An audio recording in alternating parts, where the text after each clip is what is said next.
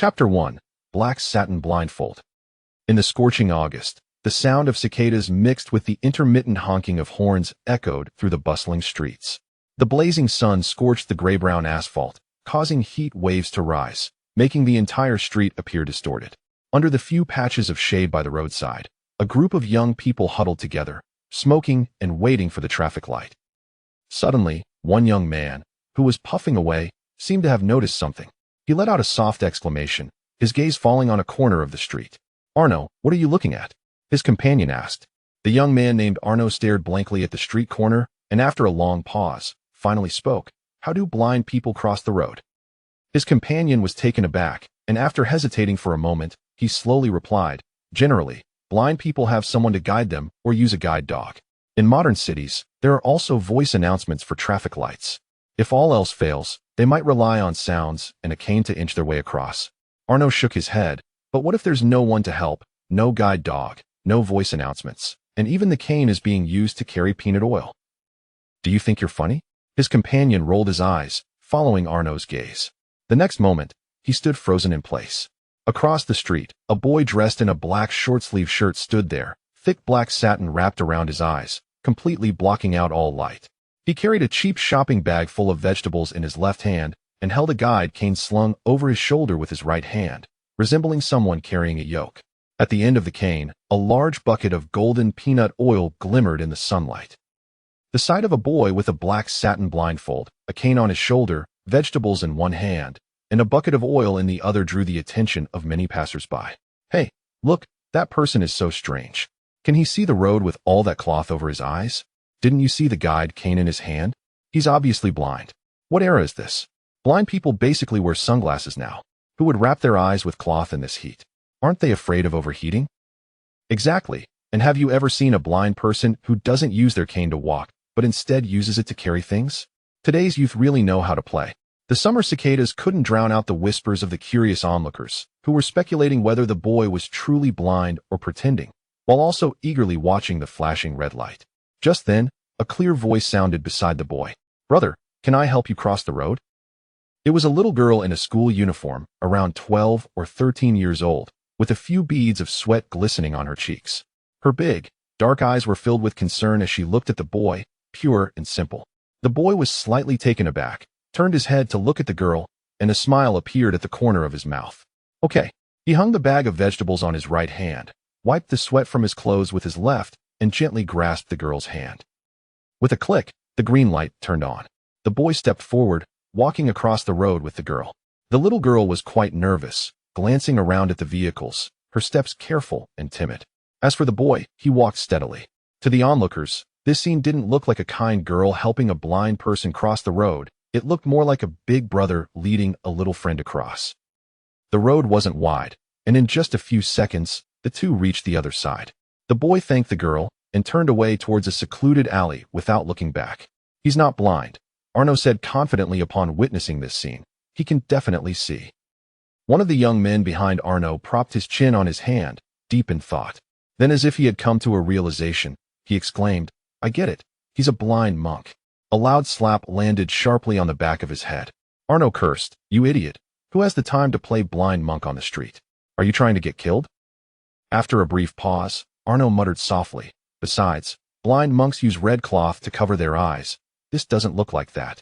Arno, you should keep your mouth shut." Oh, just as the two were bickering, another young man, who had been silent all along, gazed at the boy's departing figure with a slightly furrowed brow. "What's wrong?" Arno noticed his gaze. "I know him." "You know him?" The young man nodded, "Yes. When my cousin was still in elementary school, I heard there was a student in his school who had an accident and had problems with his eyes, so he had to use black satin to cover them. I heard there were also mental issues." "Mental issues?" Arno was taken aback, recalling the earlier situation. "I don't think he seemed to have any problems. That was 10 years ago, maybe he has recovered. But at that time, it seemed to have caused quite a stir. A few days later, that student dropped out and supposedly transferred to a special school for the blind." At that moment, another person interjected eagerly, "By the way, what kind of accident was it that could cause someone to go blind and have mental issues? Was it something supernatural?" "I don't know." He paused, "But I heard it was something even more absurd." "What a poor soul." Arno sighed. "What's his name?" "I think it's Lin Linqiyi." As the evening glow set in, Lin Shiyi pushed open the door. Almost instantly, the aroma of vegetables wafted from inside, filling his nostrils. He sniffed, swallowed, and walked into the house with his things. The old door creaked loudly, drowning out the sounds of cooking from the kitchen. A middle-aged woman pushed open the kitchen door, and upon seeing Lin Shiyi carrying large bags, she exclaimed and hurried over. Xiaoqi, why did you bring back so many things at once again? The woman rubbed her hands on her apron, quickly taking the bags from Lin Shiyi while chattering away. A whole bucket of peanut oil. Are you misusing the government subsidies again? Annie, the government subsidies for the disabled are meant for living expenses. Using them to buy oil is making the most of it, Lin Shiyi replied with a smile. Nonsense.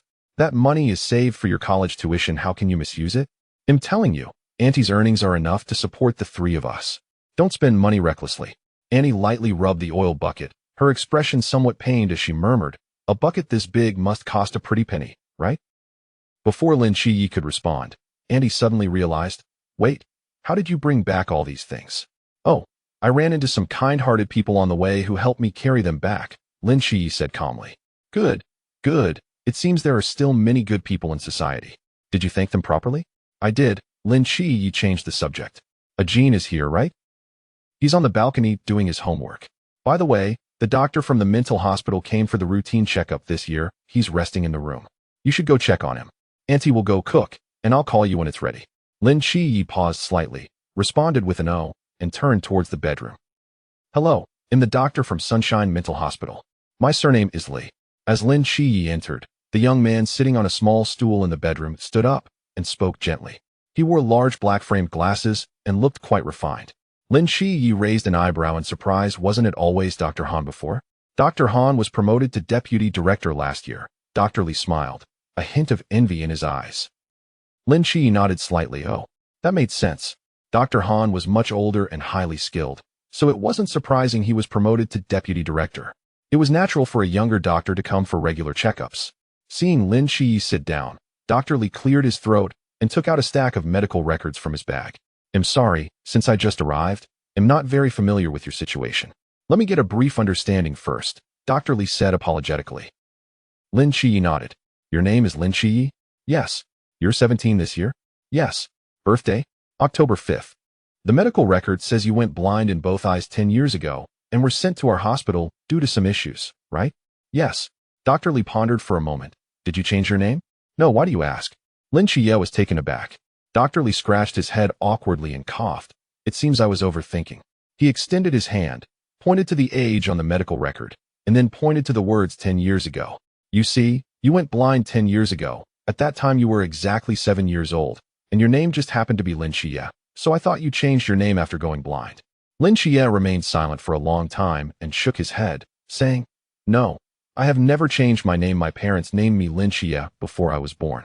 That's quite a coincidence, Dr. Li said, but he quickly shifted the topic. The medical record doesn't seem to detail the accident that caused your blindness and mental disorder. If it's convenient, could you tell me about it? Before Lin Xia could speak, Dr. Li hurriedly added, I don't mean to offend. The more I understand the patient, the better I can treat them. Of course, if you don't want to talk about it, I won't force you. Lin Xia sat quietly, under the black satin ribbon. His eyes seemed to be watching Dr. Li.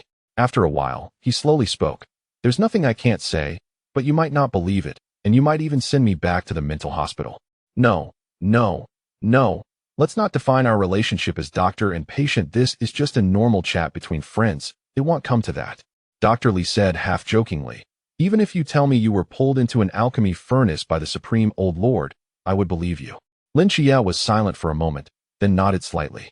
When I was young, I liked astronomy. Oh, and then, that night, I lay on the eaves of my old house watching the moon. What did you see? The moon rabbit?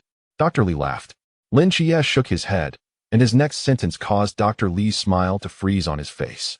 No, I saw an angel. Lin Xia said seriously, gesturing with his hands in front of him. An angel with 6 white wings, enveloped in golden radiance. Chapter 2. The Angel on the Moon. The room fell into a brief silence. After a few seconds, Dr. Li came back to his senses. A seraph? Yes. What was it doing? It was doing nothing. It was like a golden statue, sitting in the center of a huge lunar crater, looking up at the earth, as if it were watching over it.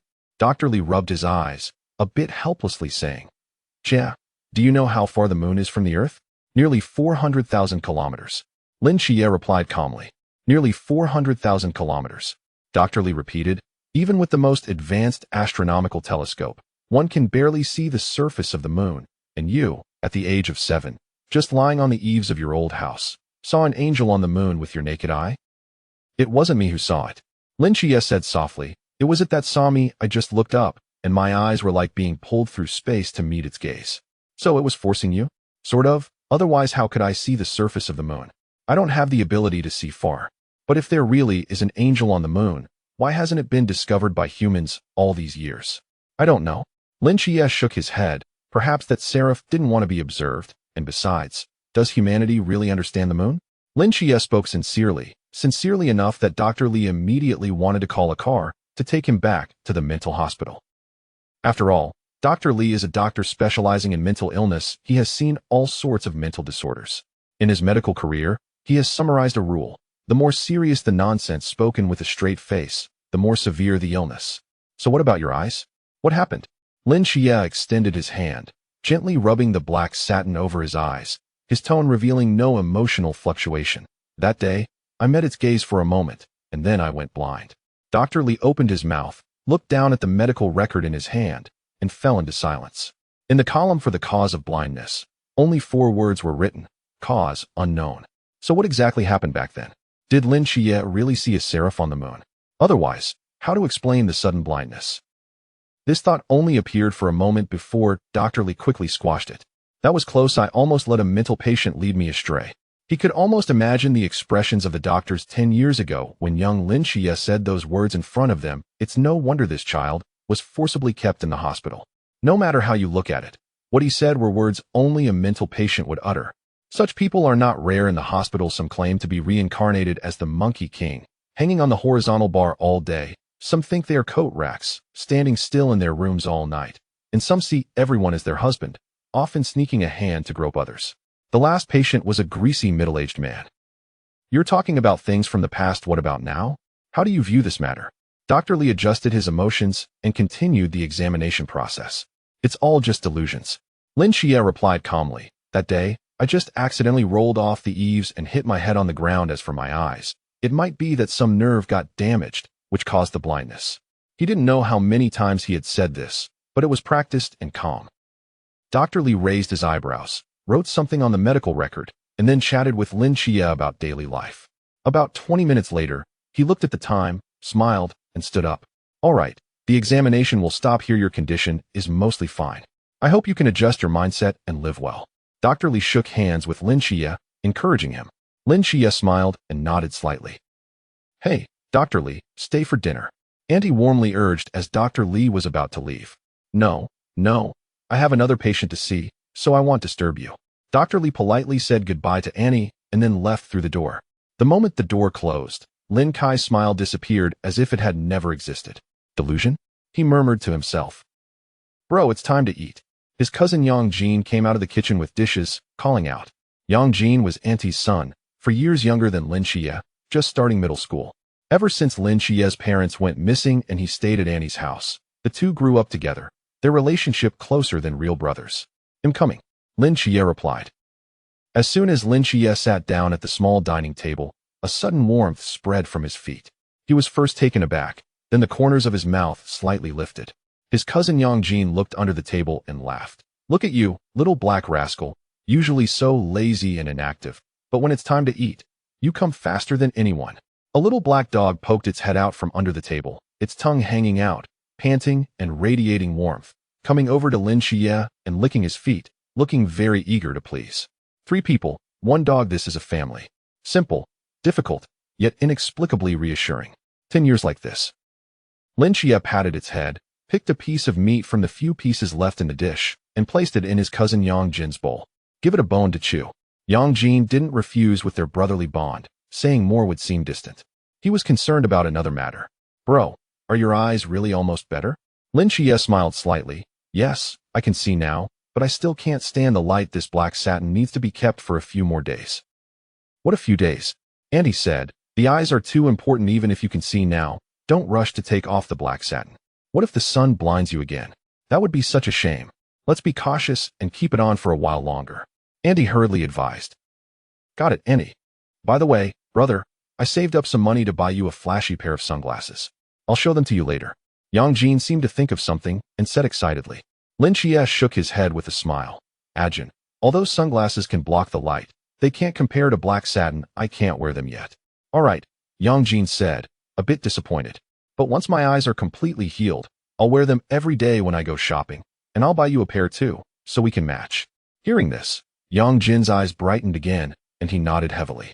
By the way, Xiao Qi, your aunt has already prepared everything for your transfer.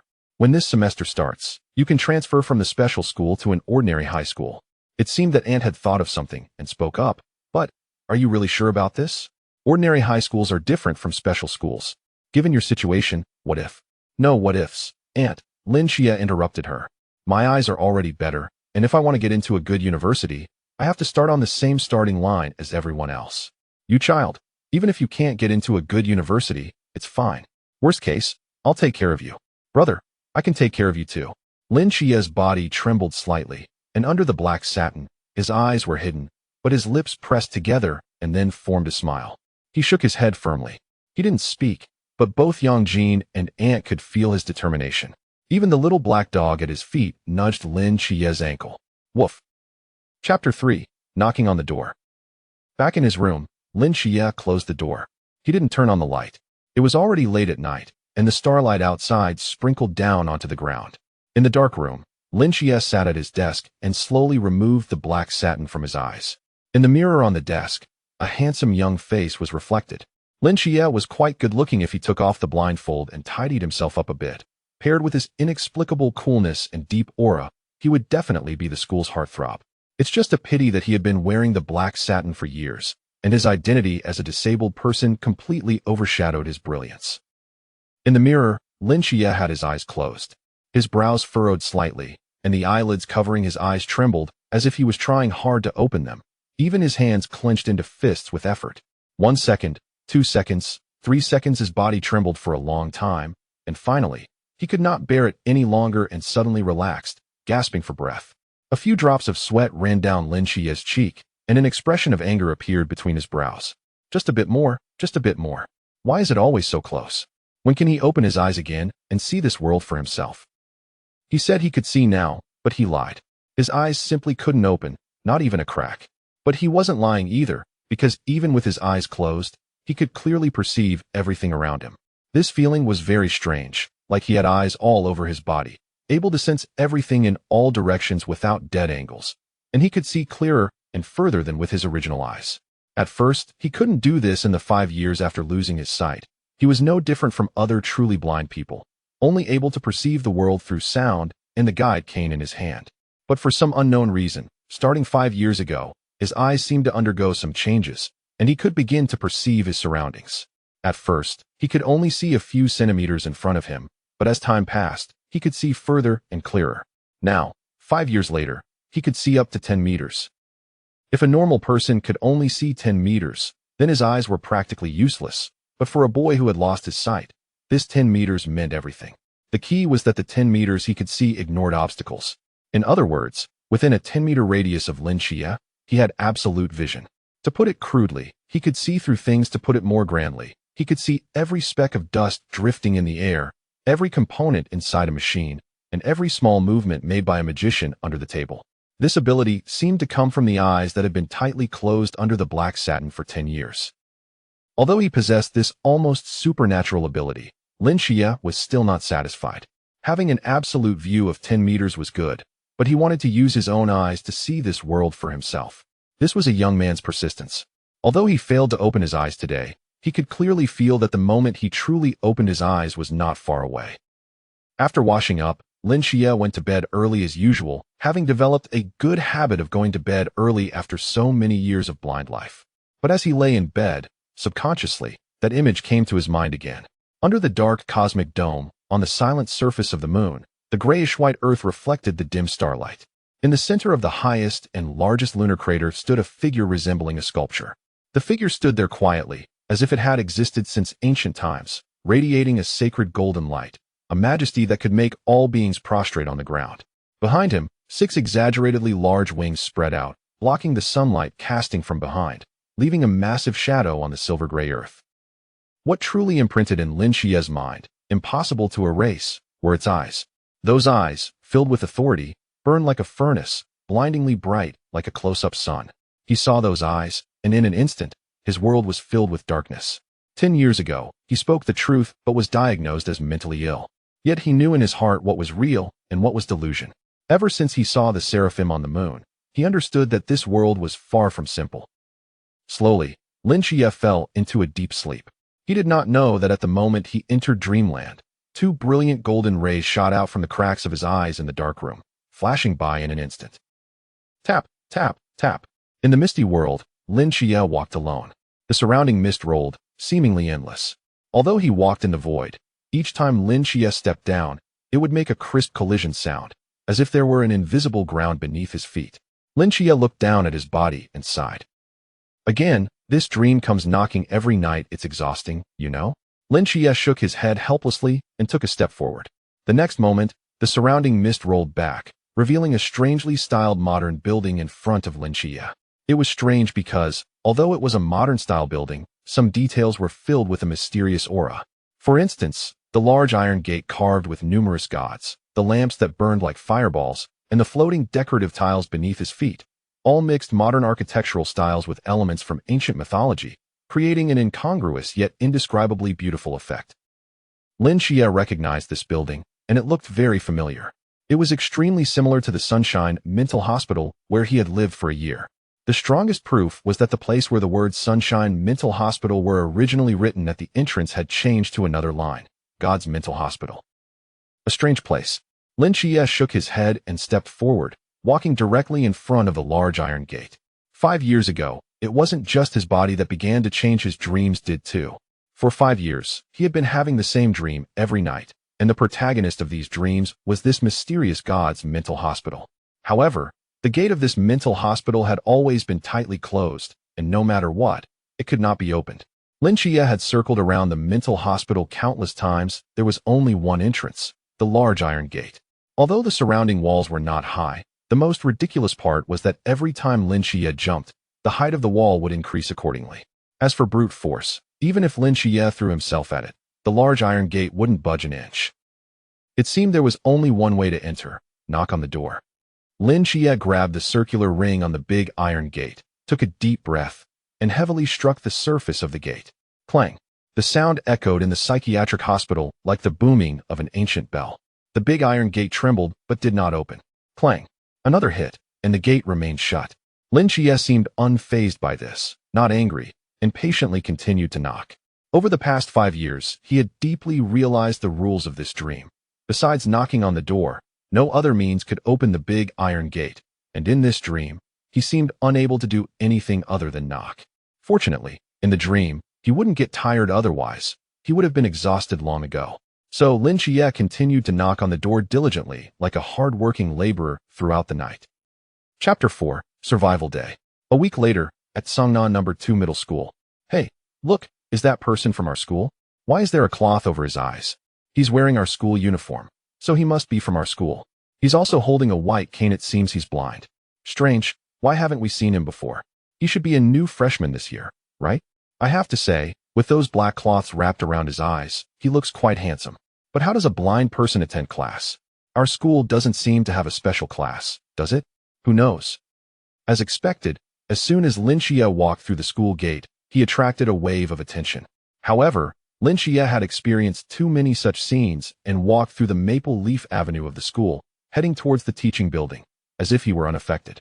Speaking of which, he had prepared himself for the troublemakers before coming. As in many brainless novels, such situations often lead to a few so-called school bullies jumping out to mock him, laying the groundwork for him to show off later. However, those troublemakers did not appear. Instead, many students actively approached him, asking if he needed help. This left Lin Xia feeling inexplicably disappointed. After all, they were modern students who had gone through 9 years of compulsory education. How could there be so many troublemakers? Moreover, even if there were small groups, they now emphasized camaraderie usually. They would help their friends settle matters and express their feelings. But if they bullied a disabled person, they would be drowned in spit the next day, completely ruining their reputation. Lin Xia climbed the stairs and quickly found his classroom, class 2 of the second year. He had studied for a year in a special school during his first year of high school, and now, after transferring, he was considered a transfer student. For most films and novels, transfer students are generally synonymous with being neglected, isolated, and miserable. After all, various small groups had already formed in the first year of high school, and if he didn't take the initiative, it would be difficult to truly integrate into the class. Lin Xia was well aware that he was not the type to take the initiative. Even if he had mingled with them during his first year, given his distant aura, he would likely still be alone now. However, being alone was not a bad thing. At least Lin Xia enjoyed this feeling, undisturbed, calming himself, focusing on his studies. If he were forced to build good relationships with others, he would actually resist. Standing at the door of the classroom, Lin Xia took a deep breath to calm himself and stepped in. The moment he walked into the class, the previously noisy sounds abruptly stopped. The air fell silent for a second, 2 seconds, 3 seconds. Just as Lin Xia was about to say something, the class erupted into a commotion. "You must be Lin Xia. Your seat is ready, it's over there." "Lin Xia, can you not see? Let me take you." "Classmate, walk slowly, there are things on the aisle." "Hey, you, quickly put your backpack away." Before Lin Xia could react, several classmates stepped forward, carefully guiding him to his seat, and a tall boy directly took Lin Xia's backpack and slung it over his shoulder. Surrounded by many people, Lin Xia safely arrived at his seat. "Lin Xia, this doesn't seem to follow the script." "Lin Xia, I'm the class monitor, Jiang Qian. You can come to me if you need anything," said a girl with a ponytail, patting her chest. "I'm Li Fei. If you're going to eat, just call me, and I'll take you." The guy who helped him with his bag smiled. "And I'm Wang Xiao." Many people crowded around him, enthusiastically greeting him. For a moment, Lin Xia felt a bit dazed. To be honest, this was quite different from his expectations. "You all know me." Lin Xia's expression was somewhat strange. "The homeroom teacher told us about you," class monitor Jiang Qian replied, "but what impressed us most was your aunt. That day she came with a basket of eggs, standing right here, giving us eggs one by one and asking us to take care of you." In Lin Xia's mind, it felt as if a thunderclap had struck, leaving him stunned. He could no longer hear what the classmates were saying. He just stared blankly at the classroom, unable to resist the image of the hunched middle-aged woman carrying a basket of freshly boiled eggs, earnestly asking the classmates to look out for him. "Classmates, please help out. My nephew has poor eyesight and a cold personality, take care of him." "Little girl, you're really pretty. My nephew is quite handsome too, you'll definitely like him. This kid, Xia, is just cold on the outside but warm on the inside. Once you get to know him, you'll get along just fine." He didn't know when the black satin ribbon began to feel slightly damp. "Aunt," he murmured. Just as everyone was chattering, a female teacher walked in with a stack of books. Upon seeing Lin Xia sitting in the front row, she first came over to comfort him, then briefly introduced him to everyone before starting the lesson. "Everyone, please turn to page 91.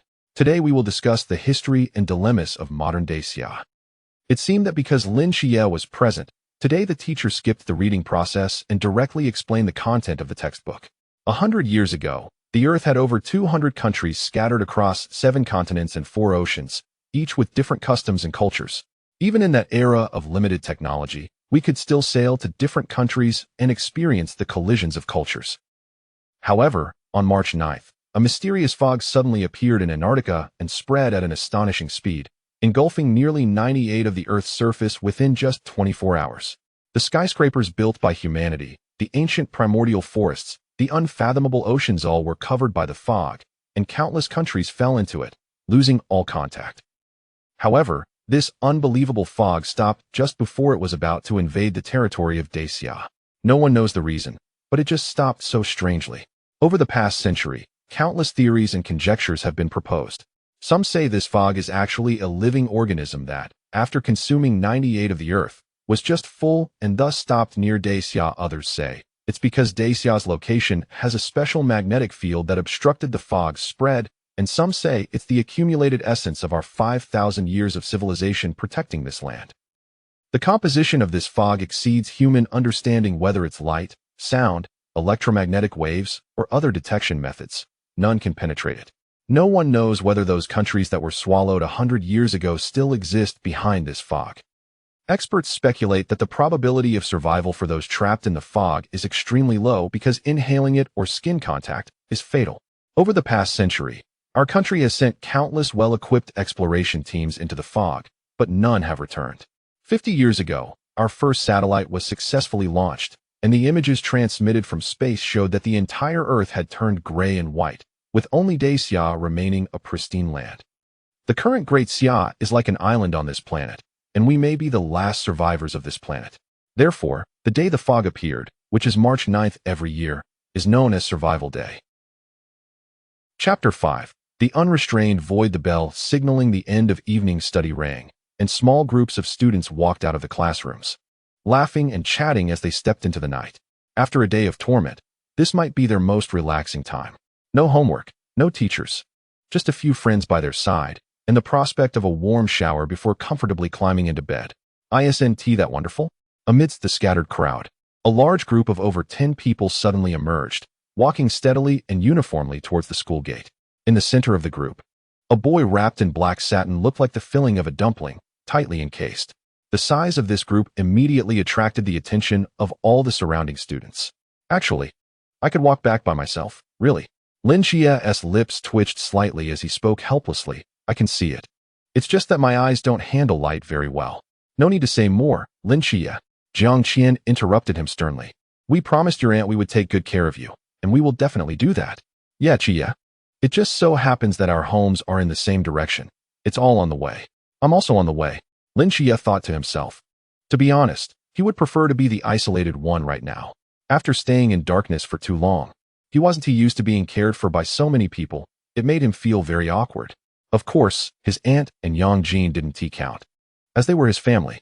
However, they meant well, so he couldn't say much and could only helplessly follow the crowd forward. The intersection ahead requires a right turn, but I can walk with you for a bit longer. I need to turn here, so I'll head off first. See you tomorrow. See you tomorrow.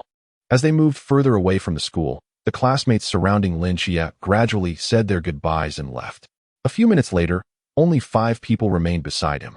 The originally lively atmosphere gradually quieted down, and the space suddenly felt more spacious. Lin Xia let out a long sigh of relief. Do you think the mist will really revive and engulf Dashao again? Li Yifei, carrying a backpack, asked curiously as he turned his head. Haven't you heard what those experts said? The probability of the mist reviving is very low, maybe at 1t change for the next 100 years. As for what happens 100 years later, we won't be around anyway, so why worry so much? Jiang Qian rolled her eyes. Come on. You know as well as I do that what those so-called experts say is the least reliable. What if we finally get into college, haven't enjoyed life yet, and the mist just swallows Dashao whole? Wouldn't that be a huge loss? So that's why you're just coasting through life every day and not focusing on studying? Jiang Qian stepped in front of Li Yifei, saying seriously, I have to remind you, Teacher Wang has already said that if you come in last again this time, you'll have to move your desk to the front of the classroom. I know. Li Yifei laughed sheepishly. But I really don't think that mist can revive again. Wang Xiao, walking at the front, suddenly spoke up. After all, the mist is just a natural phenomenon. Once it reaches a certain critical point, it will gradually fade away, just like the Ice Age. When glaciers covered the land, as temperatures rose, they slowly receded, leading to a new era. I know what you're talking about. It seems to be called the natural disaster theory, right? It's quite recognized now. Jiang Qian nodded. But what if the mist is not a natural phenomenon? Just then, Lin Xia, who had been silent, suddenly spoke. Wang Xiao was taken aback, then laughed. Xia, you don't really believe those so-called theologian statements, do you? Thinking that the mist is related to supernatural powers? It's the 21st century, we should believe in science. There aren't that many supernatural things in the world. A classmate named Lu Yuan chimed in. If those things really existed, the world should be much more interesting. Why waste time talking about useless things? These matters aren't what we should be concerned about. Instead of worrying about whether the mist will revive, it's more realistic to sleep in during the 3-day break of Survival Day. Jiang Qian laughed. Right, the holiday is the most tangible. At that moment, in the old district of Tsangnan City, a man was walking leisurely down the desolate and dimly lit street, carrying a signboard. The old streetlights cast a faint glow, stretching his shadow as he glanced at his phone and stopped at a narrow street corner. This is it, he muttered, placing the signboard down and adjusting it. Under the flickering streetlight, the shadow of the signboard appeared and disappeared, and on the black background, a few bright red characters stood out. Prohibited ahead. The man leaned against the streetlight, lit a cigarette, took a deep drag, and then opened his earpiece. Captain, the third signboard is in position. Received. Let us start. Okay. The man, with a cigarette in his mouth, stepped in front of the signboard, placed his thumb on the tip of his teeth, and bit down hard. A drop of blood oozed from the wound, and the man crouched down, using his blood-stained thumb to draw a long horizontal line across the 4 characters prohibited ahead. His gaze sharpened, and an inexplicable aura erupted from him. He looked up at the black night sky and whispered in a voice only he could hear, "Forbidden Ruins." Unrestrained void. In the next moment, the bright red bloodstain on the signboard rapidly faded, as if absorbed, and then the 4 characters prohibited ahead flashed with red light. Then they gradually returned to their original state. The man sat down on the ground, letting out a long breath and complaining, "Damn it, I've been drained again." At this moment, if someone were to look down at Songnan City from the sky, they would see 3 points of light flickering near the old district, and then, with these 3 points as the vertices, a dark red equilateral triangle quickly outlined itself. As the triangle formed, the half of the old district that was covered seemed to be wiped off the map, gradually disappearing. However, from the ground, the old district still looked like the old district. At the same time, in the center of this triangle, 6 black and red cloaks streaked across the sky like lightning. The leading man looked up at the dark red sky, reached back to grasp the hilt of his knife, and slightly narrowed his eyes. Ghost-Face Man. Commenced the cleansing operation. Begin. Chapter 6. Ghost-Face Man outside the old district. The man who had just initiated the Forbidden Ruins sat beside the signboard, glancing back at the half of the old district that was as still as a canvas, shaking his head helplessly. He took out his phone from his pocket and started playing a match 3 game. "Bro, why are you sitting here playing on your phone in the middle of the night? Aren't you afraid of getting a cold?" Not long after, a passerby walked over from the opposite side of the road and laughed upon seeing this scene. The man looked up at him, then lowered his head to continue playing, saying, "Nothing to do, just bored." The passerby chuckled, pulled out a cigarette from his pocket, and handed it to the man. The man waved his hand and said seriously, "It's work time. I don't smoke." "Hey, you're squatting on the road playing on your phone, and that counts as work?" The passerby laughed. "Yeah, all right then." The passerby shrugged, stood up, and walked towards the street behind the man. "Where are you going?" The man suddenly asked. "Going home. You can't go back, at least not now." The pedestrian raised an eyebrow. "What do you mean? The road is currently closed. You can only go back once it's open." The man pointed to the sign behind him. The pedestrian followed his finger and saw the inexplicably placed sign in the middle of the road. Just as he was about to say something, he noticed a brief flash of light on the 4 big words "No Entry" ahead. The pedestrian's gaze instantly became vacant. A few seconds later, he stiffly turned around and walked back step by step along the path he had come, his eyes filled with confusion. The man seemed unfazed by this. And just as he was about to continue playing his game, another man's voice suddenly came through his earpiece. "Zhao Kongcheng." The moment the sound rang out, the man suddenly sat up from the ground. The leisure and drowsiness on his face vanished, replaced by absolute seriousness. "Captain, what's going on?" There was a problem. Among this batch of ghost-faced people, a ghost-faced king emerged and took the opportunity to severely injure Hong Ying while we were besieging the other ghost-faced people, escaping from the Forbidden Ruins through the sewer. "Ghost-faced king?" Zhao Kongqing's expression changed. "Which direction did he run?" "I'll go intercept him." "No, Kongqing. You are not good at fighting and can't win against the ghost-faced king. I'll go after it." Zhao Kongqing was taken aback. After the ghost-faced king escaped, 2 more ghost-faced people seized the opportunity to flee into the sewer, while the others were busy eliminating the remaining ghost-faced people and couldn't get away. "Which direction?" "Southeast." "Good." In Zhao Kongqing's eyes, a sharp light flashed as he quickly ran to the other end of the street, jumped into a black van, and slammed on the gas, speeding away amidst a roar. In the passenger seat, a neatly folded black and red cloak and a sheathed straight sword were stacked together. "All right, I need to turn here. I'm leaving first." Wang Xiao stopped and turned to the 4 people behind him. At that moment, Li Yifei suddenly seemed to remember something and said, "Wang Xiao, if I'm not mistaken, your house is next to the old city, right?" "Yeah, what's up?" "It's nothing. Just be careful on your way back." Wang Xiao's mouth twitched slightly as he rolled his eyes. "Just say what you have to say. Don't stop halfway. It makes people feel uncomfortable." Li Yifei hesitated for a moment and said he heard that the old city hasn't been peaceful lately.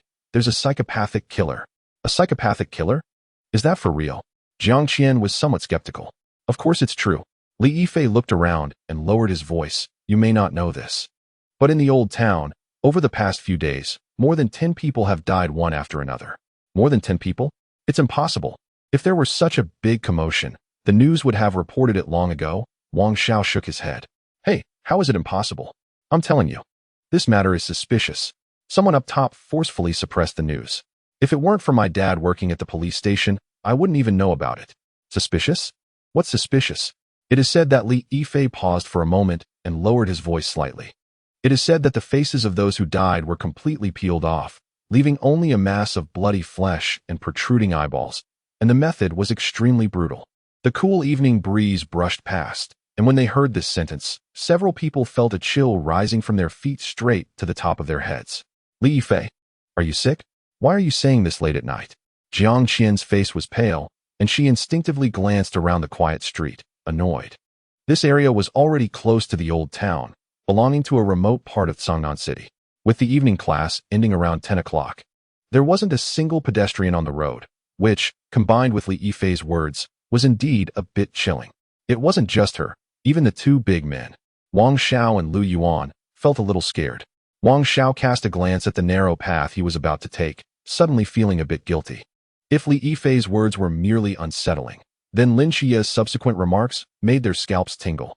Lin Xia thought for a moment, and then said softly, "Are you sure these things were done by humans?" "Xia, you felt Jiang Qianjiao's body tremble slightly."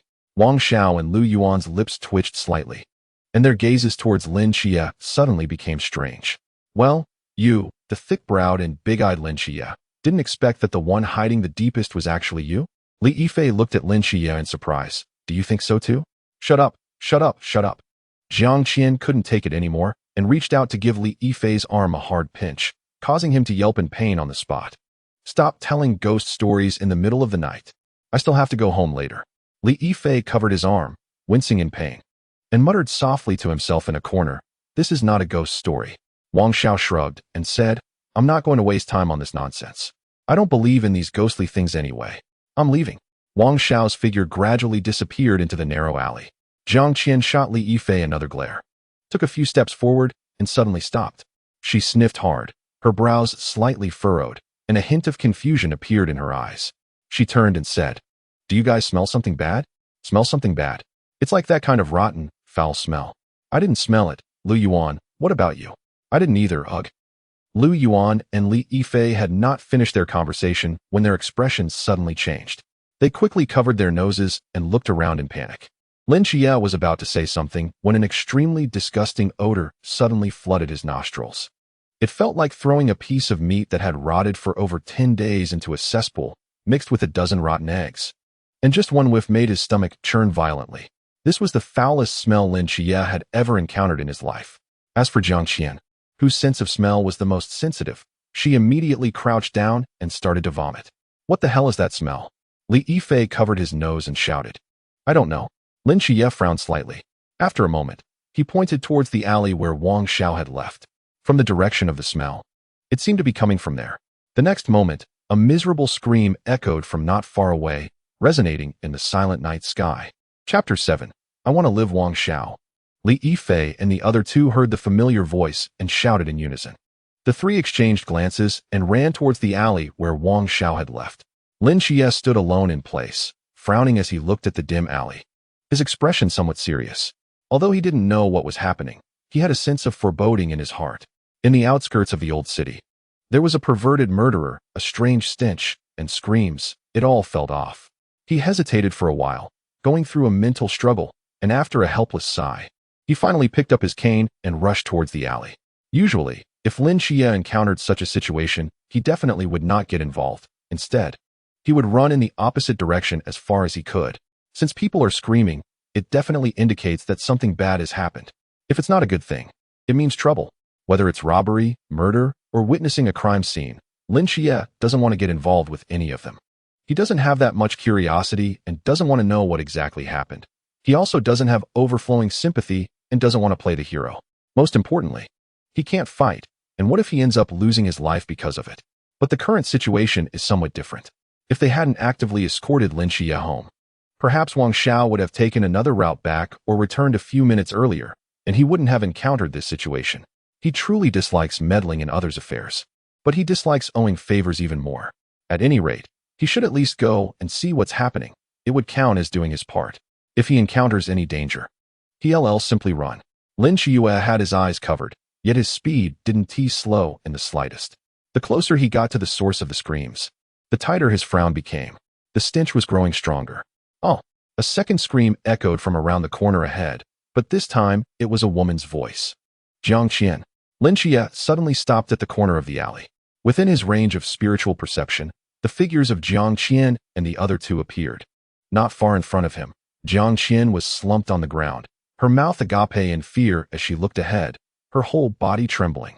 In front of her, Lu Yuan and Li Yifei were frozen like stone sculptures, their eyes fixed intently ahead, trembling in the same way.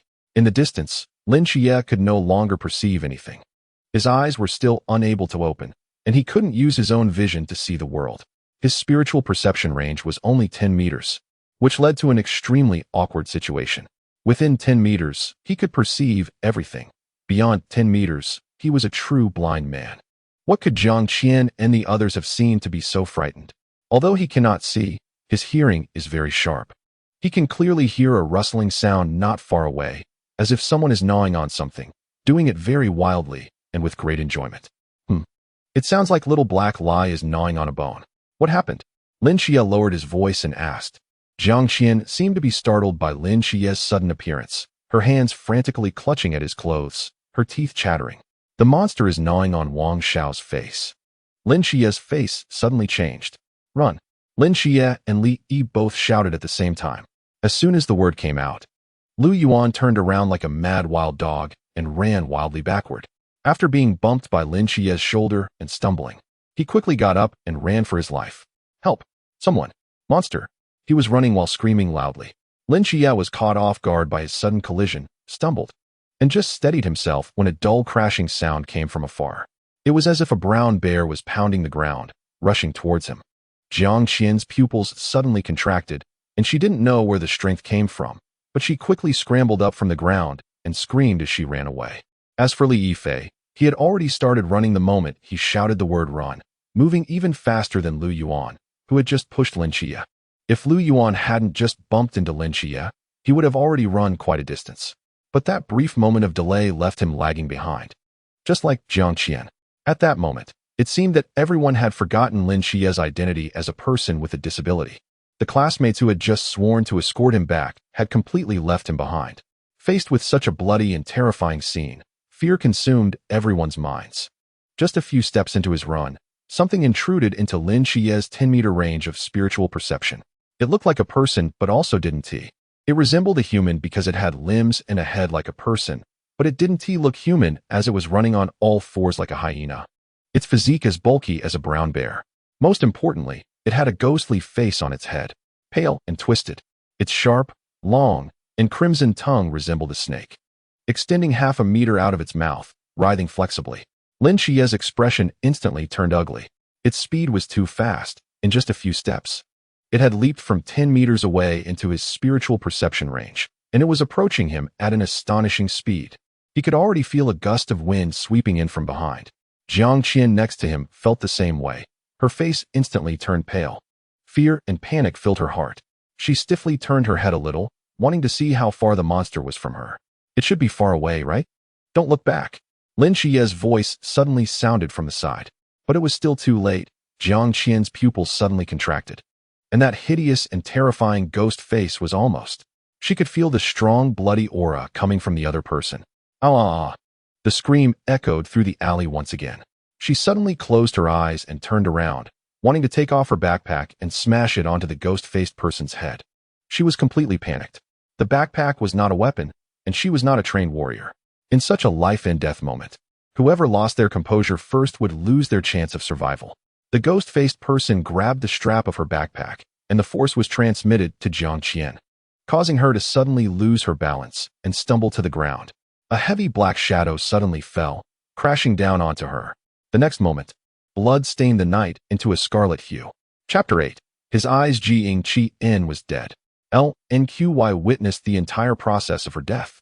The monster descended from the sky, effortlessly slicing through her neck with its claws as if cutting tofu, and then began to devour her with wild joy. Until the very last moment, Jiang Qian's eyes were filled with terror and despair. Lnq's mind clearly perceived all the details, his stomach churning, nearly bringing him to vomit. Although he had endured many hardships and his mind was already more mature than his peers, this was the first time he had seen such a bloody scene, and now was not the time to vomit. Without a moment's hesitation, while the monster feasted on Qian's corpse, Lnqy turned and ran toward the other side of the alley. The original escape route had been blocked by the monster, so he could only go against the current and run towards the direction where Wang Xiao had been harmed. The monster seemed to be more interested in the corpse and did not pursue him, which made Lin Xia breathe a slight sigh of relief. He did not know what that monster was, but there was no doubt that it did not belong to the category of humans, nor to any known beasts. If someone said it was a mutated ape due to radiation, he might believe it. Such size, strength, and speed were simply beyond what a normal human could contend with. But that was just a possibility. In this fog-covered world, having witnessed the existence of seraphim with his own eyes, he did not think that science was the only truth in the world. He believed in mysterious existences. Moreover, Lin Xia always felt that the image of this monster seemed familiar from somewhere. Just as he was lost in thought, something else entered his mental perception range, and Lin Xia suddenly hit the brakes and stopped abruptly. His breathing became heavier. 10 meters in front of him, the figure of that monster reappeared.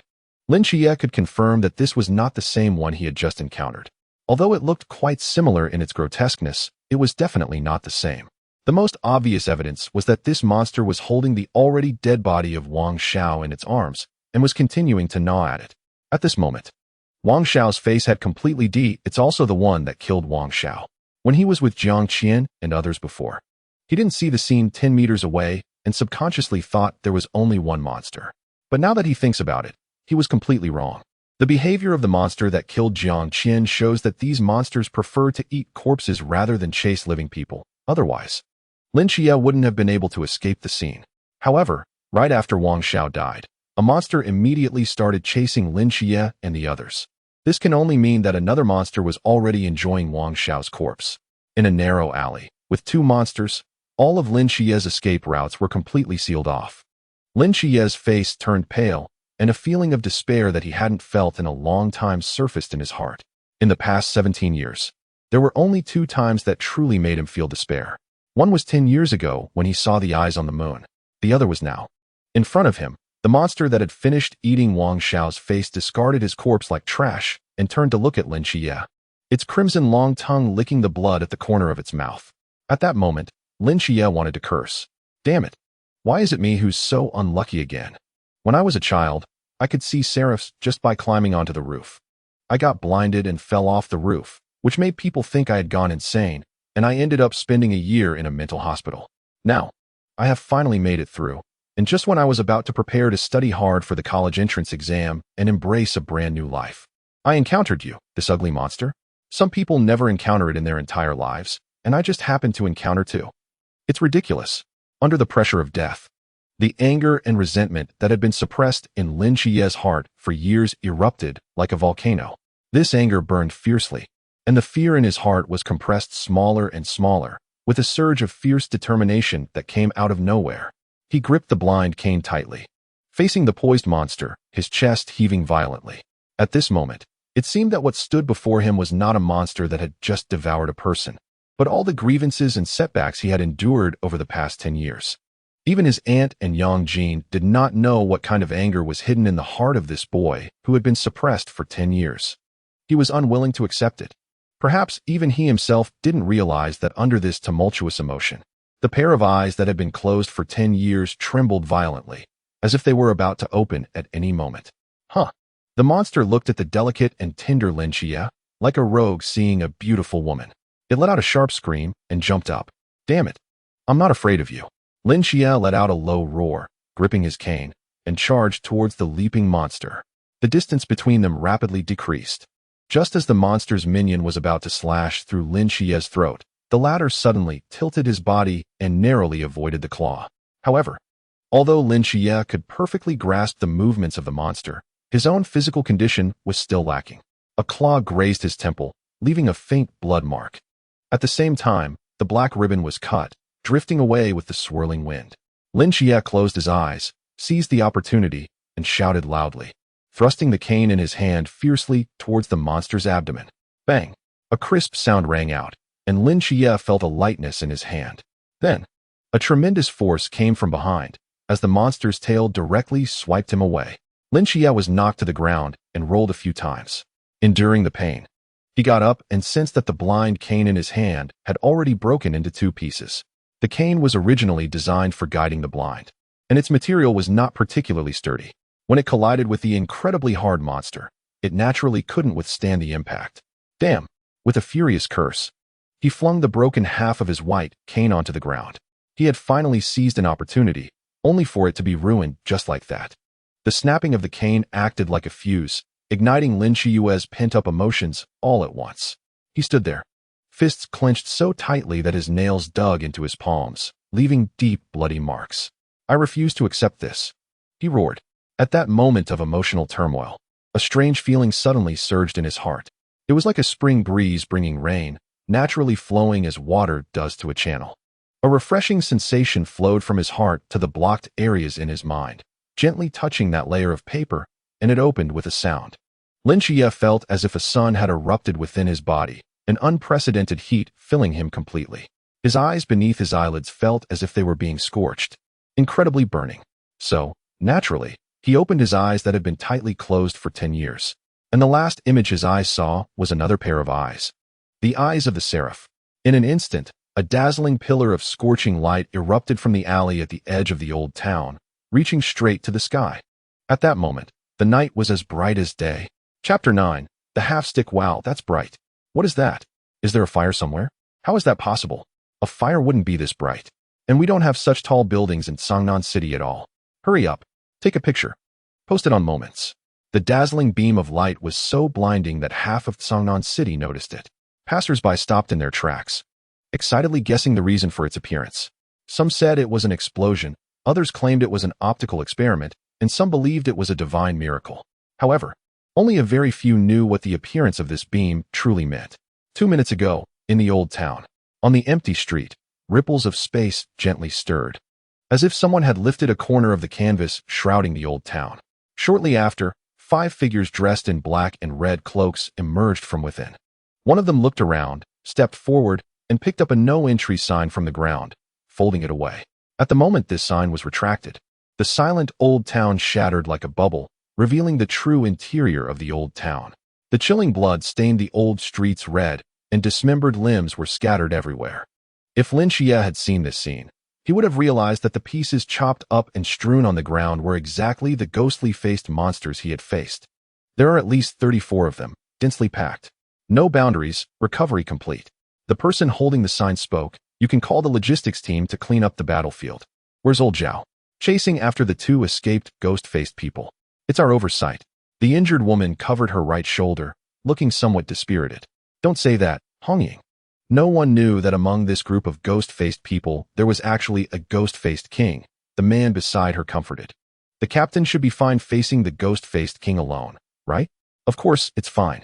Don't forget that the captain is a strong figure from the 3 realms and won't get into trouble." The man paused for a moment, hoping that the 2 fleeing ghost-faced people wouldn't cause any casualties among ordinary people.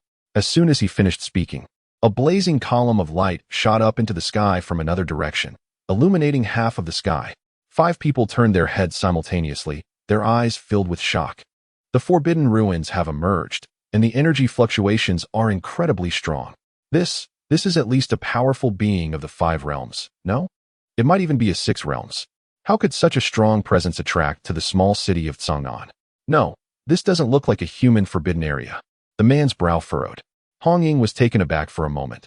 Then, as if she thought of something, she said, "Are you saying this is like a divine forbidden area, also known as a divine ruin?" Hearing the word divine, several people's gazes became focused. Which deity? Fiery, sacred, powerful. And with a breath of creation, if I'm not mistaken, this should be the man who is fixated on the gradually dissipating light column, speaking slowly.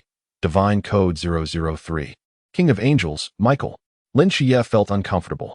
In the center of this golden light column, his body had completely lost control, eerily suspended in midair. Endless energy gushing out from his eyes. Lin Xia felt as if he had returned to 10 years ago, seeing that pair of eyes once again across the vast universe. That supreme and sacred aura was still vivid in his memory. The The difference was that 10 years ago, this aura came from the moon, while now it emanated from his own eyes. The aura of the seraph was madly surging from his eyes, which looked like two burning suns, seemingly ready to turn everything into nothingness. 10 years ago, the seraph Michael had locked eyes with him from the moon. 10 years later, Lin Xia opened his eyes, and the remaining power of the seraph erupted completely. Fortunately, the residual power of the seraph in Lin Xia's eyes was not too much. After 7 or 8 seconds, the light column gradually dissipated, and Lin Xia's body fell from the air, staggering to stabilize himself. In his eyes, the brilliant golden light gradually dimmed, leaving only a faint golden halo. If the previous brightness was akin to that of the sun, then the current brightness was merely that of a candle flame. Although the golden light that had erupted earlier was incredibly fierce, it did not belong to him now. The golden halo contained in Lin Xia's eyes was truly under his control. A faint, weak power of the seraph. Lin Xia took a deep breath and slowly raised his head. The pitch-black night sky, the old street, the terrifying monsters, and the blood-soaked ground. None of this constituted a beautiful picture as it unfolded before Lin Xia's eyes, yet he smiled. He smiled happily. 10 years had passed, and he finally saw this world again with his own eyes. At this moment, in Lin Xia's eyes, the bloodied monster seemed somewhat adorable. Long before the power of the seraph erupted from Lin Xia, the two monsters had been pinned to the ground by this divine might, nearly crushed into meat patties. It was only after the golden light column disappeared that they regained their senses, looking around in confusion before continuing to stare at Lin Xia. The bloodthirsty desire reappeared in their eyes. Hiss! One of the monsters screeched and suddenly lunged at Lin Xia. Compared to before, Lin Xia was clearly much calmer now. The moment the monster moved, he determined its trajectory in his mind and forcefully dodged to the side. Lin Xia's speed was indeed slow relative to the monster, but his reaction speed was astonishingly fast, and the few seconds of anticipation had already bought him time to evade. It wasn't that he could foresee the future. Rather, after his eyes opened, his perception ability underwent a dramatic change. One was the range of mental perception, which expanded from 10 meters to 20 meters. It should be noted that it had taken Lin Xia 5 years to achieve a 10-meter range, and now it had doubled in an instant. The other was dynamic vision. Within this 20-meter range, Lin Xia possessed nearly 3 times the dynamic vision of an ordinary person. His reflexes were extraordinary, and during close combat, he could almost predict the outcome. As for the other abilities brought by these eyes, Lin Xia had yet to feel them. However, the current situation did not allow him to explore slowly. The monster, like an arrow released from a bow, leaped over the spot where Lin Xia had just stood, crashing through a large section of the wall. It pushed off with its limbs against the wall's debris and shot towards Lin Xia again. At this moment, Lin Xia had already rolled to avoid the monster's landing spot and reached out to grab the half-broken cane that had fallen to the ground. Lin Xia quickly got up, crouching down, his eyes fixed on the rapidly approaching monster, gripping the cane tightly with both hands. The monster left behind a series of afterimages, and the whirlwind it created blew Lin Xia's hair back.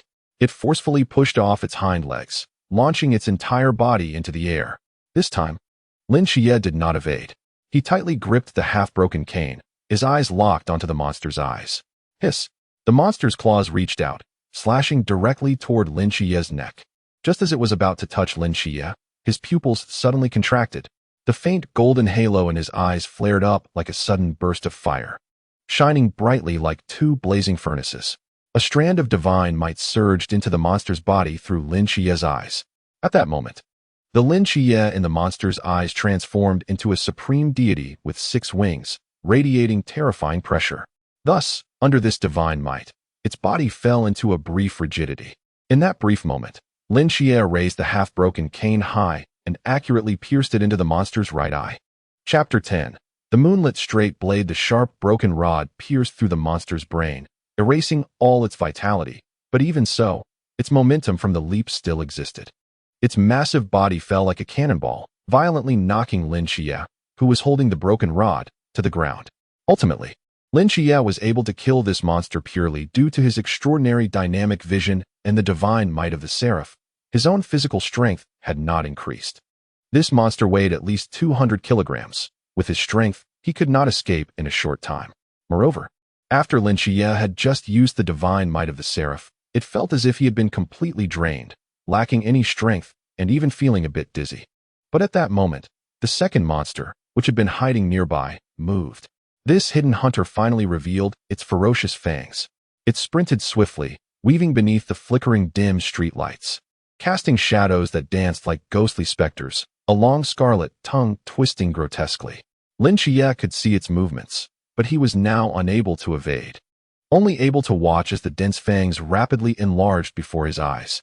When the monster was only 2 meters away from Lin Xia, his pupils suddenly contracted. Within his perception range, a faster object was rapidly approaching. It seemed to be a person? A real person. Swish. Lin Xia felt a blur before his eyes as a figure dropped from the night sky, landing firmly on the ground. The whirlwind created lifting the dark red cloak and revealing the profile of a middle-aged man. Not handsome, nor ugly. He looked like an ordinary uncle you could find on the side of the road, someone whose presence you would instinctively overlook. However, the murderous intent emanating from his eyes was as piercing as a shining blade. He crouched low, his eyes fixed on the monster less than a meter away from him, his right hand firmly gripping the hilt of the blade behind him. Clang! A crisp sound echoed as the blade was drawn from its sheath. The pale blue blade reflecting the dim moonlight, cutting through the heavy air, and silently slashing forward. It was a straightforward, unadorned straight blade. The blade of the straight sword drew a crescent shape, colliding with the monster's claws and sparking a series of sparks. Zhao Kongsheng let out a low roar. His muscles tense all over, and he suddenly stepped forward half a pace. The monster, whose size was no less than that of a grizzly bear, was actually forced back several steps by him. Lin Xia's eyes were filled with disbelief. He had fought against this monster and knew all too well how terrifying its power was. Yet this man before him was able to force it back? Who on earth was he? After forcing the monster back a few steps, Zhao Kongqing moved in a unique manner, as if glued to the front of the monster like a maggot. With his straight knife, he slashed repeatedly, leaving behind deep and grotesque knife wounds on the monster's body. The monster let out a terrible scream, glaring at Zhao Kongqing with venomous eyes. Its long, spear-like forelimbs were raised, attempting to kill the detestable human in front of it. However, 2 flashes of blade light appeared, and its forelimbs were directly severed. Before the monster could scream, a cold light erupted in Zhao Kongqing's eyes, and the straight knife in his hand slashed toward the monster's neck like lightning. The light blue blade effortlessly sliced through the monster's flesh, and in the next moment, the monster's head was thrown high up and rolled to the ground with a thud. Crack! The straight sword returned to its sheath, and the dark red cloak was stained with the blood of monsters. But due to the similarity in color, it was hard to notice unless one looked closely. Zhao Kongqing didn't even glance at the monster corpses on the ground. He leisurely took out a cigarette from his pocket, lit it, and took a deep drag before pulling out his walkie-talkie. The 2 escaping ghost-faced people have been dealt with. Let the logistics team come to clean up the battlefield. After saying that, he put away the walkie-talkie and walked straight to Lin Xia, who had just freed himself. Lin Xia quietly watched him, and he quietly watched Lin Xia in return. In the night, beside the pool of blood, the 2 men silently stared at each other. After a long while, Zhao Kongqing finally couldn't hold back and spoke first. Was I handsome just now? Lin Xia stared into his eyes for a moment and realized he was actually serious. So he could only sigh and say, handsome. That's right. Zhao Kongqing chuckled and asked, do you want to be as handsome as me? No. Zhao Kongqing's mouth twitched slightly. Why? It's easy to die. Lin Xia's expression was very serious. Zhao Kongqing was momentarily at a loss for words, but you just saw it too. You possess supernatural powers that ordinary people dream of. Don't you want to be a superhero like in the movies? Don't you? Because it's easy to die? Yes. Zhao Kongqing rubbed the corner of his eyes. The boy in front of him seemed a bit difficult to deal with, yet he was unexpectedly dragged into this mess. And he happened to possess such immense power. How about this? This isn't a good place to talk. Let's change locations so we can have a proper conversation. After thinking for a while, Zhao Kongqing said, by the way, my name is Zhao Kongqing. I'm not a bad person. Lin Xia. Lin Xia blinked and nodded obediently. I believe you. You wait here. I'll go get my backpack. My study materials are still inside. Go ahead. Zhao Kongqing waved his hand helplessly and sat down on the curb nearby, feeling somewhat frustrated. If it were an ordinary person in this situation, they would have been scared out of their wits long ago, yet this kid was still thinking about getting his study materials. The most crucial point was that he had directly refused him. Damn it, I really gave it my all. Those previous few slashes were just too stylish. I have never fought so hard, even when practicing against the captain. Speaking of which, I still don't know how the captain is doing. The Ghost Face King is not easy to deal with. Zhao Kongxing sat by the roadside in a rather unrefined manner, smoking a cigarette and lost in thought. Lost in thought. It seems like something is not quite right. Zhao Kongxing suddenly came to his senses, paused for half a second, then jumped up and quickly glanced around. Where was that kid's figure? Zhao Kongxing stood dazed in place for more than 10 seconds, his mouth agape, unable to believe what he had just experienced. Damn it, this kid actually got away. Bro, why did you come back so late today? Yang Jin asked curiously, looking at the exhausted Lin Xia. Where's your guide dog? Lin Xia changed into slippers, forced a smile on his face, and encountered a little trouble on the way, accidentally losing something. To avoid Yang Jin seeing the scar near his temple, Lin Xia wrapped a half piece of black satin back around it. However, the cane was indeed broken. Rather than bringing it back to worry his family, he chose to just throw it away. It's fine. Losing it and getting a new one will solve the problem, right? It's resolved. Little Black ran over from the balcony, nudging Lin Xia's calf with its head, then fell to the ground, exposing its belly. Lin Xia squatted down helplessly, rubbing its belly with one hand while asking, "Is Annie back yet? Mom is on the night shift tonight and won't be back until tomorrow morning." All right, have you finished your homework? There's just a little left. It's really ridiculous to assign so much homework in middle school. Lin Xia stood up and complained, saying to Yang Jin, "It's okay. If you're tired, just don't write it. If the teacher scolds you, just tell me, and I'll go reason with him." Yang Jin's mouth curled up, and he responded with an quickly getting ready to finish. Lin Xia nodded and said, "I'm a bit tired. I'll go to sleep first. You should also go to bed early when you're done." Okay. Lin Xia dragged his fatigued body into his room and was about to close the door when Yang Jin's voice came again. "Brother, is there really nothing wrong? It's okay. Go to bed early. By the way, the milk is in the fridge. If you wake up early tomorrow, heat it up yourself." "Got it, brother. Good night." "Good night." The door closed gently, and Yang Jin stood outside the room with Xiao Hei Lai, quietly watching Lin Xia's room. Yang Jin gently rubbed Xiao Hei Lai's head. "You feel it too?" Woof. He looked up at the dim moonlight outside the window and murmured to himself. There was a smell of blood on him. The author has something to say. Chapter 11, Opening the Door. Lin Xia was truly exhausted, both mentally and physically. He really didn't expect that on the first day of transferring, such things would happen. Encountering monsters, being betrayed by classmates, thrilling fights, inexplicably waking up, and then inexplicably meeting a super uncle who sneaked away. Lin Xia was not foolish. He knew that what he experienced tonight definitely involved the hidden side of this world, the monster with a human face, the golden light emanating from his body, and the man who single-handedly took down the monster. That man was not an ordinary person, and from the way he reported via the intercom, there must be a huge organization behind him, possibly hidden from the world, specifically dealing with such bizarre events. He had seen the light on his body, and perhaps even witnessed the scene of himself killing the monster, so he wanted to recruit him. To say that he was not curious about the hidden side would be a lie. He wanted to know what exactly he encountered tonight and what had happened to him. But he didn't want to be drawn into this whirlpool because of his curiosity. Some secrets, once known, cannot be escaped from. He didn't want to be a hero guarding humanity. All he wanted to protect was his own home. Soon, he fell into a deep sleep. The familiar fog descended once again. In the dream, Lin Xia looked around and sighed helplessly. "Are you still not willing to let me go? Awake to fight monsters. And even when asleep, they still come to knock at the door. What a miserable fate." Lin Xia walked a few steps with familiarity, and soon, the outline of a mental hospital appeared before his eyes. On an ancient plaque to his right, a line of large characters was engraved, "Divine Mental Hospital." Lin Xia stood in front of the door, reaching for the round ring at the entrance. Just as his fingertips touched the ring, the entire ground trembled slightly. The surrounding mist suddenly began to swirl. Lin Xia held onto the ring, looking bewildered. "What the hell? I haven't even knocked yet. Why is it shaking? It wasn't like this before." Suddenly, a thought flashed through his mind like lightning. Could it be because he opened his eyes today? Lin Xia lowered his head, looking at his body in the dream, and his eyes gradually brightened. In the past, his body in the dream was semi-transparent, fragile like drifting mist. But today, his body was clearly much more solid. Although it still lacked a physical form, it was no longer transparent.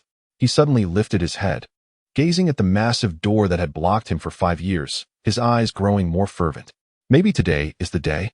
He took a deep breath, tightly grasping the ring in his hand, and forcefully slammed against the door. Clang. An ancient bell tolled from within the mental hospital, sounding several times louder than before. Fortunately, Lin Xia didn't have a physical body now. Otherwise, his eardrums would surely be in pain. At the moment the bell rang, the entire mental hospital trembled violently once more. This is promising. Lin Xia's eyes sparkled. Clang, clang, clang. Lin Xia didn't stop, hitting it 3 more times. And the mental hospital shook as if it were experiencing an earthquake. Finally, after the last hit, a loud crash came from within the hospital. And then everything fell silent again, just as Lin Xia was about to knock again. The massive door in front of him emitted a dull creak and slowly began to move. The door opened. Boom. Once the door was completely open, an ancient and dimly lit corridor revealed itself before Lin Xia. The floor of the corridor was made of an unknown material, emanating a faint glow, while burning orbs of light hung on the surrounding walls, creating a mysterious and eerie atmosphere. Lin Xia walked down the corridor and soon encountered a fork in the road, with a modern-looking sign hanging above it. To the left were the patient rooms, and to the right was the activity area. Lin Xia looked at the sign and murmured, "This layout is exactly like the mental hospital I stayed in back then." After hesitating for a moment, he first walked into the activity area. There weren't many rooms in the activity area, but they were all present. A multimedia room for watching movies and TV shows, a lounge for playing chess and entertainment, a study for reading and learning, and even a circular outdoor lawn with various sports equipment set up inside the building. Indeed, it was completely identical. This dream is really strange. Lin Xia frowned and shook his head in confusion. After finishing his exploration of the activity area, he turned back toward the patient room area. When he reached the entrance of the patient room area, Lin Xia suddenly stopped. This place was different. He looked at the dark and monotonous corridor in front of him and murmured to himself. He clearly remembered that in the Sunshine Mental Hospital, the patient rooms were several floors high and, although the facilities weren't very advanced, they were at least clean and tidy. However, the patient room area before Lin Xia had only 1 floor and only 6 rooms. The doors of these 6 rooms were covered with strange symbols and patterns, densely packed, resembling some kind of seal, making Lin Xia dizzy just from a glance. Lin Xia forcibly shifted his gaze away from the doors, steadied his mind, and looked elsewhere. In the upper right corner of the patient rooms, an ancient nameplate hung. Each room's nameplate had a different pattern. For example, the nameplate of the first patient room, where Lin Xia stood, depicted a large black circle. The nameplate of the second patient room featured something resembling a staff or a pen. Lin Xia walked along the corridor until he reached the last, 6th patient room. Still unable to make sense of the nameplates, he stared at the eerie door in front of him, lost in thought. In this dream's mental hospital, only the patient room area differed from his memories of the Sunshine Mental Hospital. So, were there really patients residing in these rooms? Or, as the name of this mental hospital suggested, were there gods living inside? After hesitating for a moment, Lin Xia slowly reached for the doorknob of the 6th patient room. It wasn't that Lin Xia was reckless. On one hand, this was his dream, and even if something went wrong, it wouldn't have too much of an impact on him. On the other hand, he had knocked on this mental hospital's door day after day for 5 years, and he didn't want to leave in a haze of confusion. Deep down, he felt that perhaps there was some secret related to him hidden in this mental hospital. Otherwise, why would the layout be exactly the same as the Sunshine Mental Hospital he had stayed in? Lin Xia's hand gradually approached, and his fingertips gently touched the doorknob, transmitting a cool sensation. There was no imagined repulsion or stinging pain.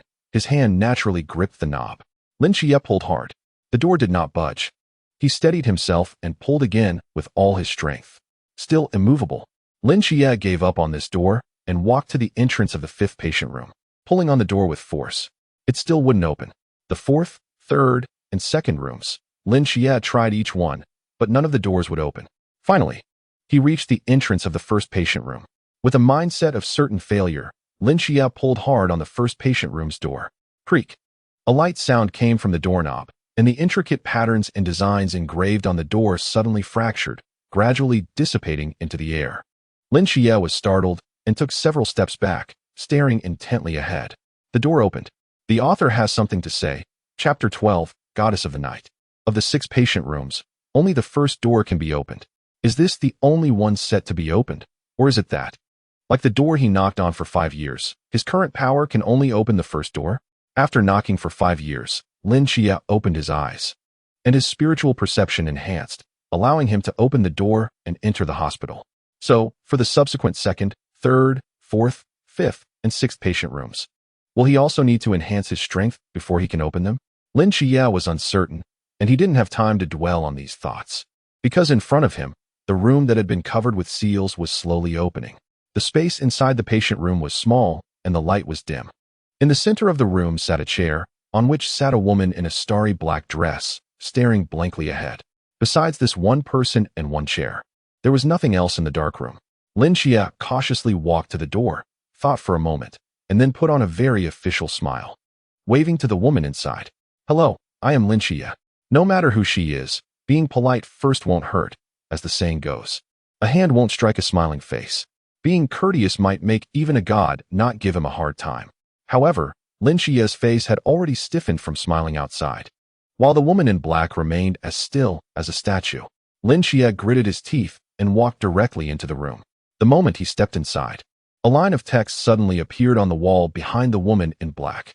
Room number 1. Patient, Nix. Task, assist Nix in treating her mental illness. When the treatment progress reaches the specified values, 1, 50, 100, some of Nix's abilities can be randomly extracted. Current treatment progress, 0 Nix. As Lin Xia read the text on the wall, he gasped in shock. Although he didn't know much about mythology, he had heard of Nix, the goddess of night, one of the 5 primordial deities in ancient Greek mythology. She was one of those gods standing at the very top of the mythological hierarchy. So, this seemingly dazed woman before him was the renowned goddess of the night? With her cold elegance, flawless features, and flowing black hair cascading like a waterfall down her back. Her black starry dress was as deep as the night, highlighting her fair skin that seemed as delicate as snow. Although her eyes were vacant, the aura she exuded by merely sitting there was far beyond that of any human. Even the greatest empresses in history could not be compared to her. Nix. She was a goddess, and also an empress. The empress of the night. Lin Xia stroked his chin and carefully examined Nix up close. He had seen a god before, and compared to that seraph on the moon, he felt that something was lacking in Nix. Divinity? Power? Authority? Or perhaps all of it? Lin Xia didn't know, but he could guess that Nix's current state was closely related to her illness. But one must remember, she was a goddess. A goddess standing at the pinnacle of mythology. How could she be sick? Was her illness naturally occurring, or was it caused by someone? If it were natural, Lin Xia found it hard to believe. But if it were man-made, he didn't know what kind of existence could make the goddess of night ill, and especially with a mental illness. According to the text on the wall, Lin Xia needed to try to help Nix with her illness, but what exactly was wrong with her? As a former mental illness patient, Lin Xia had some knowledge about mental illnesses, which generally could be categorized into depression, obsessive-compulsive disorder, schizophrenia, delusional disorder, and so on. To treat Nix, he first needed to determine what kind of illness she had. Lin Xia pondered for a moment, squatted down in front of Nix, and waved his hand in front of her eyes. "Can you hear me?" Lin Xia whispered into Nix's ear. Suddenly, Nix's body trembled, startling Lin Xia, who instinctively took a few steps back. Following that, Nix's head stiffly turned towards Lin Xia, her vacant eyes staring at him intently. Lin Xia swallowed hard, not daring to move. 1 second, 2 seconds, 3 seconds, just when Lin Xia felt his scalp tingle from Nix's gaze, her expression changed. From vacant to puzzled, from puzzled to shocked, and from shocked to teary-eyed. Nix's body trembled slightly, tears swirling in her eyes. Her lips struggled to part, choking for a long time. Then hoarsely uttered, "I finally found you, my child." At that moment, Lin Xia felt an electric shock surge from his feet straight to his brain, leaving his mind blank. Child. Lin Xia truly couldn't remember what his parents looked like, after all. They disappeared after giving birth to him and leaving him with his aunt. But his mother should, probably be a human, not the goddess of night. No, wait a minute. How is it that this foreign goddess of night speaks fluent Chinese? Oh right, this is my dream. It wouldn't be strange for me to understand the language of gods. Perhaps this is the transmission of brainwaves? Just as Lin Xia was lost in thought, Nix stood up, opened her arms, and staggered towards him. She was running faster and faster, her expression becoming more and more excited.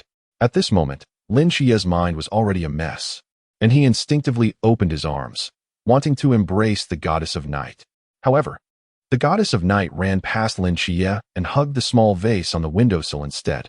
Nix tightly clutched the vase, tears streaming down her face. "My child, you are still alive. I finally found you." "Lin Xia?" Immediately after, Nix's gaze fell upon the chair she had been sitting on for an unknown amount of time. After a moment of daze, she rushed forward, hugging the chair and the vase again, crying bitterly. Hypnos, my child, so you are here too. Lin Xia stood there like a statue, watching as Nix successively recognized the vase, chair, wall, and air as her children, crying uncontrollably. Lin Xia, I think I might know where her illness lies. It's quite serious. In the morning, Lin Xia woke up from his dream, looking at the bare ceiling, and sighed helplessly. After spending a night with Nix, he felt like he was not doing well at all. Just as he was about to get up, he suddenly made a sound of surprise.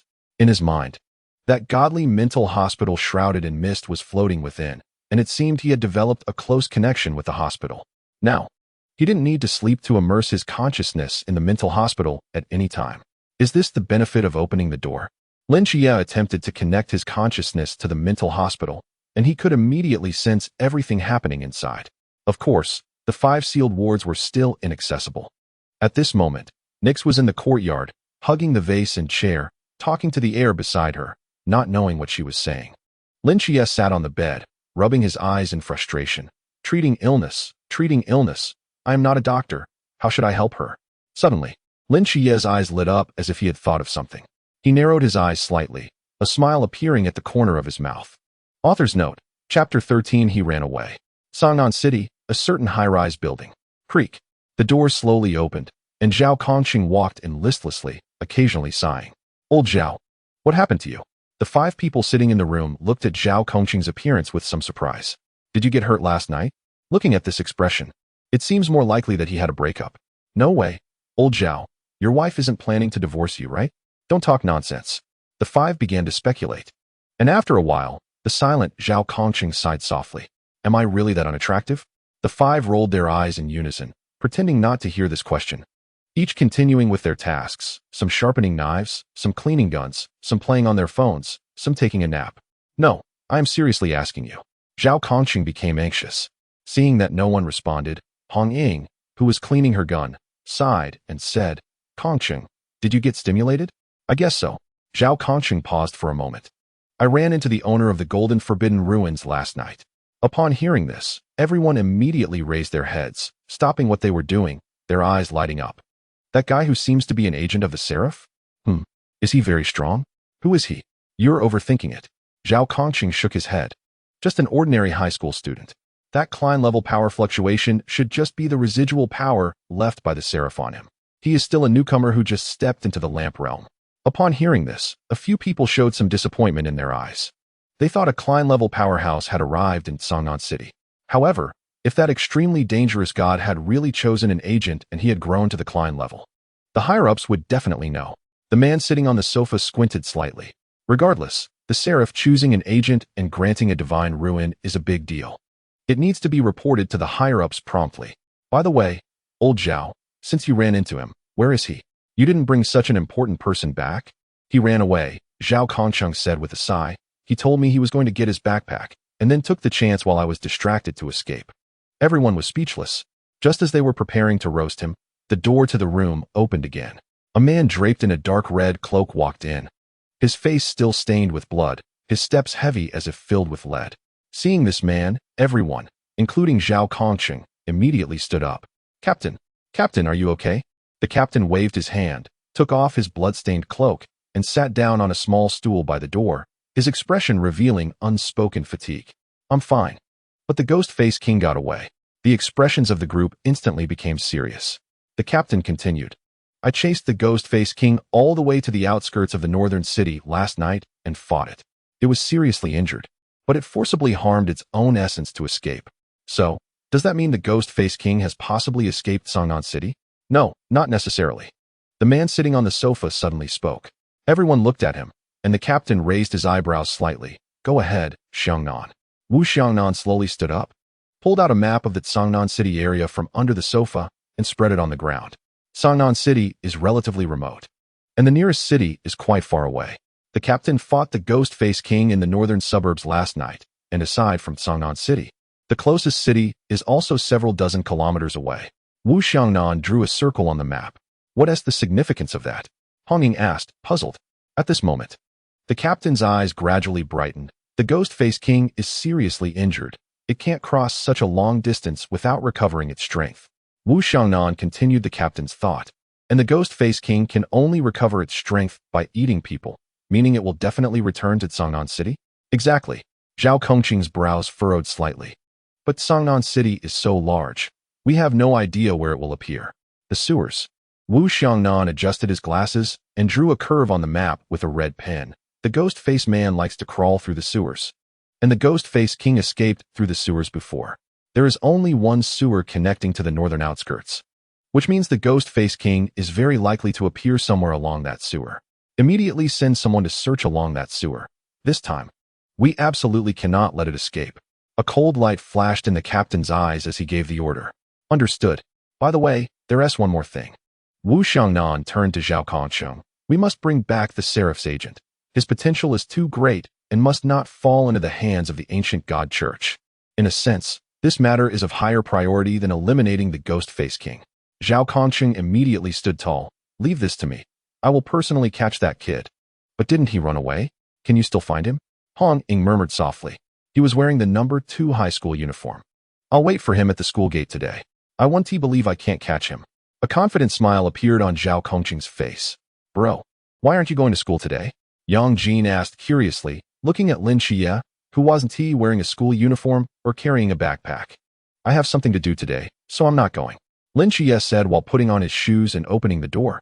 Is Aunt still sleeping? She just got back an hour ago. Got it. Go to school early later. Don't follow my example. Okay.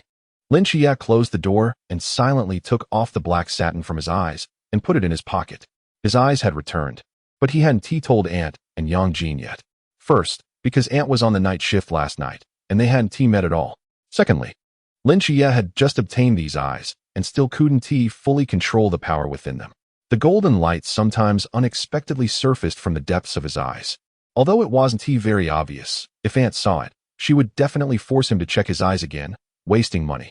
He wanted to wait until he could fully control his eyes before announcing this matter. However, since he was already out, Lin Xia saw no need to keep wearing the black satin. That would be too conspicuous. Lin Xia took out the sunglasses Yang Jin had bought for him earlier, put them on, and strode toward the bus station.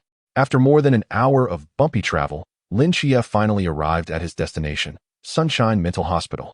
The last time Lin Xia came here was 10 years ago. In these 10 years, Lin Xia had changed a lot, and this mental hospital had also changed a lot. All the old walls had been renovated, the entrance was twice as wide as before, and 2 modern high-rise buildings replaced the original 3-story small building. Even the 6 large characters of Sunshine Mental Hospital had turned into gilded hot stamping. Standing at the entrance, Lin Xia could no longer associate the modern hospital before him with the small building in his memory. The only thing that hadn't changed was perhaps the old man at the gate. He had just become much more stooped and his hair had turned much grayer. The old man seemed to have spotted Lin Xia, squinting his eyes and raising his right hand to point at Lin Xia. Just when Lin Xia thought the old man still remembered him and was about to greet him, the old man shouted, "Hey, you silly boy over there. You're blocking the cars behind you. The author has something to say." Chapter 14. I have a friend. Bang bang bang. Come in. Lin Xia pushed open the door and walked into the consultation room. Sitting on the other side of the desk was a middle-aged male doctor wearing a white coat, sporting an extremely sparse Mediterranean hairstyle, clearly a symbol of wisdom. Lin Xia sat down in the chair, and the doctor leisurely began. So, what seems to be the problem? I don't have any problems. If you have no problems, why are you here? I don't have problems. But I have a friend who has a very serious mental illness. Upon hearing this, the doctor looked at Lin Xia with a strange expression, smiling as he brushed a few hairs on his head. That friend you're talking about, isn't it really you? Lin Xia replied seriously, no. It's really a friend. All right, then tell me what's wrong with your friend. What specific symptoms does he have? Lin Xia pondered for a moment. This might be a bit hard to describe. The doctor smiled. Then just treat yourself as that friend and show me how you actually behave. Lin Xia looked at the doctor strangely, hesitated for a moment, and then reluctantly nodded. Lin Xia slowly stood up from his seat and walked straight to the doctor under his watchful gaze. He extended his hand, burying the middle-aged doctor's head into his embrace, while gently stroking the few remaining strands of hair on the doctor's head with the other hand. His eyes were filled with kindness as he softly said, "My good big son, Dad finally found you. Doctor, in the next 10 minutes, Lin Xia used all the argumentative techniques he had learned in his life, passionately explaining to the doctor that he was not the one who was ill, thus avoiding the fate of being forcibly hospitalized. So, your friend sees everything as if it's her child? Yes. And she cried for a long time? She has been crying.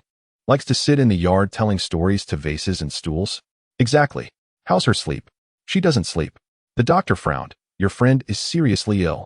I strongly recommend you bring her to our hospital for inpatient treatment. Her situation is quite special. She doesn't have the conditions for hospitalization, Lin Xia replied helplessly.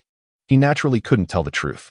If he revealed to the doctor that the goddess of night, Nyx, was the patient and that she resided in the mental hospital within his mind, he would immediately receive a hospitalization notice as well.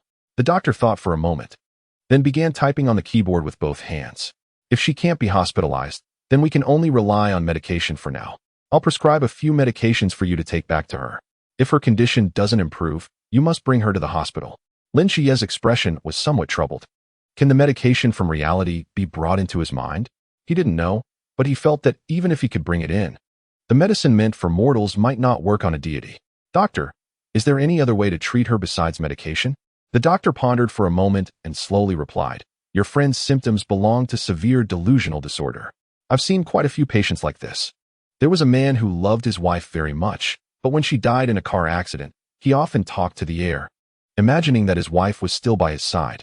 This kind of illness is mostly due to having suffered a tremendous psychological trauma, subconsciously rejecting reality, thus creating a false consciousness that she is still with him. If we can approach it from the perspective of the cause of the illness and provide some psychological treatment, there is a possibility of improvement, but without medication assistance, it is very, very difficult. Medication and psychological treatment are complementary. Do you understand what I mean? Lin Xia nodded thoughtfully. He needed to approach it from the perspective of the cause of the illness, but he knew nothing about Nyx's past, so he didn't know where to start. It seemed that he needed to do more preparatory work. Lin Xia took the prescription from the doctor, but did not choose to pay for the medication. Since the medication from reality could not affect the deity in his mind, there was no need to spend the money. Moreover, these medications were too expensive. After leaving the mental hospital, Lin Xia took the bus back. The trip to the mental hospital was worthwhile. At least it gave Lin Xia a breakthrough. He needed to guide Nyx from a psychological perspective, and to do this, he had to understand her well enough. Thus, Lin Xia got off the bus at a certain stop and walked into the Cangnan City Library. At the entrance of No. 2 Middle School. Hey, do you see who that uncle is? I don't know. Probably some parent. I saw him when I entered the school gate at around 7 this morning. I saw him too. He was wearing sunglasses, a shirt, and holding a cup of coffee, leaning against the wall. At that time, I thought he looked pretty handsome. Why does he look like a beggar now? His eyes are all red. Do you think he has been here since this morning? Could it be? It's almost 10 now. Who knows? Oh, by the way, have you heard? 2 students were murdered on their way home last night. Is that true? Of course it's true. I heard that a lonely man was sitting on the curb across from the school gate, surrounded by cigarette butts. His silhouette under the streetlight was incredibly sorrowful. Zhao Kongxing flicked the ash off his cigarette. He couldn't figure out what had gone wrong. He had been squatting there since 6 in the morning until 10 at night. And he still hadn't seen that kid's shadow. He clearly saw that kid in the No. 2 middle school uniform last night. Did that kid guess that he was coming to block him and decided not to show up? His ass was already sore from sitting. Zhao Kongsheng pushed himself up from the curb, pretending to casually brush off the dust from his pants, and started to stretch his limbs. At that moment, he caught a glimpse out of the corner of his eye. On the other side of the road, a boy in casual clothes was leisurely strolling while carrying a few books. That guy did look a bit like that kid. Zhao Kongxing was taken aback and blinked hard. Wow. Without saying a word, Zhao Kongxing dashed towards the boy like a gust of wind, his eyes red and looking fierce. However, when he was about 20 meters away from the boy seemed to sense something, jolted, and ran away. The two of them sprinted wildly down the street, one in front and the other behind. At that moment, Lin Xia really wanted to slap himself twice. Why did he have to take this road when there were so many others to choose from? Now, great, after ditching someone yesterday, that person was chasing him down now. Although Lin Xia was not slow, he was still far behind Zhao Kongxing. In just a few seconds, he was caught up by Zhao Kongxing. Zhao Kongxing viciously grabbed Lin Xia's shoulder and sneered. Hey kid, we meet again. Lin Xia stiffly turned his head and tilted it. Who are you? Author's note. Chapter 15, 003 Zhao Kongxing felt like he was about to explode with anger. Me? You still ask who I am? I'm the innocent victim who was deceived by you and was left out in the cold for half the night. Zhao Kongqing tightly locked Lin Xia's arm, like a pure-hearted uncle afraid of losing his boyfriend to someone else. Let me tell you, stop pretending here. You definitely can't escape today. Lin Xia looked at his arm that was locked and gave up any futile struggle, adopting an attitude of submission. All right, you say where to chat. Come with me. Zhao Kongqing took Lin Xia's arm and strode towards an unknown direction. When Lin Xia saw that he was gradually approaching a couple's hotel, his face suddenly changed, and he turned to flee. However, Zhao Kongqing didn't give him that chance at all and tightly locked him again, dragging him toward the hotel. What do you want to do? Let me tell you, I have hemorrhoids, so don't mess around. What are you guys thinking? It's just a place to chat. Do we need to go to a couple's hotel to chat? Didn't you see the looks of those people along the way? I'm about to be embarrassed to death. What do you know? This is a safe house. I'm bringing you here for no other reason. Besides, do I look like that kind of person?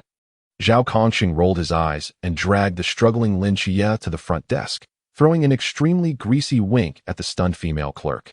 A dynamic and passionate-themed big bedroom. Thank you. Lin Xia. The female clerk was stunned, and after a brief mental pause, she became inexplicably excited. All right, sir. I need your ID, and this little comrade, please show your ID as well. Reluctantly handing over his ID. Lin Xia looked at the overly excited female clerk with a strange expression, not knowing what kind of fanfiction she was imagining. But one couldn't blame her. It was the middle of the night, and a middle-aged man was dragging a young boy to a couple's hotel to book a big bedroom, specifically a dynamic BL-themed suite. Who would believe they were just going to chat? Here is your room card, room 3966. I wish you two a pleasant stay. The female clerk smiled at Lin Xia, whose face was full of innocence, her eyes almost squinting into a slit. Lin Xia's fists tightened. Why are you just standing there? Come with me upstairs. Zhao Kongqing pulled Lin Xia towards the elevator. Once they swiped their card and entered the room, Lin Xia, seeing the array of marvelous facilities, finally realized that the rich really do play extravagantly. Indeed, it was exciting. Zhao Kongqing locked the door and then released Lin Xia. Walking straight to the electric bed and sitting down, his stiff body finally relaxing. Don't be so nervous, we're really just chatting. Seeing Lin Xia's tense expression, Zhao Kongqing laughed and scolded him. Lin Xia sighed and sat down on the sofa by the door, asking, what do you want to chat about? Of course. I want to talk about you. Lin Xia, male, 17 years old, single, height 175 centimeters, weight. You know I'm not talking about that. Zhao Kongqing rubbed his forehead, using one hand to point at Lin Xia's eyes, saying, I'm talking about your eyes. Lin Xia fell silent. Have you seen Michael? Upon hearing this, Lin Xia's body trembled slightly, hesitated for a moment, and then gently nodded. Sure enough, the man in front of him knew a lot. And the power behind him was definitely not simple. This sentence also revealed an important piece of information to Lin Xia. The seraph he saw 10 years ago was actually the famous Archangel Michael. Seeing Lin Xia nod, Zhao Kongqing finally relaxed, and his gaze towards Lin Xia gradually became heated. Why did he look for you? What did he say to you? To what extent can you use the Forbidden Ruins now? Zhao Kongqing's questions came like a barrage of bullets, and Lin Xia frowned slightly, shaking his head. You have too many questions. Zhao Kongqing also realized he was a bit out of line and chuckled awkwardly. Yes. You must have a lot of confusion in your heart right now, so let me answer your questions first. Just ask what you want to know. Lin Xia pondered for a moment, gazing into Zhao Kongqing's eyes, and asked his first question. Do mythical gods really exist in this world? They do exist. Zhao Kongqing nodded without hesitation, but not all gods exist. What do you mean? Zhao Kongqing fell into thought, as if considering where to start. What do you think mythology is? Lin Xia thought for a moment. Is it the spiritual sustenance of ancient people? Is it the fear and fantasy of unknown forces in nature? You're not wrong. Zhao Kongqing nodded. Until 100 years ago, everyone thought so. 100 years ago? That's right. Before the fog appeared, there had never been any trace of gods in this world. Zhao Kongqing's eyes narrowed slightly. However, since the fog that covered the earth appeared, everything seemed to have changed. In September 1922, just a year after the fog appeared, a certain fog detection team sent by the Great Xia observed a massive dragon slowly flying in the sky over the Mariana Trench. It was the first time in human history that a mythical creature was observed. After research, it was confirmed that the dragon was the chaos dragon Leviathan from the Bible, believed to be a creature created by God. The discovery of this giant dragon completely overturned the perceptions of the Great Xia's leadership, as they realized that since the fog began, the world had become entirely different.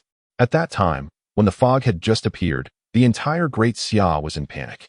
To maintain national stability, the leadership concealed the results of this detection. As the first mythical creature observed by humanity, the Chaos Dragon Leviathan was coded as 001 by the Great Xia's leadership, and subsequently, more mythical creatures were discovered and numbered sequentially. The Seraph Michael that you saw was the third mythical creature observed by humanity in 1928, coded as 003. 1928, Lin Xia was stunned. We hadn't even mastered lunar landing technology back then. How did they find the Seraph on the moon? We didn't find him. Zhao Kongqing shook his head. In March 1928, a beam of golden sword light shot out from the moon, crossing the universe and leveling a large volcano in North America. It was only then that we realized there was a deity on the moon. North America? What was there? Later, our detection team spent a year reaching that volcano. And in the ruins, they discovered the deity coded as 004, sealed in the Forbidden Ruins. Zhao Kongqing paused and continued. The fallen angel, Lucifer. The author has something to say. Chapter 16, always there. Lin Xia had not yet reacted to the massive amount of information conveyed by Zhao Kongqing, and he stood there for a long time. So, are you saying that after the fog appeared, the gods from mythology mysteriously started to appear one after another? That's right. The leadership has been exploring the reasons behind this, and they have speculated two possibilities. Zhao Kongqing held up two fingers. The first possibility is that these gods did not exist, but after the fog appeared, some mysterious change occurred that materialized them from mythology. The second possibility is that mythology is not an ancient person's fantasy, but truly exists. After humanity became increasingly active, they were lurking somewhere on Earth for some reason, and the sudden appearance of the fog awakened them. Lin Xia nodded. Then what you just said, not all gods exist, what does that mean? The number of gods currently existing on Earth is not large. Not all mythical creatures have descended here. What is appearing now is merely a small part of a vast mythical system. We do not know why it is them. It has nothing to do with strength, the spread of stories, good or evil, or national borders. Their appearance seems random, occurring without any. Not only the Bible, but Greek mythology, Norse mythology, and Cthulhu mythology are all included among the known gods of humanity, covering all mythical systems. Since it includes all mythical systems, what about the gods of the Great Xia? Lin Xia curiously asked. For example, the Monkey King, the Third Prince, the Four Heavenly Kings, and the Jade Emperor. Where are they? If they exist, they should be able to easily defeat Western mythology, right? After a brief silence, Zhao Kongqing shook his head. Those you mentioned, we have thought about them too. Over the past 100 years, we have searched countless times within the borders of Great Xia, trying to find their whereabouts. But after a full 100 years, we have not found any, not even a local deity. Some say that it is because the fog has not yet consumed Great Xia, so the myths of Great Xia will not appear. Some people say. Lin Xia couldn't help but ask, what do people say? Others say they have always been here. Always here. Why do you think the entire Earth has been swallowed by mist, yet only the Great Xia survived? The mist has already reached the surroundings of Great Xia, but it is blocked at the borders, not able to enter even an inch? Lin Xia opened his mouth wide. You mean this is just a speculation, or perhaps a beautiful fantasy? Zhao Kongqing shook his head. Regardless, we have never discovered the traces of the Great Xia deities. All right. Just the amount of information I've heard now has already made Lin Xia feel like his worldview has collapsed. If he hadn't witnessed the existence of the seraphim with his own eyes, he might have called the mental hospital to drag Zhao Kongqing away. This illness is worse than when he was younger. Then what was the golden beam of light that came from me last night? Lin Xia asked the next question. Forbidden Ruins. Zhao Kongqing replied. The changes that occurred after the mist enveloped the earth are not limited to the appearance of deities. This mist seems to have a mysterious effect on our bodies as well. Although this mist has not entered the territory of Great Xia, it seems to contain some kind of energy similar to radiation, which has a catalytic effect on certain people's bodies. Children born after the mist descends have a chance of developing a peculiar strength within them. Under the influence of specific environments, these strengths can be triggered, forming a special power that can influence the reality around them, akin to a domain. The characteristics of these powers vary from person to person, each having its own differences. This extraordinary domain that can influence the surroundings is called Forbidden Ruins, Lin Xia pondered. Simply put, Forbidden ruins are the supernormal domains of some lucky individuals. If viewed this way, his ability to sense everything within a radius of 20 meters using a form of mental perception, coupled with extremely strong dynamic vision, as well as the ability to wield the power of the seraphim, is also a manifestation of forbidden ruins. Can these forbidden ruins grow? Yes, the abilities range, and uniqueness of the forbidden ruins will increase as the owner's mental strength increases. Mental strength is an important criterion affecting the intensity of forbidden ruins. Through mental strength, we categorize forbidden ruins into 6 realms. Mental strength, like water in a cup, little and unmoving, is called the first realm cup. Mental strength, like water in a pond, abundant yet still, is called the second realm pond. Like flowing river water, plentiful and flowing, is called the third realm river. Like ocean water, vast and boundless, is called the fourth realm ocean. If mental strength is nearly infinite, vast and majestic, it is the fifth realm infinite. If mental strength is inexhaustible, breaking spatial dimensions, resembling a Klein bottle, it is the sixth realm Klein. What about me? What realm am I in now? Lin Xia asked. You? You are currently at the cup realm. Just a newcomer who has just begun to use forbidden ruins. Zhao Kongqing seemed to enjoy striking Lin Xia down, just an ordinary person with slightly more power. Lin Xia was immediately speechless. Given this, the reason he was able to open the door to the mental hospital in his mind last night should be because he had broken through to the cup realm. The ability to open the door to Nike's ward was also for this reason. Does that mean that every time he breaks through to a new realm, he can release another patient? What about you? You're so powerful. What realm are you in? Lin Xia looked at Zhao Kongqing and asked. Zhao Kongqing's old face turned red, awkwardly turning to look out the window. I don't have forbidden ruins, so naturally, I have no mental strength. You don't have forbidden ruins? Lin Xia widened his eyes. How did you kill that monster then? Lin Xia was genuinely shocked. That kind of monster could barely be dealt with even by him with his abnormal dynamic vision. Yet Zhao Kongqing completely dominated it in battle. How could such a fierce person not have forbidden ruins? That thing is called a ghost-faced man, Zhao Kongqing corrected him.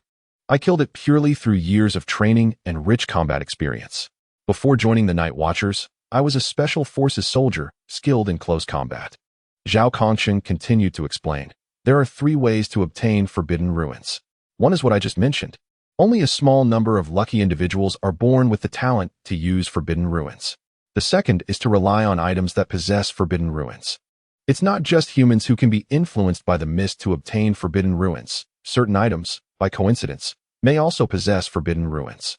This type of forbidden ruins is generally extremely special and rare. If humans can master them, they can also wield the power of forbidden ruins.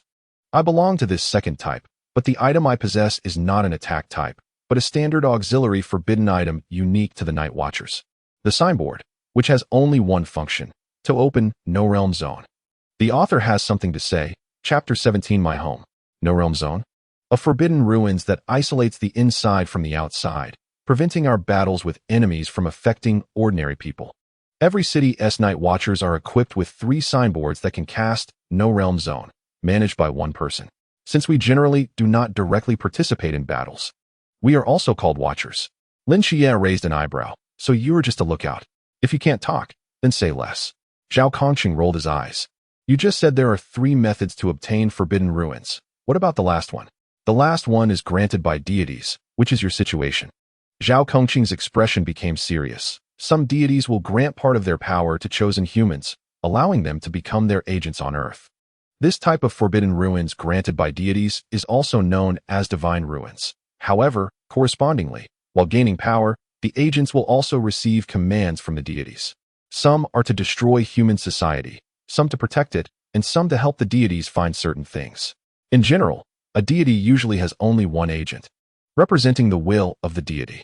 Among the dozen or so deities agents that have appeared, most are attempting to destroy the new order of humanity, leading the world back to chaos, and they have created an organization called the Ancient God Society. There are also agents of benevolent deities, but they are extremely rare. As for how many agents of neutral deities exist, we do not know. Zhao Kongqing stood up, walked to Lin Xia's front, gazing into his eyes, and spoke slowly. Lin Xia, what is the instruction given to you by Michael? Which side do you belong to? Lin Xia's eyes were filled with confusion. I don't know. He didn't say? What Lin Xia said was the truth. At that time, Michael just glanced at him from the moon, and then he fainted. The other party really didn't say a word. Zhao Kongqing frowned. He didn't say anything? Didn't you hear his voice in your heart? No, really not. Zhao Kongqing scrutinized Lin Xia for a long time, as if trying to find signs of lying, and after a while, he finally shifted his gaze and slowly sat down. Based on our speculation, Michael should belong to the neutral or benevolent camp. Otherwise, we would have killed you long ago. But since he granted you the divine ruins, why did he say nothing? What does he really want to do? Lin Xia slightly frowned. I don't know what he wants to do, but even if he gives me orders, I won't follow them. I don't want to get involved in this messy business. At worst, I'll just return these eyes to him. Saying this, he stood up. If there's nothing else, I'll leave first. Before Zhao Kongqing could speak, he turned and went to open the door. No, wait.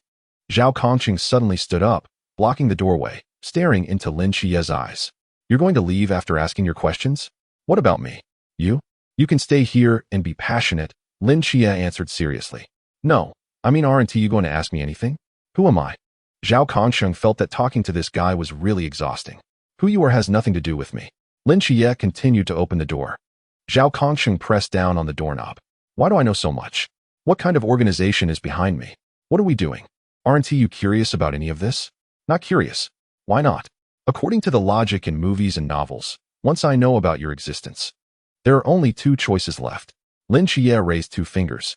Either join, or become someone who can never leak secrets, like being killed, imprisoned, or brainwashed. You should watch less TV.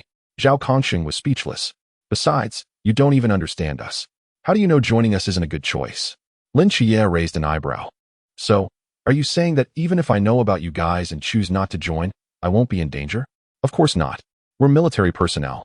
At most, we would have you sign a non-disclosure agreement. What you said is pure nonsense. Then I can listen. Upon hearing this, Lin Xia sat back down. Zhao Kongqing sighed. Talking to this kid for a few minutes felt more exhausting than guarding outside all day. In 1922, after our exploration team discovered the first mythical creature, the Chaos Dragon Leviathan, the higher-ups of Daxia urgently formed a military organization to prepare for the invasion of mythical creatures, called the 139 Special Biological Response Team. At that time, our technology was quite backward, and we knew nothing about the world before us. So the so-called Special Biological Response Team was just a facade and was basically useless. As time passed, we observed more and more mythical creatures, attempted to establish contact with some of them, and also discovered the secrets of the Forbidden Ruins, beginning to train special combat talents. As we uncovered more and more owners of the Forbidden Ruins, we found that due to the randomness of the appearance of these owners, we could not bring everyone under military jurisdiction, so the 139 Special Biological Response Team gradually transformed into a semi-military, semi-civilian special organization. Now, we call this special organization the Night Watchman. Lin Xia was deep in thought. So, your existence is to protect Daxia from the invasion of those evil gods?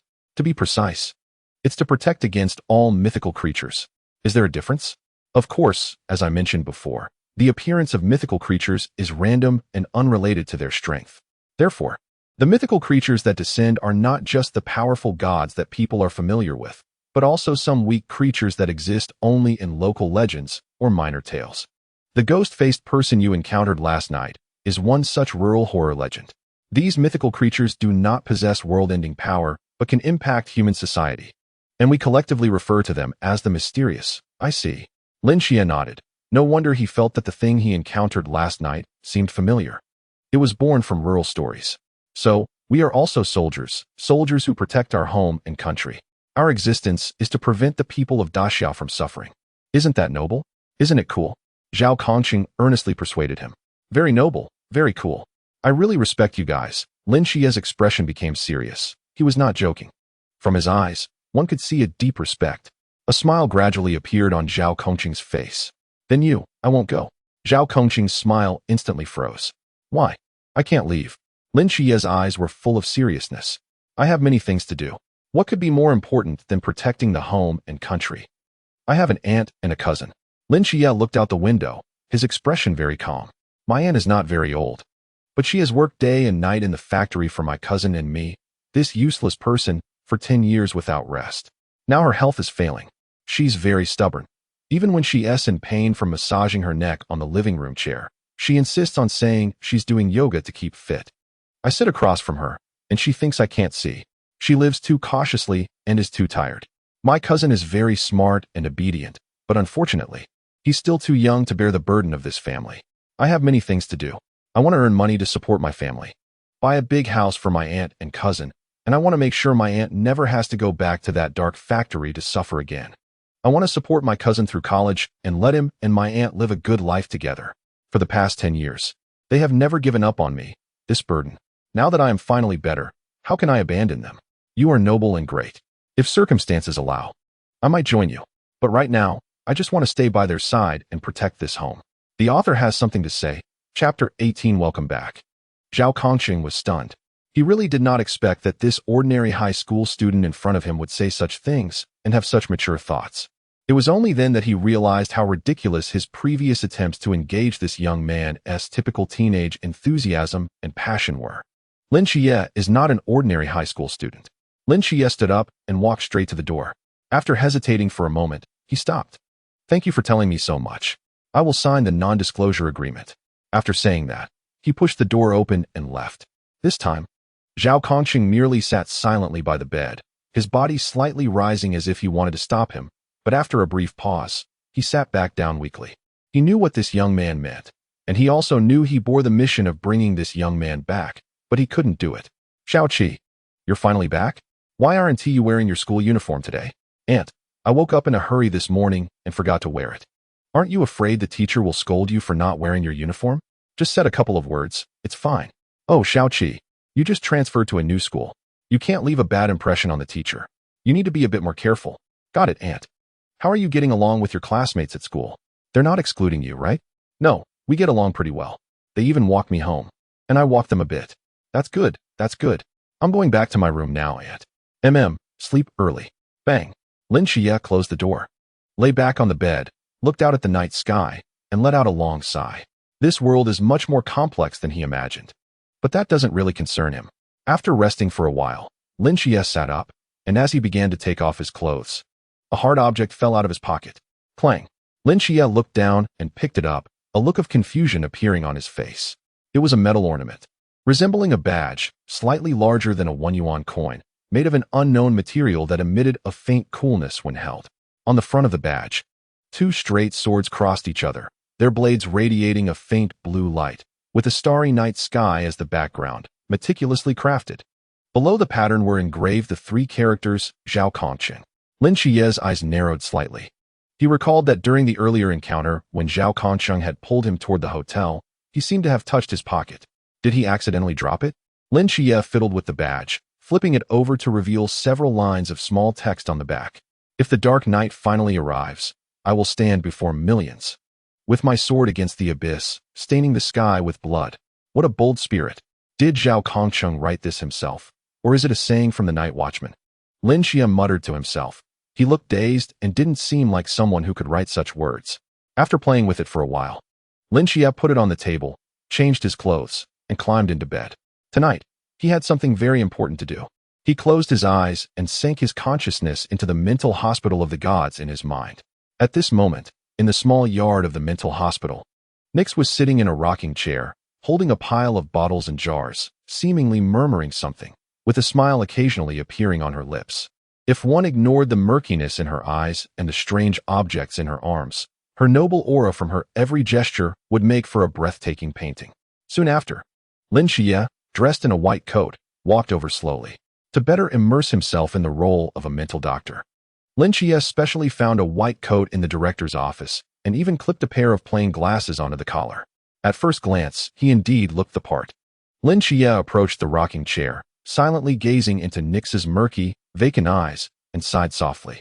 From the mythological texts he had reviewed, Nyx was undoubtedly one of the oldest and most powerful deities in Greek mythology, with a status and strength among the top tier.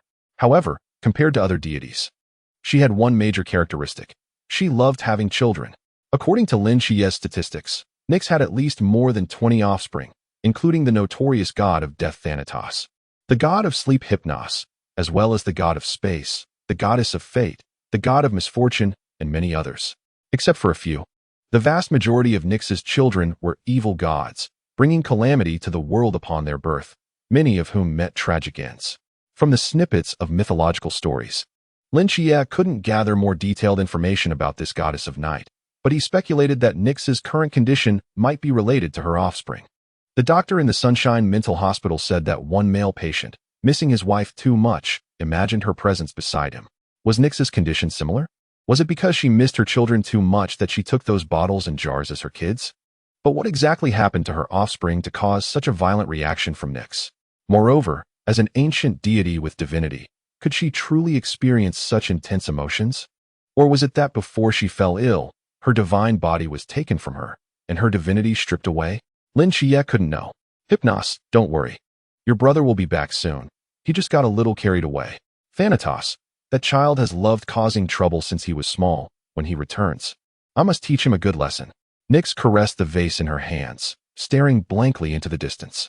A glimmer of hope flashing in her eyes before it clouded over again. She paused, her hoarse voice trembling slightly. But it's been 3,000 years. Why hasn't he returned yet? Watching this scene, Lin Xia felt a wave of bitterness rise in his heart for some reason. Who would have thought that the once exalted goddess of night would now be so helpless and humble? She is the goddess of night, and also a mother waiting for her child to return. To cure her illness, he must start from the root. Lin Xia's mind echoed the doctor's words again. He lowered his head and thought hard. The root of Nix's ailment lies in her lost children. To heal her, he could only start with her children. But how could he know where to find the famous Greek gods? He couldn't possibly go and bring each of them back to Nix, could he? Lin Xia didn't even know if they had been brought to this world by the mist, and where could he find so many deities? Even if he found them, would those evil gods really come back with him obediently? Lin Xia frowned in thought, and at that moment, a flash of inspiration crossed his mind. Perhaps this could work? Lin Xia stood up, hesitated while gazing at Nix for a long time, and finally made up his mind to step forward. In Nix's vacant gaze, Lin Xia walked step by step to her front, gently squatted down, extended his arms, and embraced Nix, whispering in her ear, "Mother, I have returned." At that moment, a spark of unprecedented brilliance suddenly shone in Nix's eyes. She trembled as she extended her hands, tightly hugging Lin Xia, and after a long time, she finally stammered out a complete sentence. "Welcome back, Thanatos, my child." Chapter 19. Starry Night Dancer. At the moment Nix spoke these words, a virtual panel appeared out of thin air in Lin Xia's view. Nix's treatment progress. 3. Reward acquisition conditions met, beginning random selection of Nix's divine abilities. Immediately, a virtual lottery wheel emerged, spinning rapidly. Lin Xia could see that the wheel was divided into at least 20 sections, each section being roughly the same size, meaning the probability of drawing these divine abilities was equal. Night sky descending, dim eye, falling stars, star splitting technique, dark night flicker, night kin, extraordinary fertility. The abilities on the spinning wheel dazzled Lin Xia, but he felt that there seemed to be something strange mixed in. What the hell is extraordinary fertility? Is this even a divine ability? If I draw this ability, do I not need to find a wife and can just give birth to a bunch of demigods myself? Sounds not too bad. At the same time, Lin Xia noticed that in a corner of the wheel, there was a narrow black section that was different in size from the other abilities, occupying about one of the total area. The name of this divine ability was unknown. Unknown? What does that mean? But that is not important. Lin Xia believed that with his terrible luck, even if he drew 1,000 times, he probably wouldn't get that unknown. Lin Xia took a deep breath, staring intently at the wheel in front of him. With a thought, the wheel began to slow down. The pointer passed over each ability and finally stopped on one ability section. The Starry Night Dancer. Lin Xia saw these words and couldn't help but sigh. From the name, this ability seemed to be of a much lower tier compared to abilities like Star Splitter or Fallen Thousand Stars, but at least it wasn't something like Extraordinary Birth. This luck truly belonged to me. The moment the pointer stopped, the spinning wheel in front of Lin Xia gradually faded away, leaving only the 4 characters Starry Night Dancer quietly suspended in the air, their color growing deeper. Lin Xia reached out and grasped them. Immediately, those 4 characters transformed into a beam of black light and flowed into Lin Xia's body. Lin Xia felt a mysterious energy rapidly reshaping his body, as if both his soul and flesh were being cleansed, an incredibly comfortable sensation. This feeling was truly wonderful. This state lasted for about 5 seconds, and once it completely dissipated, Lin Xia clearly sensed that his body was different. In front of him, several lines of small text slowly appeared. Starry Night Dancer. In the darkness, your speed, strength, endurance, and recovery ability are all 5 times that of normal. In the darkness, your presence is harder to detect. In the darkness, your intimidation towards other creatures is stronger. You have gained the ability to communicate with other nocturnal animals. Lin Xia gasped in surprise. This ability, which seemed unimpressive, appeared to be exceptionally powerful. Not to mention that the speed, strength, and endurance were 5 times greater than usual, which was already quite insane. Even with his utterly ordinary physical fitness, participating in something like a triathlon at night would undoubtedly set a Guinness World Record. A 5-fold enhancement could bring his body close to the limits of human capability. This was only considering his ordinary physical condition. If he underwent systematic training, Lin Xia couldn't even imagine how much he would grow. Not to mention the later abilities of stealth and communication with nocturnal animals, which had completely surpassed the realm of humanity. Lin Xia suppressed his inner excitement and took a deep breath. He indeed had no intention of joining the Night Watchers. Nor did he want to battle those mythical beings, but he was just a high school student after all. It was impossible for him not to yearn for supernatural powers. Moreover, only by becoming stronger could he better protect his family. Lin Xia finally calmed his mind and focused his gaze on Nyx in front of him. At this moment, Nyx was looking at him gently, softly stroking his hair and murmuring to herself, "Dionysus, where have you been for these 3,000 years? Do you know how much I miss you?" Lin Xia silently sat there, his gaze towards Nyx filled with complexity. Just as he guessed, to Nyx in her current state. She couldn't even distinguish between her own child and a vase. So how could she possibly recognize that Lin Xia was not her child? She had become ill from yearning, fantasizing everything around her as her child, but those vases were not real people and would not respond to Nyx. Therefore, when Lin Xia, a living, breathing person who could call her mother, appeared, it was as if she had come back to life, finally finding her spiritual support. This was the first step to opening her heart, and the reason why her healing progress jumped directly to 3. "Dionysus, do you know how much your brother misses you? Come hug him." Nyx smiled, lifting a vase in her hand in front of Lin Xia. Lin Xia, feeling helpless, could only take the vase and pretended to stroke it. At that moment, his peripheral vision caught sight of Nyx's arms, where he saw several of his other siblings. He trembled all over. In Nyx's embrace were several labeled jars, each of different colors. On one of the labels, Lin Xia clearly saw a line of big letters, flufenazine, divine use. Lin Xia stared at it, his mouth widening in shock. Flufenazine? Why does this name sound so familiar? Wasn't this the medication listed by the psychiatrist during the day? And it even had the words divine use on it? In that instant, Lin Xia seemed to have realized something, and he suddenly became excited. He handed the vase back to Nyx and hurriedly said, "I'll be right back." Then he climbed up to the 2nd floor of the mental hospital like a gust of wind, finding a room at the end of the stairs. The medication storage room. The door was open. Nyx must have been in here before. Otherwise, she wouldn't have taken so many siblings. Lin Xia quickly walked in, searched around, and finally stopped in front of a massive metal cabinet, his eyes shining brighter. In front of him was an entire wall of medications. There were various kinds of medications, and most were used for treating mental illnesses, including the flufenazine and chlorpromazine he had just seen, as well as a large number of tranquilizers. Behind these medications, there were 2 words added, divine use. A smile appeared on Lin Xia's lips. He should have thought of this earlier. This was a mental hospital for the gods. And since it was a hospital, there naturally had to be a room for storing medications, and the medications inside were specifically for the divine constitution. He couldn't bring real-world medications into the hospital, but he could find corresponding medications here that would work on gods.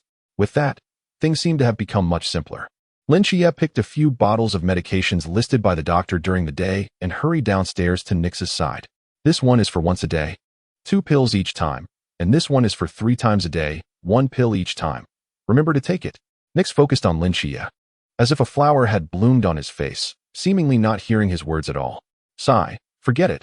I'll come to feed you every day at the right time," Lin Xia said, looking at Nyx's reaction, sighing helplessly. Relying on a severely mentally ill person to remember to take her medication was indeed a bit much for her. Upon hearing Lin Xia's words, a smile immediately blossomed on Nyx's face. She smiled very happily. Chapter 20, I'm better now. After feeding Nyx her medication, Lin Xia withdrew from his mind and gradually sank into a dream. This time, He no longer had that tiring door-knocking dream. Ever since the divine mental hospital merged with him, he seemed to have completely broken free from the constraints of that dream and gained true sleep. He had a wonderful dream, dreaming that he was accepted into college, successful in his career, and moved into a big house with his aunt and Yongjin. He dreamt that the three of them could finally travel together, to see the mountains and waters he had only seen on TV. Due to his previous physical disability and the tight family budget, he had no extra money for the past 17 years, and Xia hadn't even left Songnan City, let alone gone on a trip. Deep down, he still yearned for the outside world. When the alarm clock rang, Xia reluctantly got out of bed, got dressed, and prepared to go to school. As he opened the door, he saw his aunt hurriedly changing her shoes at the door, preparing to leave. "Aunt, why are you leaving for work so early? A new batch of parts has arrived at the factory, and we need to process them quickly. I'm leaving first. You continue to have breakfast with your brother, and remember not to be late," his aunt said as she rambled on. "Okay." Just as Aunt was about to close the door, Xia spoke again. "Aunt, what's wrong?" Aunt stopped and looked at Xia with a puzzled expression. "It's nothing." Xia hesitated for a moment, shook his head, and a smile appeared on his lips. "When you come back, I have good news to tell you." Aunt looked at him suspiciously for a few moments and scolded with a smile. "This child, still playing riddles with me. All right, Aunt is in a hurry now. Tell me tonight." After saying that, she hurriedly closed the door and dashed down the stairs. Xia stood silently at the door, lowering his head, not knowing what to think. Suddenly, he raised his head sharply, as if he had made a certain decision, and opened the door in his slippers. He stood at the stairway and shouted downstairs, "Aunt, I can see now." The next moment, Xia heard the sound of footsteps downstairs suddenly stop, and then Aunt's voice trembled from 5 floors below. "What? Could you say that again?" "I can see. I'm better now, Aunt." After a brief pause, a sound of hurried footsteps coming up the stairs came from below. Soon, Aunt, panting, stood in front of Xia. Her lips trembled slightly, but the corners of her mouth couldn't help but rise. "You can see? Really? Really? Is it blurry? Is there double vision? Does it hurt? Does it still sting when exposed to light?" "No, none of that, Aunt." Xia smiled and reached up to untie the black satin on his eyes. His extremely beautiful eyes slowly opened. "I'm really better now, Aunt." Aunt stared blankly at his eyes, tears uncontrollably streaming down her face. She smiled, and the wrinkles on her face bloomed like flowers. In her 40s, she smiled like a child. For 10 years, Xia had never seen her show such a smile. Aunt hugged Xia tightly, and he could clearly feel her body slightly trembling. Good, good. Our little Xia has finally made it through." Aunt released Xia, wiped her tears, and said with a smile, "Little Xia, Aunt has to go to work now. When Aunt comes back tonight, buy more vegetables. We must celebrate." "Thank you, Aunt." "Then, Aunt will leave first. You must go to school properly." Aunt quickly walked down the stairs, tears still uncontrollably sliding down her cheeks. She wiped her face and took steps that felt lighter than ever before. Xia watched Aunt leave, turning red-eyed as he walked back into the house. In fact, he originally wanted to wait for Aunt to come back at night to formally announce this matter, but he thought about it and realized that in movies, people who set such records often don't end well. He didn't want anything to happen to Aunt, even if it was just some inexplicable metaphysical logic. He didn't want to take that risk, so he simply pulled it out and tore it up, throwing it into the Pacific Ocean. Just as Xia turned around, he saw Yongjin holding Little Black standing behind him, his eyes red. The two brothers locked eyes for 2 seconds and then smiled at the same time. "Brother, congratulations. Now the sunglasses you gave me can finally come in handy." Xia patted Yongjin's head, chuckling. "Let's eat, brother. When Aunt comes back tonight, we'll have a good meal." "Okay." Little Black poked its head out from Yongjin's arms, licked Xia's hand, and barked. When Xia walked into the classroom, the entire class immediately fell silent.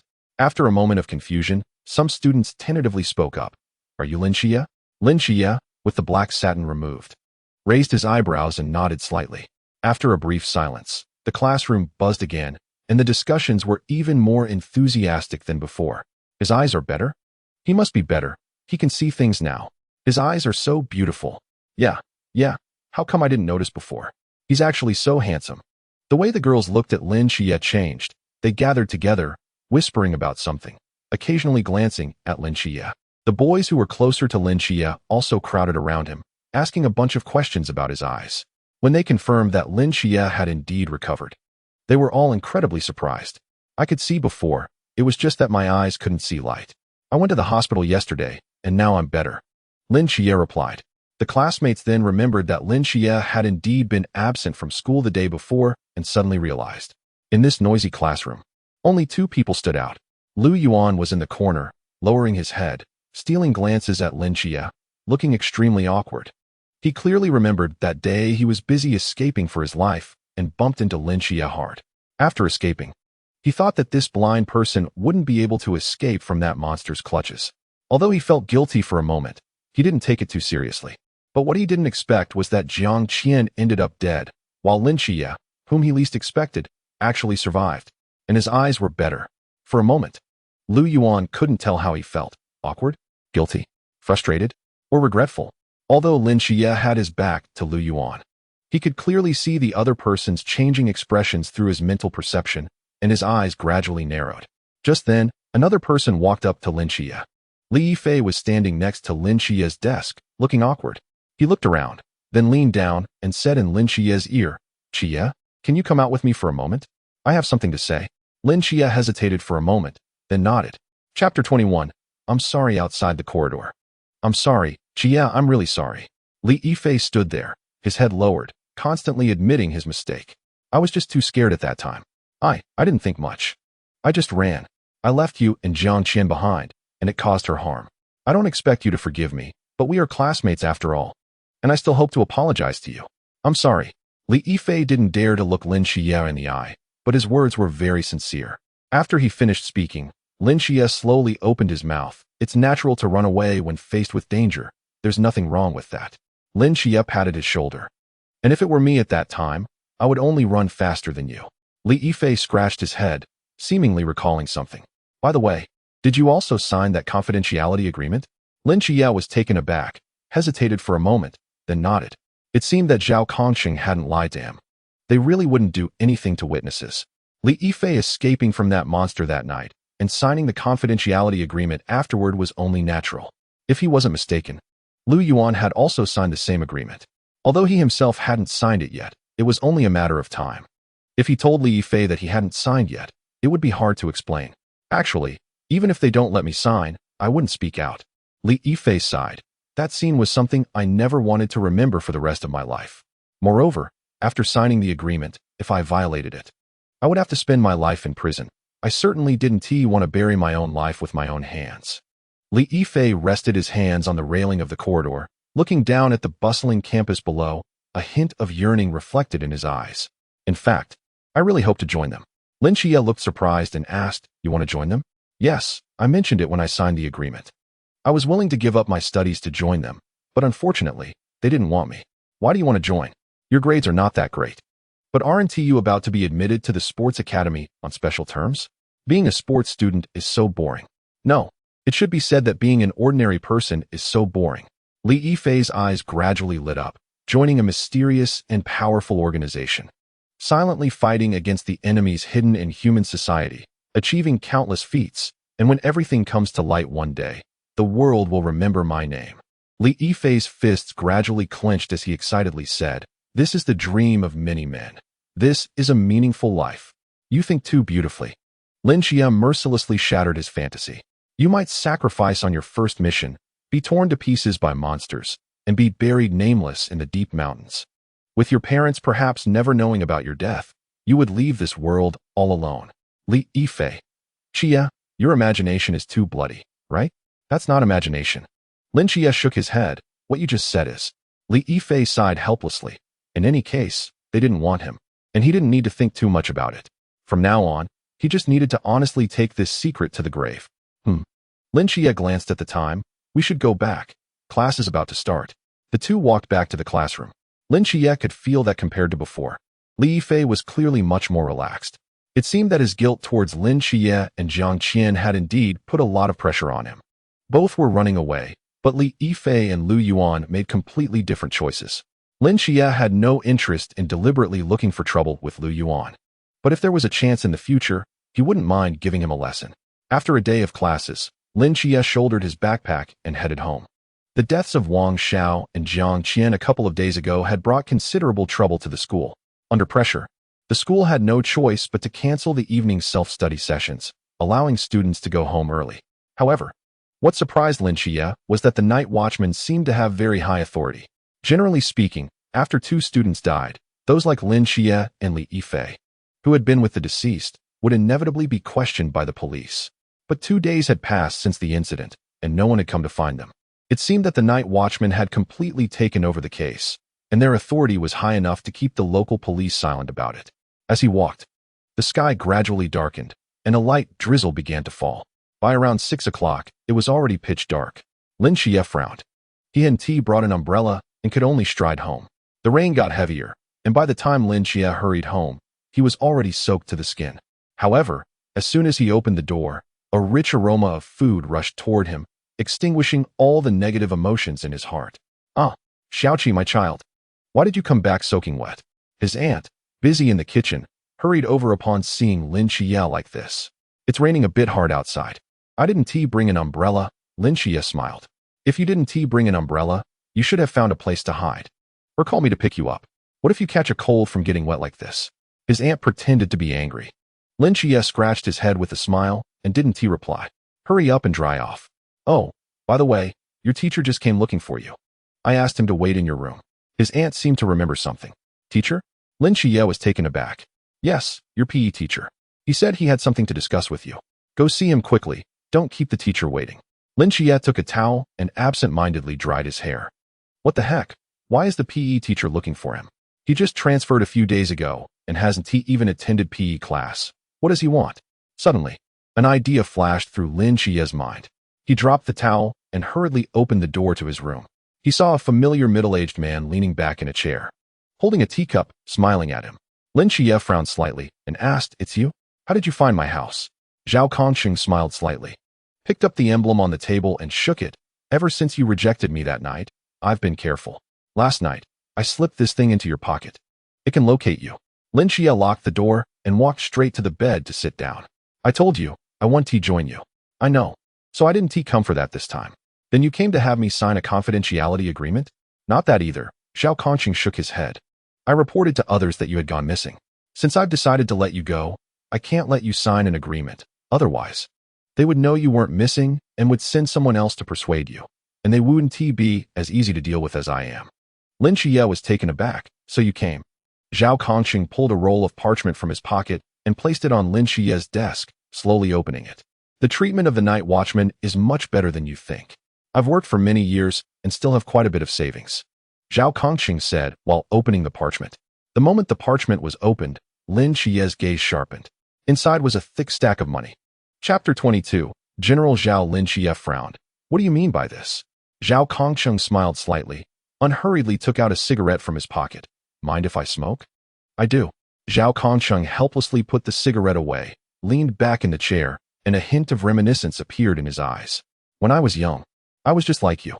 To be honest, this opening is a bit glitch." "It's fine, continue."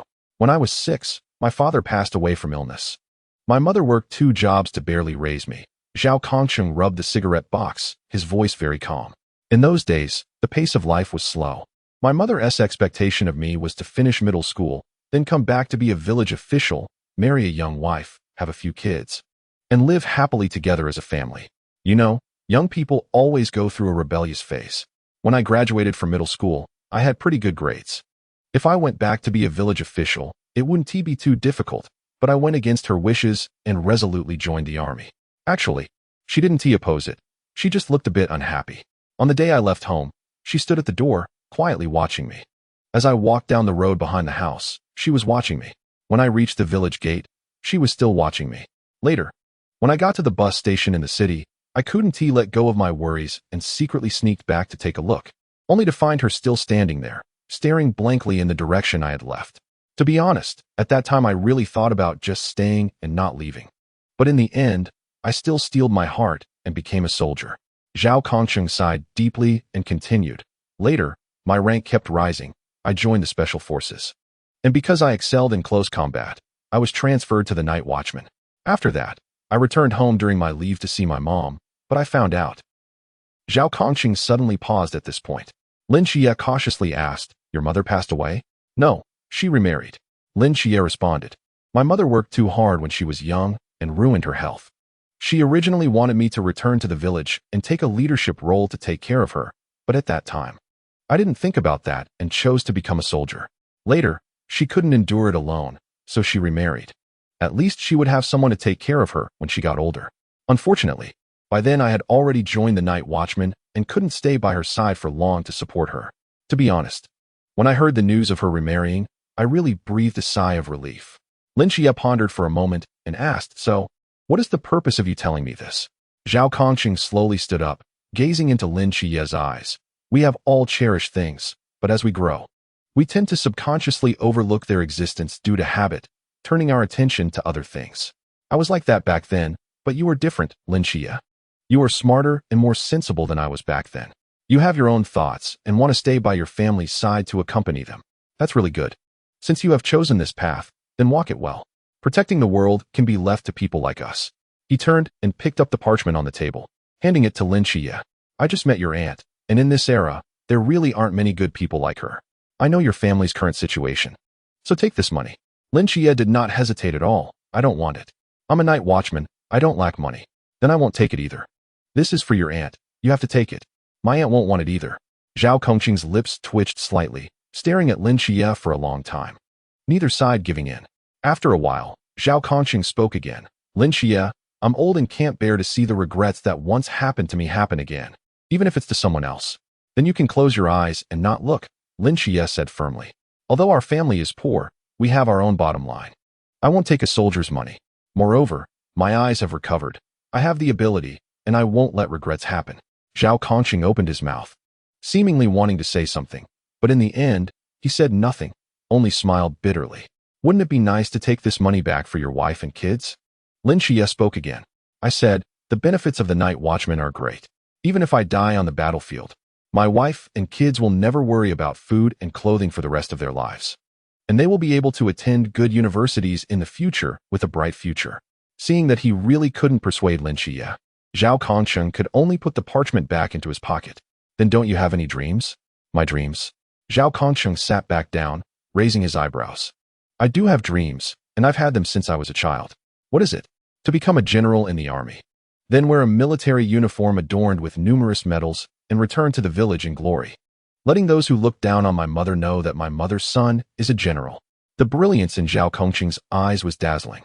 Lin Xia was taken aback, not knowing why, but looking at Zhao Kongqing in front of him, he seemed to think of Li Yifei and others, as if they were of the same kind.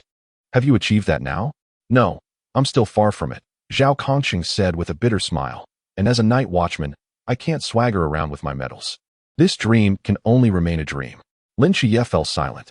"All right, since it's like this, I should be going now." Zhao Kongqing stood up, walked in front of Lin Xia, and extended his right hand. "I wish you a bright future, Lin Xia." Lin Xia stared blankly at Zhao Kongqing's face, which seemed less greasy now. He reached out his hand and shook it tightly. "I wish you one day to be adorned with honors, General Zhao." Zhao Kongqing smiled and turned to walk out the door. "Wait, your emblem." Lin Xia called out to him, picking up the emblem from the table and waving it. Zhao Kongqing slapped his forehead. "Look at my memory. I almost forgot. This is my life." Zhao Kongqing took the emblem, glanced at it, and seemed to think of something. "By the way, did you see the few words on the back?" "I saw them." "How is it?" "Is it very cool?" "Very cool. Did you write it?" "No. This is the oath we made when we joined the Night Watchman." Zhao Kongqing tossed the emblem like flipping a coin, caught it steadily, and put it in his pocket. "But I really like it." "Wait. What now?" "It's raining heavily outside. Take an umbrella." "Thanks, but I won't return this umbrella. Just take it. Consider it a reward for protecting the earth." "Interesting. All right, I'm really leaving now. Goodbye." Zhao Kongqing took the black umbrella, opened the door, and walked out, while Lin Xia stood by the window, silently watching him leave. In the rain, he rubbed the emblem in his pocket with his fingers and softly recited, "If the dark night descends, I will stand before millions, sword drawn towards the abyss, blood staining the heavens." The rain fell heavier and heavier. Zhao Kongqing sat down in the black van with the umbrella, took out a pack of cigarettes from his pocket, and prepared to enjoy a moment of tranquility. Just then, his earpiece suddenly rang. A man's voice came through. His hand holding the cigarette trembled violently, and his pupils constricted. Chapter 23. Ghost-Face King Shaoqi, did your teacher leave? After sending off Zhao Kongqing, Annie hurriedly walked out of the kitchen. Oh, why didn't you let him stay for a meal? This kid. Lin Xia shook his head. He has something to do later. He won't stay for dinner. What did your teacher say? Nothing much, just that there was some sports test, and he specifically came to ask about my eyes. This teacher Zhao is really a good person, even personally coming to ask about the situation at the student's home. By the way, before you came back, he was in the kitchen helping me wash vegetables. He looks burly, but he works quite meticulously. Auntie wiped her hands on her apron, turned off the noisy range hood, and said to Lin Xia, "Dinner is almost ready. Call your brother to eat." Okay. Moments later, the three of them sat neatly around the table, which was filled with 7 dishes, all colorful and fragrant, making one's appetite wet. Scrambled eggs with tomatoes, stewed chicken soup, dry-fried green beans, and sweet and sour ribs. Yang Jin looked at the table full of dishes, swallowed hard. Mom, how long has it been since our meals were this sumptuous? Xiaoqi's eyes are better. This is a big event, even bigger than the New Year. Of course we have to celebrate it. Aunt said casually. Lin Xia lowered his head, glanced at the little black dog wagging its tail wildly, and smiled. Looks like tonight, little black dog can also have a feast. It's a bargain for it. Aunt smiled and raised the teacup in front of her to celebrate Xiaoqi's eye recovery. Cheers. Cheers. Cheers. Under the dim clouds, the twilight glow had long vanished, and the world seemed to be shrouded in a layer of black gauze. The rain swayed in the wind. The light shone brilliantly in the distant urban area. In this old, low residential area, a figure draped in a dark red cloak was running wildly in the rain, holding a large suitcase in his hand. Raindrops flowed down Zhao Kongqing's cheeks. Clearly, it was summer rain, yet it carried an inexplicable chill. Are you sure the Ghost-Face King really came in this direction? Zhao Kongqing frowned. In his earpiece, Wu Xiangnan's voice sounded uncertain. 10 minutes ago, our search team found traces of the Ghost-Face King's blood in the nearby sewer system. Judging by its trail, the destination can only be that old residential area or the city center. There are 2 suspected destinations. That's right. What should we do? Should we split into 2 teams to guard? Theoretically, yes, but the crowd in the city center is massive, and we cannot easily disperse them. If the Ghost-Face King appears in the city center, not only will it cause significant casualties, but it will also easily create panic. Therefore, we have dispatched most of our combatants to the city center for defense. What about the old residential area? What if the Ghost-Face King appears here? The people here will also be in danger. The residents in the old residential area are fewer and more dispersed, making it easier to evacuate compared to the city center. Moreover, even if the Ghost-Face King comes here, it won't cause too much damage, right? Zhao Kongqing's voice carried a hint of anger. As the people living here are all real lives. Old Zhao, calm down. Wu Xiangnan's voice was extremely serious. I never said to give up on the old residential area. Redding has already taken people there. Your task is to evacuate the residents of the old residential area as quickly as possible. Also, even if the Ghost-Face King really goes to your area, do not engage it directly. The Ghost-Face King is not something you can handle. If necessary, open the no-boundary space to trap it. Zhao Kongqing's tightly clenched fist slowly relaxed as he sighed. Understood. Although Zhao Kongqing felt a bit resentful, he knew very well that this was the right course of action. After all, if the Ghost-Face King really made it to the city with the dense crowd, it could easily hide in a dark corner and kill a few people to recover its strength. Once exposed to the public eye, it would inevitably cause panic. Therefore, no matter how many people were sent to the city center, it would never be too many. It would always feel insufficient. In contrast, the old residential area had fewer residents, and they were spaced out, meaning that even if the Ghost-Face King came here, it would need time to recover. And the possibility of exposure was very low. In this situation, it was already quite reasonable for Wu Xiangnan to send people to the old residential area. Now, he had to hurry to evacuate the residents of the old residential area. This was a race against time. Zhao Kongqing's figure darted through the rain with astonishing speed, with falling raindrops striking the suitcase in his hand, creating sparkling water splashes. Not far away, through the hazy mist, that familiar low house became increasingly clear. A few minutes ago, he had just come out from there. Zhao Kongqing's heart was filled with complexity, calculating the time. That family should be starting dinner soon, right? He remembered there were sweet and sour ribs, tomato and eggs, and dry-fried green beans. By the way, he was the one who washed those green beans. Damn it. Just a moment ago, he was showing off in front of that kid, saying he would protect the world, and now he had to go knock on their door to hurry them to evacuate. It would make him look very ungracious, right? However, It was no longer the time to worry about face. Zhao Kongqing sped forward through the rain. But at that moment, an extremely disgusting stench suddenly surged into his nostrils. His pupils suddenly constricted, and he abruptly stopped. The roaring sound of rain filled Zhao Kongqing's mind as he cautiously and slowly turned his neck, his eyes wide open, fearing he might miss any detail. Then, his gaze fell on a manhole cover not far away. The stench grew stronger. Zhao Kongqing's hand tightly gripped the suitcase handle. He took a deep breath, bent down slightly, and placed the suitcase on the ground. He knew very well what this stench represented. Report, Watcher Zhao Kongqing discovered the ghost face king in the old residential area. He opened his earpiece, his voice very calm. As he spoke, he pressed a button on the suitcase. Snap!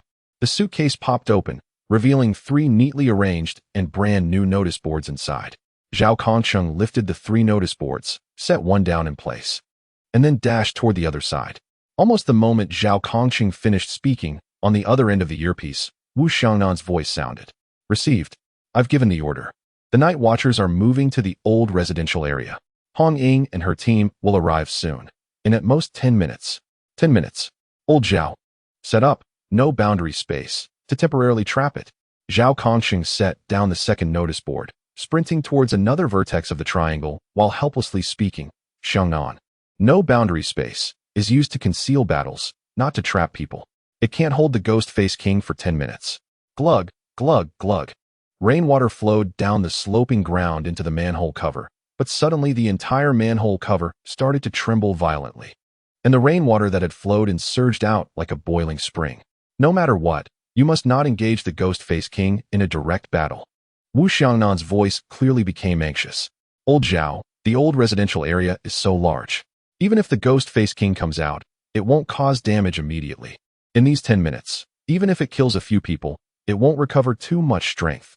The civilian casualties caused by the mystery are happening all the time. We night watchers are not gods and cannot prevent all deaths and injuries. If we lose a core team member due to a severely injured ghost face king, it's absolutely not worth the loss. Old Zhao, can you hear me? Bang. The manhole cover was blasted off like a cannonball, shooting into the sky. From the dark sewer opening, a grotesque arm suddenly shot out, followed by a monster that was several times larger than the original ghost face king leaping out.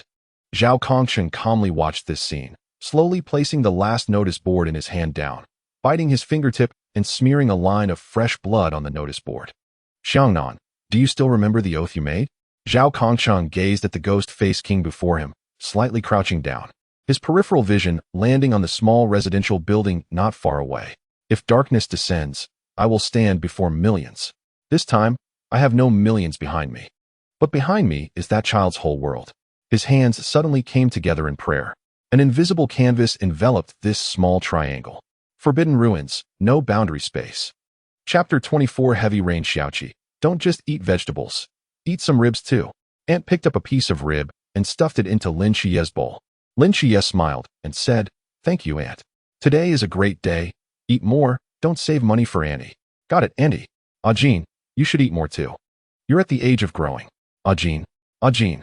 Lin Qia looked at Yang Jin, who was lost in thought, and called out twice. Huh. Oh, I'm eating now. Yang Jin came to his senses and scratched his head. This kid, why is he so distracted? Is he picky about food now? Not eating meat. Auntie shot Yang Jin a glance and added a few more pieces of meat to his bowl.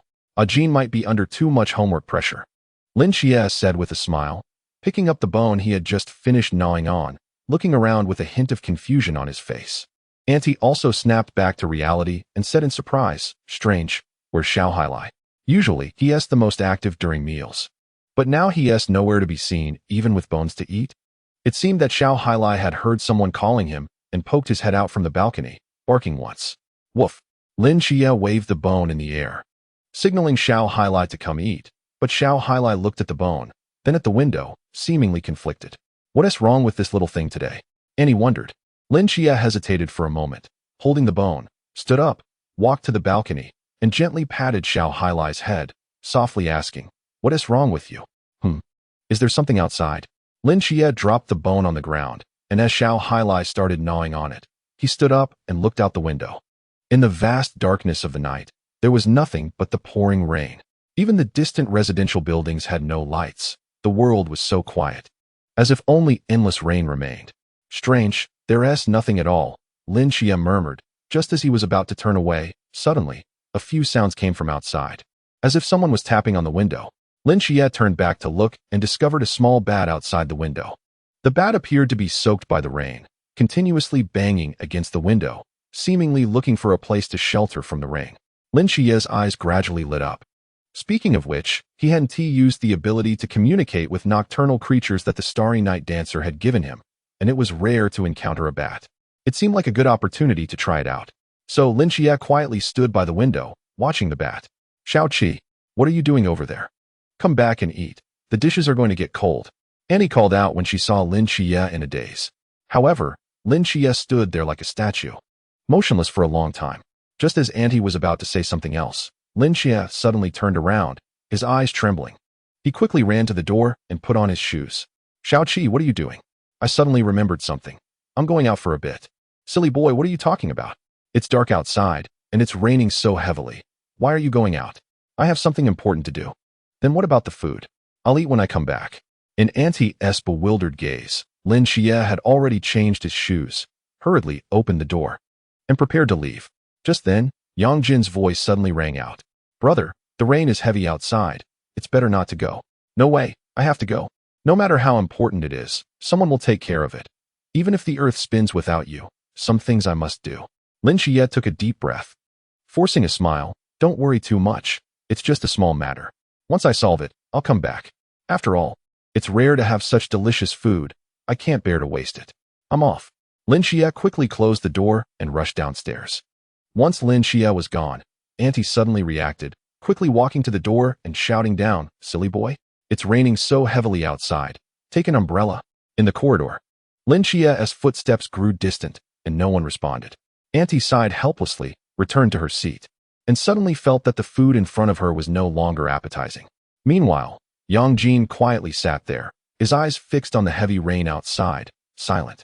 In the rain, crack, crack, crack. Zhao Kongsheng pressed the lighter several times, but the spark was extinguished by the pouring rain. He held a cigarette, sighing helplessly. What terrible luck today. Nearby, the Ghost-Faced King stood like a demon in the rain, exuding a tremendous sense of oppression. The Ghost-Faced King looked very different from ordinary ghost-faced people, being much larger. From a distance, he looked like a small mountain. Moreover, while ordinary ghost-faced people walked on all fours like animals, the Ghost-Faced King stood on 2 feet, head held high, and chest out. If one ignored his pale ghostly face and long red tongue, he resembled a human. However, this fierce and terrifying Ghost-Faced King was covered in knife wounds. Each wound seemed to be carved into flesh, leaving his body drenched in blood. Zhao Kongsheng looked at the wounds on the Ghost-Faced King. Clicking his tongue, the captain is still fierce, actually injuring it so badly. It seems he let up during our practice. The monsters in the Chuan realm are all perverse. Even if they're heavily injured, it's still a different level. I wonder how many moves I can hold up against it. Zhao Kongsheng murmured as he reached for his shoulder, gripping the hilt of his straight knife and slowly drawing it out. A heavy rain, a cigarette, a cloak, and a straight knife. The Ghost-Faced King looked at Zhao Kongsheng, his red tongue flicking, and a bloodthirsty desire appeared in his eyes. In an instant, both moved at the same time. Zhao Kongsheng, wielding the straight knife, shot out like an arrow, his eyes cold, filled with killing intent. His speed was fast, but the Ghost-Faced King was faster. Its massive body crashed through the rain, its pale ghostly face twisting violently, as if it had seen its prey, unable to contain its excitement. Clang, clang, clang.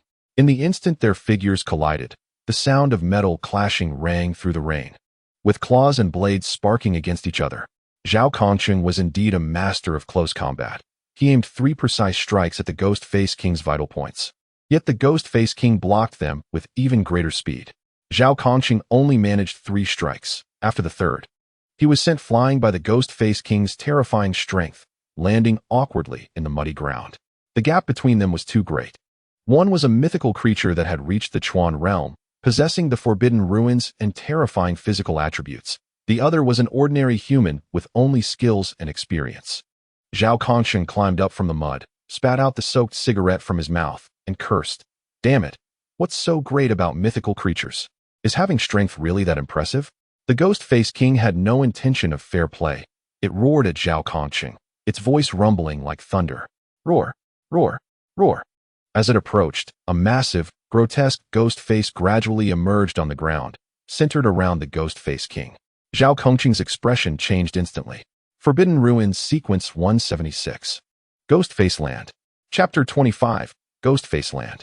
The moment this ghost face appeared, Zhao Kongqing felt as if the world had flipped upside down. An unprecedented sense of dizziness overwhelming him. He furrowed his brows, tensing his body just enough to barely stabilize himself. In his vision, everything ahead was like a spinning kaleidoscope, disordered and fragmented, with no trace to be found. Bad news, it can actually use the Forbidden Ruins. I'm done for, Zhao Kongqing muttered to himself. The words Wu Xiangnan said before the battle resurfacing in his mind. Forbidden Ruins Sequence 176. Ghost Face Land. Within the scope of the Forbidden Ruins. Can deceive the perception of all beings with a realm less than or equal to its own, reversing the concept of space. In Ghost Face Land, up and down, left and right, front and back, can change at any time according to the will of the Ghost Face King. Although it can be resisted to some extent with one's own consciousness and experience, there is no doubt that all of one's attack methods will be affected within this Forbidden Ruins, significantly reducing combat power. Therefore, aside from the captain, who is also of the Chuan realm, none of the other members can confront the Ghost Face King head-on, or it would only lead to certain death. Indeed, it is an extremely disgusting Forbidden Ruins. As a first-hand experiencer, Zhao Kongqing truly realized the perverse nature of this Forbidden Ruins. So, the captain actually managed to severely injure the Ghost Face King in this Forbidden Ruins? He's also a pervert. Zhao Kongqing took a deep breath and slowly closed his eyes. Roar, roar, roar. Roars came from all directions, making it impossible to determine the location of the Ghost Face King. The ground trembled slightly, and Zhao Kongqing could feel that the Ghost Face King was rapidly approaching. From where would it come? In reality, on that strange and sinister ghostly face. Zhao Kongqing stood with his eyes closed, like a statue, holding a knife aimed forward, his brows tightly furrowed. He was completely unaware that the Ghost Face King had quietly moved behind him. In Zhao Kongqing's perception, his vision, hearing, smell, and touch were all rapidly changing. As if he had been stuffed into a super-powerful washing machine, with erroneous information flooding his mind, making it impossible for him to distinguish anything in the real world. The Ghost Face King's eyes were fixed on the oblivious Zhao Kongqing, and a bloodthirsty smile emerged on its pale, ghostly face. It slightly leaned forward, and then crashed through the rain curtain like a giant cannonball, moving so fast that it left behind an afterimage. Its sharp claws slicing through the air with a chilling gleam, aiming for Zhao Kongqing's neck. It seemed to sense that warm blood would gush out, staining its body in a scene of exhilaration. But just as its sharp claws were about to touch Zhao Kongqing's body, an unexpected change occurred. Behind Zhao Kongqing seemed to have eyes, suddenly dodging to the side, narrowly avoiding the claw of the Ghost Face King. Immediately, the straight knife in his hand drew a long arc in the rain, aiming straight for the head of the Ghost Face King. Clang! A sharp collision sound echoed as the Ghost Face King tightly grasped the blade of Zhao Kongqing's sword, then kicked out, sending Zhao Kongqing flying like a sandbag. But even so, it couldn't hide the shock in its eyes. It couldn't understand how Zhao Kongqing had sensed its attack. Zhao Kongqing fell heavily to the ground, cried out in pain, and struggled to get up, but the corners of his mouth couldn't help but rise. Surprised? Unexpected? Zhao Kongqing propped himself up with a straight knife and smiled, his smile full of sarcasm. You truly are a pervert in this forbidden wasteland. If it were any other time, I would definitely have fallen for your tricks and died at your hands. Unfortunately, Zhao Kongqing extended a finger and pointed at the sky. It's raining today. You can deceive the perceptions of living beings, but you cannot stop the rain falling due to gravity. The raindrops falling on my skin will bring me a sense of touch. You can alter my sense of touch, making me feel as if the rain is falling from all directions on me, and I can use that to deduce the true direction. As long as you know a standard direction, the rest becomes much simpler. Zhao Kongqing chuckled, spat out a mouthful of blood and phlegm, and proudly raised the straight knife in his hand, pointing the blade at the Ghost Face King. I'm not bragging. If I had the Forbidden Ruins too, you would have died 800 times already. Roar, roar, roar. The Ghost Face King was successfully provoked by Zhao Kongqing, charging wildly towards him. Zhao Kongqing continued to keep his eyes closed, predicting the direction of the Ghost Face King's approach. Ding, ding, ding, ding. Zhao Kongqing fought fiercely with the Ghost Face King, relying on his terrifying combat intuition and experience to clash with the Ghost-Faced King for several exchanges. But it ended there. Under the full attack of the Ghost-Faced King, the mortal Zhao Kongqing quickly couldn't hold on any longer. It seized the opportunity to strike his chest hard, directly breaking 2 ribs, sending him flying. This time, Zhao Kongqing took a full 5 seconds to barely stand up. If it weren't for the dagger blocking some of the damage, this blow would have been enough to take his life. He coughed up several mouthfuls of blood, his face incredibly pale. The Ghost-Faced King stood tall in the rain, its gaze fierce, slowly approaching him. Just then, a voice suddenly came from behind Zhao Kongqing. Zhao Kongqing! Zhao Kongqing! Zhao Kongqing! Zhao Kongqing was taken aback. He vaguely felt that this voice sounded somewhat familiar. Wait, isn't this? He opened his mouth as if he wanted to say something, but after hesitating for a moment, he chose to remain silent. His gaze was filled with complexity. At this moment, outside the Wujia empty domain, Lin Xia stood near a clearing, rainwater soaking his hair, yet he seemed oblivious. Shouting at the top of his lungs, Zhao Kongqing, don't hide. I know you're nearby. After Lin Xia shouted, he calmed down and listened for a while. Besides the noisy sound of rain, there was nothing else. Damn it, the bat clearly saw a cloaked man disappear with a monster here. How could there be nothing? Could it really have been a mistake? Lin Xia frowned and looked around. Suddenly, his gaze sharpened. He saw 3 strange signposts standing alone about 10 meters away from him. Lin Xia walked over, wiped the rainwater off the signposts with his hand, and softly read the words on them. No entry ahead.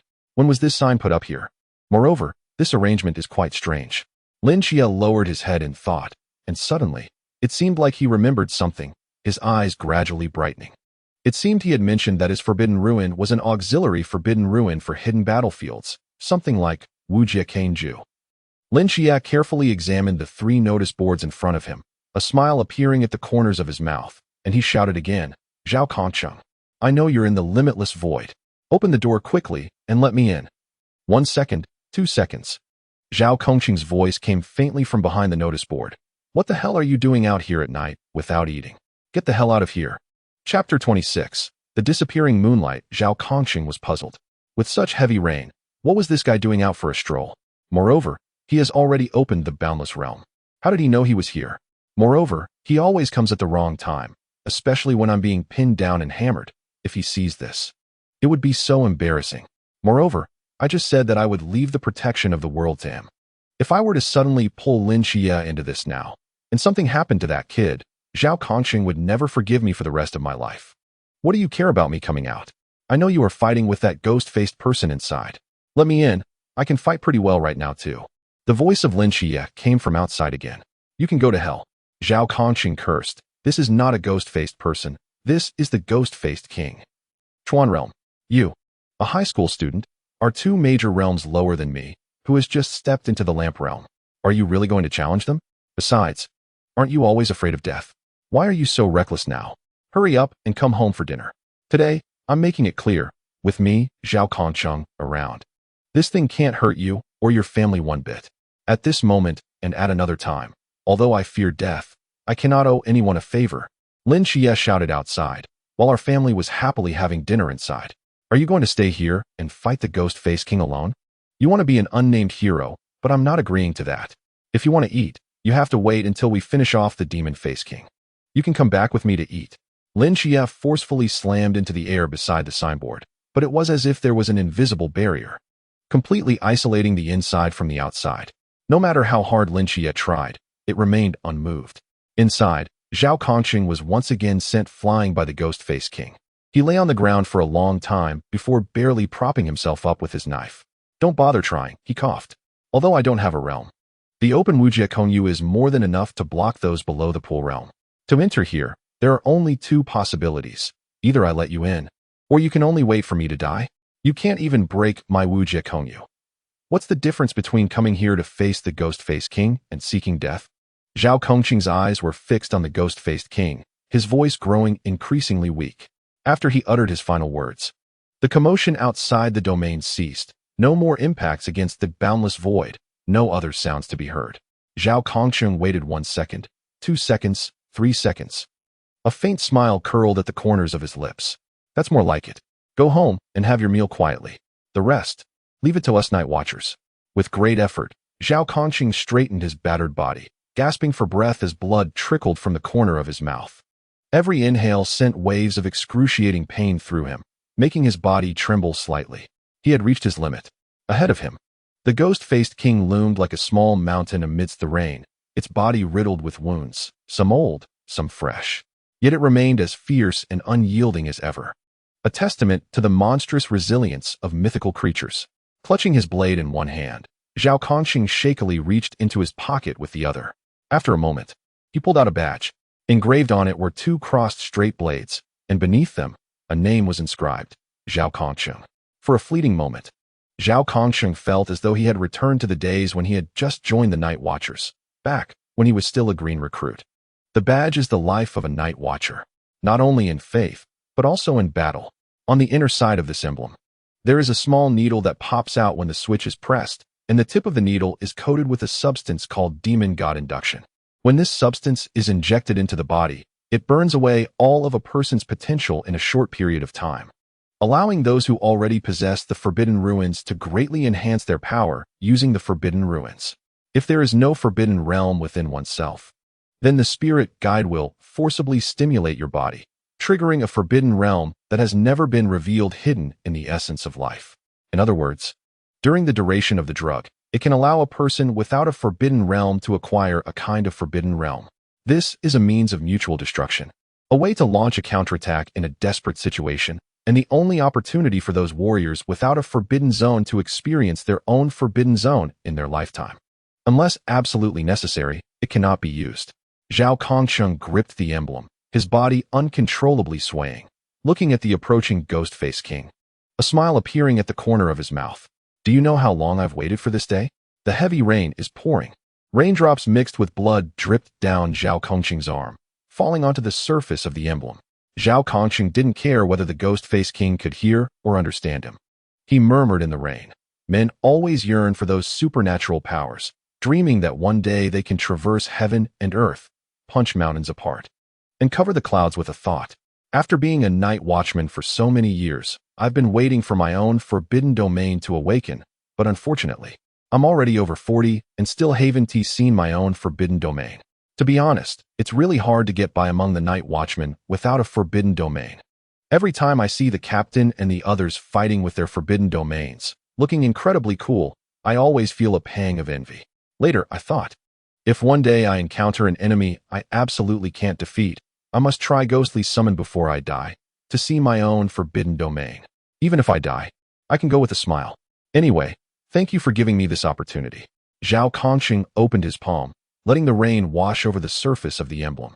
He gently rubbed the side of the emblem with his fingers, and a thin silver needle popped out. He took a deep breath and pierced the silver needle into his palm. Damn, that hurts. Zhao Kongqing grimaced and cursed quietly. At the moment the silver needle pierced his skin, he felt an overwhelming pain wash away like a tide, replaced by an unprecedented sense of power surging in his heart. Every cell in his body felt as if it had taken drugs, displaying an energy never felt before, and his heart beat like the drums of war in a battlefield. Fast and powerful. At the same time, a mysterious force field radiated outward from Zhao Kongqing. Zhao Kongqing's eyes lit up.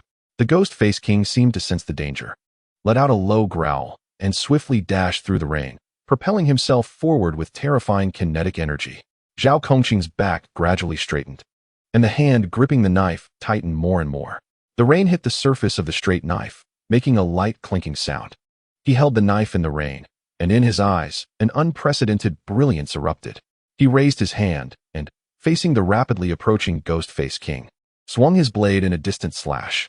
A black crescent, 4 to 5 meters high, was unleashed from the edge of the sword, silently slicing through the curtain of rain, instantly piercing the space in front of the two. The speed of this crescent was incredibly fast, so fast that the ghost-faced king didn't have time to turn around. Thus, a mutilated, ferocious arm was flung high into the air. With a single slash, he severed one of the ghost-faced king's arms. Zhao Kongqing gripped his blade, unable to suppress the upward curve of his lips. Tossing his head back, he roared with laughter. Forbidden Ruins Sequence 083, Annihilating Flash Moon. Ha ha ha, I knew it. I, Zhao Kongqing, am also a genius. Chapter 27. A glare the rain poured down like a torrential downpour. Zhao Kongqing held a straight blade in his hand. His dark red cloak soaked through, and he was drenched in blood, looking extremely disheveled. But his eyes shone brightly like stars. So this is the Forbidden Ruins. Awesome. Really f***ing awesome. Opposite him, the ghost-faced king stared in shock at his empty right arm, his pale ghostly face seemingly twisted in disbelief. He couldn't understand why the mouse, which had just been ruthlessly tormented by him, could suddenly unleash such powerful strength. But his intelligence was insufficient, and he didn't have the time to ponder. Zhao Kongqing moved. Under the influence of the ghostly medicine, his body had forgotten all injuries and returned to its optimal state. He shot forward like an arrow released from its bow, flying towards the ghost-faced king. Roar, roar, roar. The demon-faced king had crimson-red eyes, and having lost its right arm, it had completely fallen into a state of frenzy. Its muscles bulged all over its body, which expanded by a circle. Its legs bent, and the massive body suddenly leaped up, splashing a large amount of water. In midair, two figures collided at high speed. Bang, bang, bang. The movements of the two people were so fast that they became blurred, with black crescent-shaped blades splashing out, leaving large and fierce knife marks on the ground around them. Originally, Zhao Kongqing's blade couldn't break through the ghost-faced king's defenses at all, and in terms of both strength and speed, he was at an absolute disadvantage. This was the fundamental reason why he had just been beaten so badly. But now, with Ming Shengshanyu, Zhao Kongqing's own lethality had reached a terrifying level, and every strike could leave a deep scar on the ghost-faced king's body. Although Zhao Kongqing is still inferior to Ghost-Faced King in terms of strength and speed, once he compensates for his shortcomings in lethality, he can make up for the other deficiencies with experience. Even if his physical fitness is significantly worse than that of Ghost-Faced King, he can still pin the opponent down and beat them. It turns out that Zhao Kongqing did not lie. When he had the Forbidden Ruins, he could kill the Ghost-Faced King 800 times, if given enough time. Defeating the Phantom King would just be a matter of time. The key issue is that he doesn't have that much time. Although using the Demon Goddess summon can unleash a person's full potential, its duration is not long. It has been almost 10 seconds since Zhao Kongqing unleashed the Forbidden Void, and the time left for him is running out. Zhao Kongqing, who is currently locked in a fierce battle with the Phantom King, can clearly feel his strength waning, and the pain that had been suppressed is gradually returning. Even the black crescent he swings is getting smaller and smaller. The Ghost-Faced King seemed to have noticed his change in condition and, at the cost of forcibly consuming his original source, launched an even more ferocious offensive. After exchanging several rounds, the Ghost-Faced King seized the opportunity and delivered a heavy punch to Zhao Kongqing's chest. Boom! A muffled sound echoed in the air, and Zhao Kongqing was like a kite with a broken string, flying out in a disheveled manner before crashing heavily to the ground. Why does it hurt so much? The pain feels like raging waves, washing over every nerve in Zhao Kongqing's body. He gritted his teeth, his eyes filled with bloodshot veins. Coughing up blood, he slowly crawled up from the mud. His gaze was fixed on the Ghost-Faced King, the flames burning in his eyes still undiminished. He could still breathe. His Forbidden Void was still there, and he could still fight. The Demon-Faced King is not dead yet. He cannot fall. He propped himself up with his straight sword, shaking as he stood up, and at that moment, a sudden change occurred. Boom! A loud noise came from behind Zhao Kongqing. The sky above trembled slightly, and a crack opened up.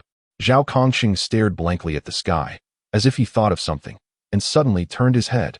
Not far behind him, an invisible canvas that covered the sky had already torn open a corner. Through that incomplete crack, a boy with golden eyes was slowly walking towards him. Zhao Kongqing's mouth dropped open. His expression was as if he had seen a ghost. How did you get in here? Lin Xia brushed aside his rain-soaked hair, his dual pupils resembling a burning furnace, hot and sacred. He sighed helplessly, admitting that this Wujia void was indeed quite tough. However, fortunately, I have these eyes that can find its weakest point, and thankfully, it is now night.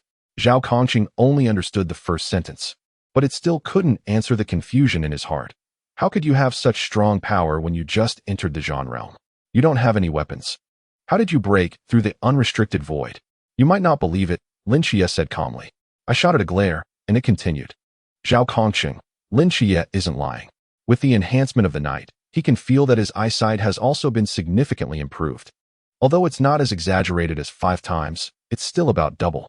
Before obtaining Starry Night Dancer, he could single-handedly kill the ghost-faced man using the Seraph's divine might.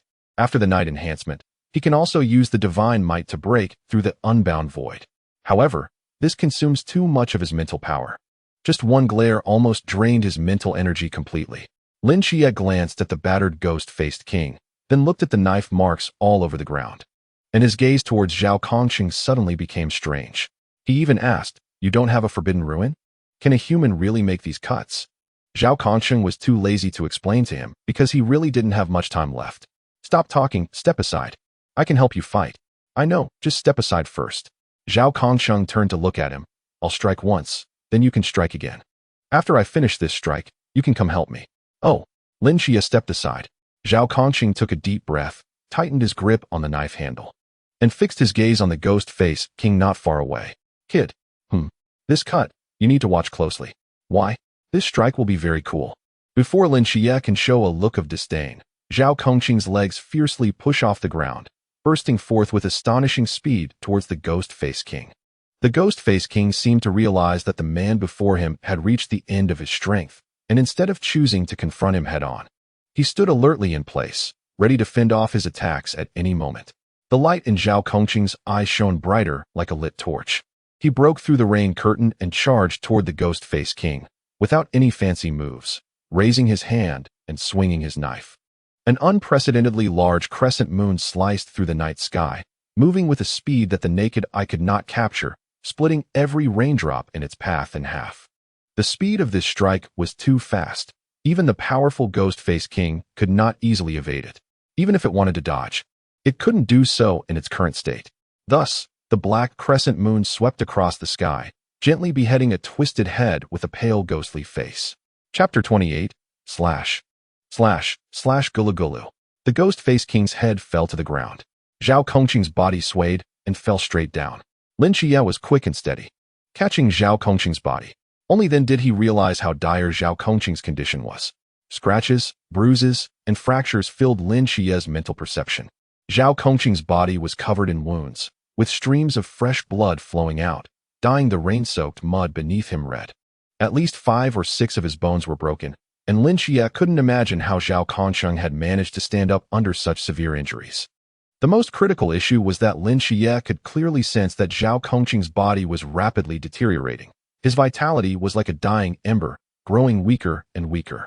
Lin Xia sat beside Zhao Kongqing in a daze. "Your body, cough, cough, cough. It's nothing, just the after effects of forcibly unleashing my potential. If this continues, you will die." "I know. Is it okay to die?" "Hee hee." Zhao Kongqing wants to laugh, but halfway through his laughter, he starts coughing up blood. It's not a loss. At least before dying, he experienced the forbidden ruins. And what else? And I did it, wielding my sword towards the abyss, staining the sky with blood. Zhao Kongqing trembled as he reached out, touching the muddy ground beneath him, only to pull back a hand covered in blood. With that much blood, even if it couldn't stain the sky, it would surely dye a patch of the earth. Lin Xia froze. "But, behind you, there aren't countless people. No one sees your efforts except me. Is it still worth it?" Zhao Kongqing smiled and didn't answer. "Do me a favor," he said. "There's a pack of cigarettes in my pocket. Help me light one." Lin Xia fumbled around in Zhao Kongqing's chest pocket for a while, pulling out a cigarette soaked by the rain, and then took out a lighter from his pants pocket. He placed the cigarette in Zhao Kongqing's mouth, shielding the lighter with his hand to prevent it from getting wet, and pressed it several times. Click, click, click. A flicker of flame ignited, lighting the cigarette in Zhao Kongqing's mouth. He took a deep drag, letting out a long sigh, as if the weight of the world had lifted off his shoulders. With the cigarette between his lips, Zhao Kongqing gazed at the gray, overcast sky, raindrops falling on his face and sliding down his cheeks. "Lin Xia. I slashed the ghost-faced king with a knife. Did you see it?" "I saw it." Zhao Kongqing's mouth couldn't help but curl up. He was very happy. Lin Xia nodded, just about to say something, when suddenly, his whole body shook slightly. He stiffly turned his head and saw in the distance, in the mud, a towering headless corpse slowly crawling up. On its body, a pale and eerie ghost face was crawling quickly like a parasite, moving from its legs to its back, and then from its back to its chest. Finally, it settled on the chest of the ghost-faced king. Meanwhile, the pale ghost face that had just been on the severed head had already disappeared without a trace. Lin Xia's pupils suddenly contracted. The ghost-faced king is not dead yet. The rain is still falling. Zhao Kongqing gazed at the sky, still savoring the scene he had just witnessed, unaware of Lin Xia's changing expression. Damn it, the guy that even the captain couldn't kill was killed by me? Lin Xia, what do you think? Am I impressive, or what? Lin Xia was silent for a moment, then lowered his head to look at Zhao Kongqing in his arms and nodded heavily. Impressive. Having achieved such great merit, if I can survive, I should be able to become a general, right? Definitely. Lin Xia's eyes were filled with certainty. You must survive. Hee. Zhao Kongqing seemed to have imagined some scene, a look of satisfaction spreading across his face. However, the light in his eyes was gradually fading. Lin Xia's hands trembled slightly as he shook Zhao Kongqing's body and whispered urgently, Zhao Kongqing, you haven't become a general yet. You can't die. Zhao Kongqing seemed to no longer hear Lin Xia's voice, his eyes gradually becoming unfocused. He opened his mouth, and his voice sounded like a faint mosquito. Was I just handsome? Handsome. Lin Xia's lips trembled as he nodded firmly, very handsome. Handsomer than anyone I've ever seen. Zhao Kongqing's lips curved into a faint arc, his eyes slowly closed, and his body relaxed. Zhao Kongqing was dead. The sound of rain fell like a cascade as Lin Xia sat there in a daze, the rain blurring his vision, yet his gaze remained fixed on Zhao Kongqing. Until the heavy footsteps sounded again. Lin Xia pressed his lips together, took a deep breath, and slowly sat up from the ground. He turned around, his gaze landing on the distant headless corpse of the ghost-faced king, as if a blazing sun was burning fiercely in his eyes. He took 2 steps forward and drew a straight knife that was angled into the ground. That is Zhao Kongqing's knife. Lin Xia gripped the knife tightly, stepping forward towards the ghost-faced king. The rain soaked him through, but it could not extinguish the anger burning in his heart, and those burning golden eyes. The ghostly face on the corpse of the ghost-faced king twisted, seemingly silent, but screaming in agony. Its steps grew faster and faster, eventually resembling a staggering giant beast. Charging towards Lin Xia, the headless ghost-faced king, whose right arm was severed by Zhao Kongqing, can only rely on the claws of his left hand to unleash attacks like a raging storm. Lin Xia held the knife, always able to foresee its attack trajectory as if he had the gift of foresight, then dodged like lightning to avoid the strike. He resembled a midnight butterfly, swaying in the fierce gale, yet never touching a single leaf. The terrifying dynamic vision combined with the speed enhancement of the starry night dancer made Lin Xia seem like a ghost at that moment. He dodged the ghost-faced king's attacks more than a dozen times without changing his expression, then raised his hand and swung the knife fiercely. This time, his target was not any vital part of the body, but the pale ghost face residing in the chest of the ghost-faced king. If he guessed correctly, this ghostly face is the true form of the ghost-faced king. Although Zhao Kongqing had previously severed the ghost-faced king's head, he did not harm this ghostly face, which is why the ghost-faced king could come back to life. Lin Xia's body danced in the gaps between the attacks of the ghost-faced king, wielding the straight knife in his hand, striking again and again against that ghostly face. Although he had a 5-fold increase in strength, he still couldn't inflict any substantial damage on the ghost-faced king, only leaving behind a shallow blood mark. But that didn't matter. If one strike couldn't kill, then strike 10 times, 100 times. This time he aims to chop the ghost-faced king into pieces. 1 knife, 2 knives, 3 knives. The ghost-faced king couldn't reach Lin Xia, but Lin Xia could strike the ghost-faced king. Gradually, the wounds on the ghost-faced king's chest became more and more numerous, more and more bloody, and his expression grew increasingly pained. Soon, the attack of the ghost-faced king slowed down. A murderous intent flashed in Lin Xia's eyes as he seized the opportunity and gripped the straight knife in his hand. With all your might, stab at the ghostly face. A piercing and shrill scream echoes through the sky. Chapter 29, 10 years Lin Xia's knife pierced through the ghost face. But that was not the reason for the ghost-faced king's painful howl. The real cause of the ghost-faced king's heart-wrenching wail was Lin Xia's eyes. Under that scorching golden light, the ghost face melted away like a candle in flame, rapidly dissolving. Although this golden light lasted only a moment, it was enough to completely extinguish the already dying ghost-faced king's vitality. In the end, under Lin Xia's gaze, that ghost face solidified into a wrinkled, semi-solid mass, leaving no trace of the ghost face behind. At the same time, Lin Xia felt a warm current flowing from his hand gripping the knife, slowly flowing into his body. He furrowed his brows slightly, stepped on the ghost face's body, and pulled out the straight knife. After a moment's thought, he bent down to pick up the pale ghost face mass, only to feel a darkness before his eyes, nearly collapsing to the ground. Although he was enhanced by the starry night dancer, the intense and perilous battle had greatly depleted his physical strength.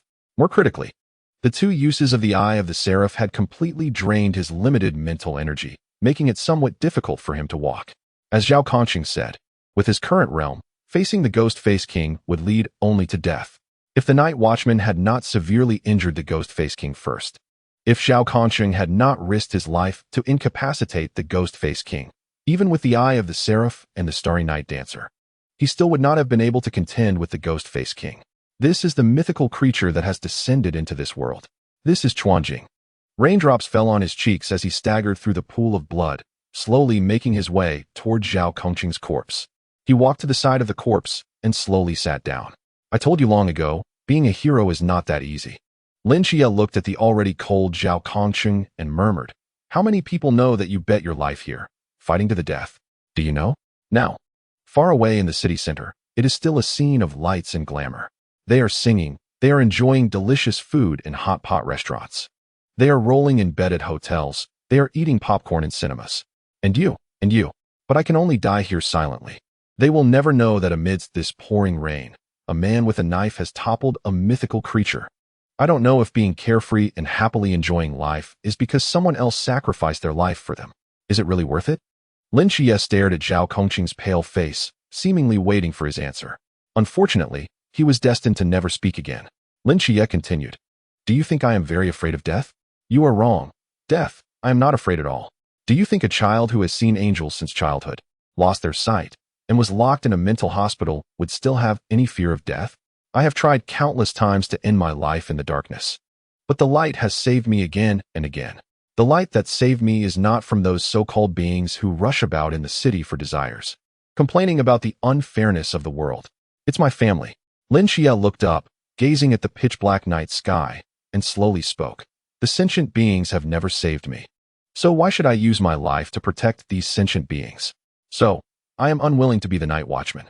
Lin Xia turned his head, his gaze falling on the low house in the heavy rain, a hint of confusion appearing in his eyes. "However, I am someone who cannot owe others any favors. You saved my entire world. What can I do for you?" Lin Xia paused for a moment and continued, "I know that the Night's Watch has good benefits. Even if you die, your wife and children will receive the best treatment. And as for your funeral, the Night's Watch will definitely arrange it with dignity. You don't lack money, and I don't have any money. So, how exactly am I supposed to repay you for this enormous favor?" Lin Xia sat there in a daze. And after a while, he turned to look at the distant low house.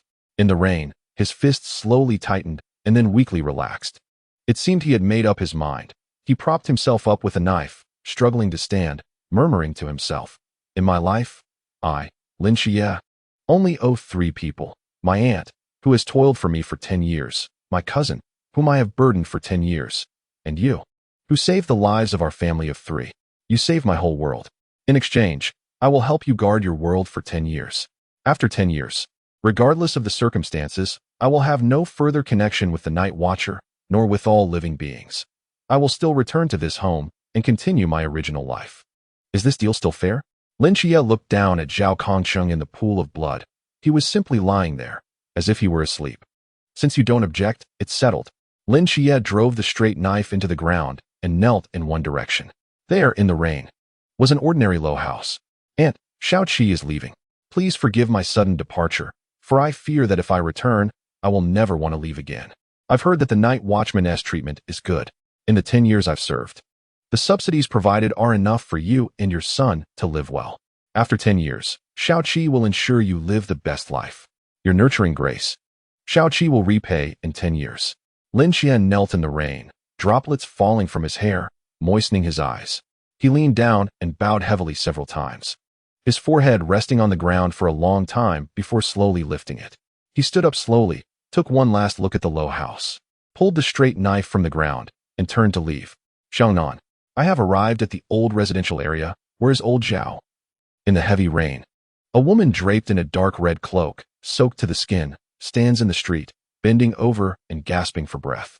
With a black long box strapped to her back, on the open space, 2 buildings in front of you, Wu Xiangnan's voice comes through the earpiece. He pauses, his voice slightly suppressed, Hongying, "You need to be prepared." "Prepared for what?" Wu We lost contact with him a few minutes ago.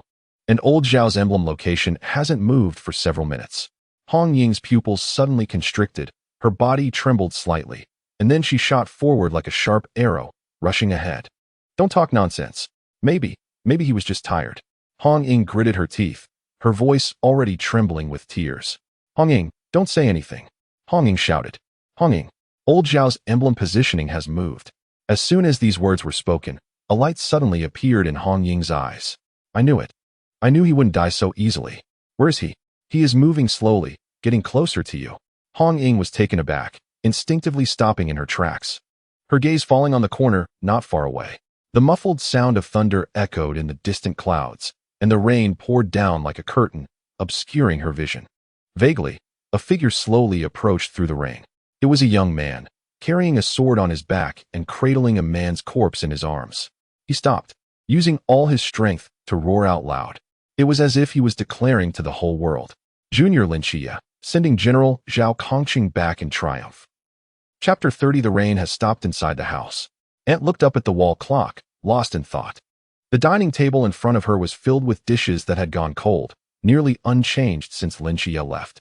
After an unknown amount of time, Yang Jin reached out and picked up a piece of meat with his chopsticks, placing it in Aunt's bowl. Mom, let's eat. Aunt shook her head with a sigh. You said your brother ran out in the middle of the meal. Why hasn't he come back yet? Is something wrong? Rest assured, he won't get into any trouble. Maybe some of my classmates saw that his eyes are better and insisted on taking him out for dinner, Yang Jin said softly to comfort. Hearing Yang Jin's words, Auntie's expression visibly relaxed a bit, but she soon became worried again. But he went out without an umbrella. Mom, Yang Jin stood up, pointed out the window, and calmly said, the rain has stopped. The rain had indeed stopped. The hazy moonlight penetrated through the clouds, spilling into the silent night, where all was quiet.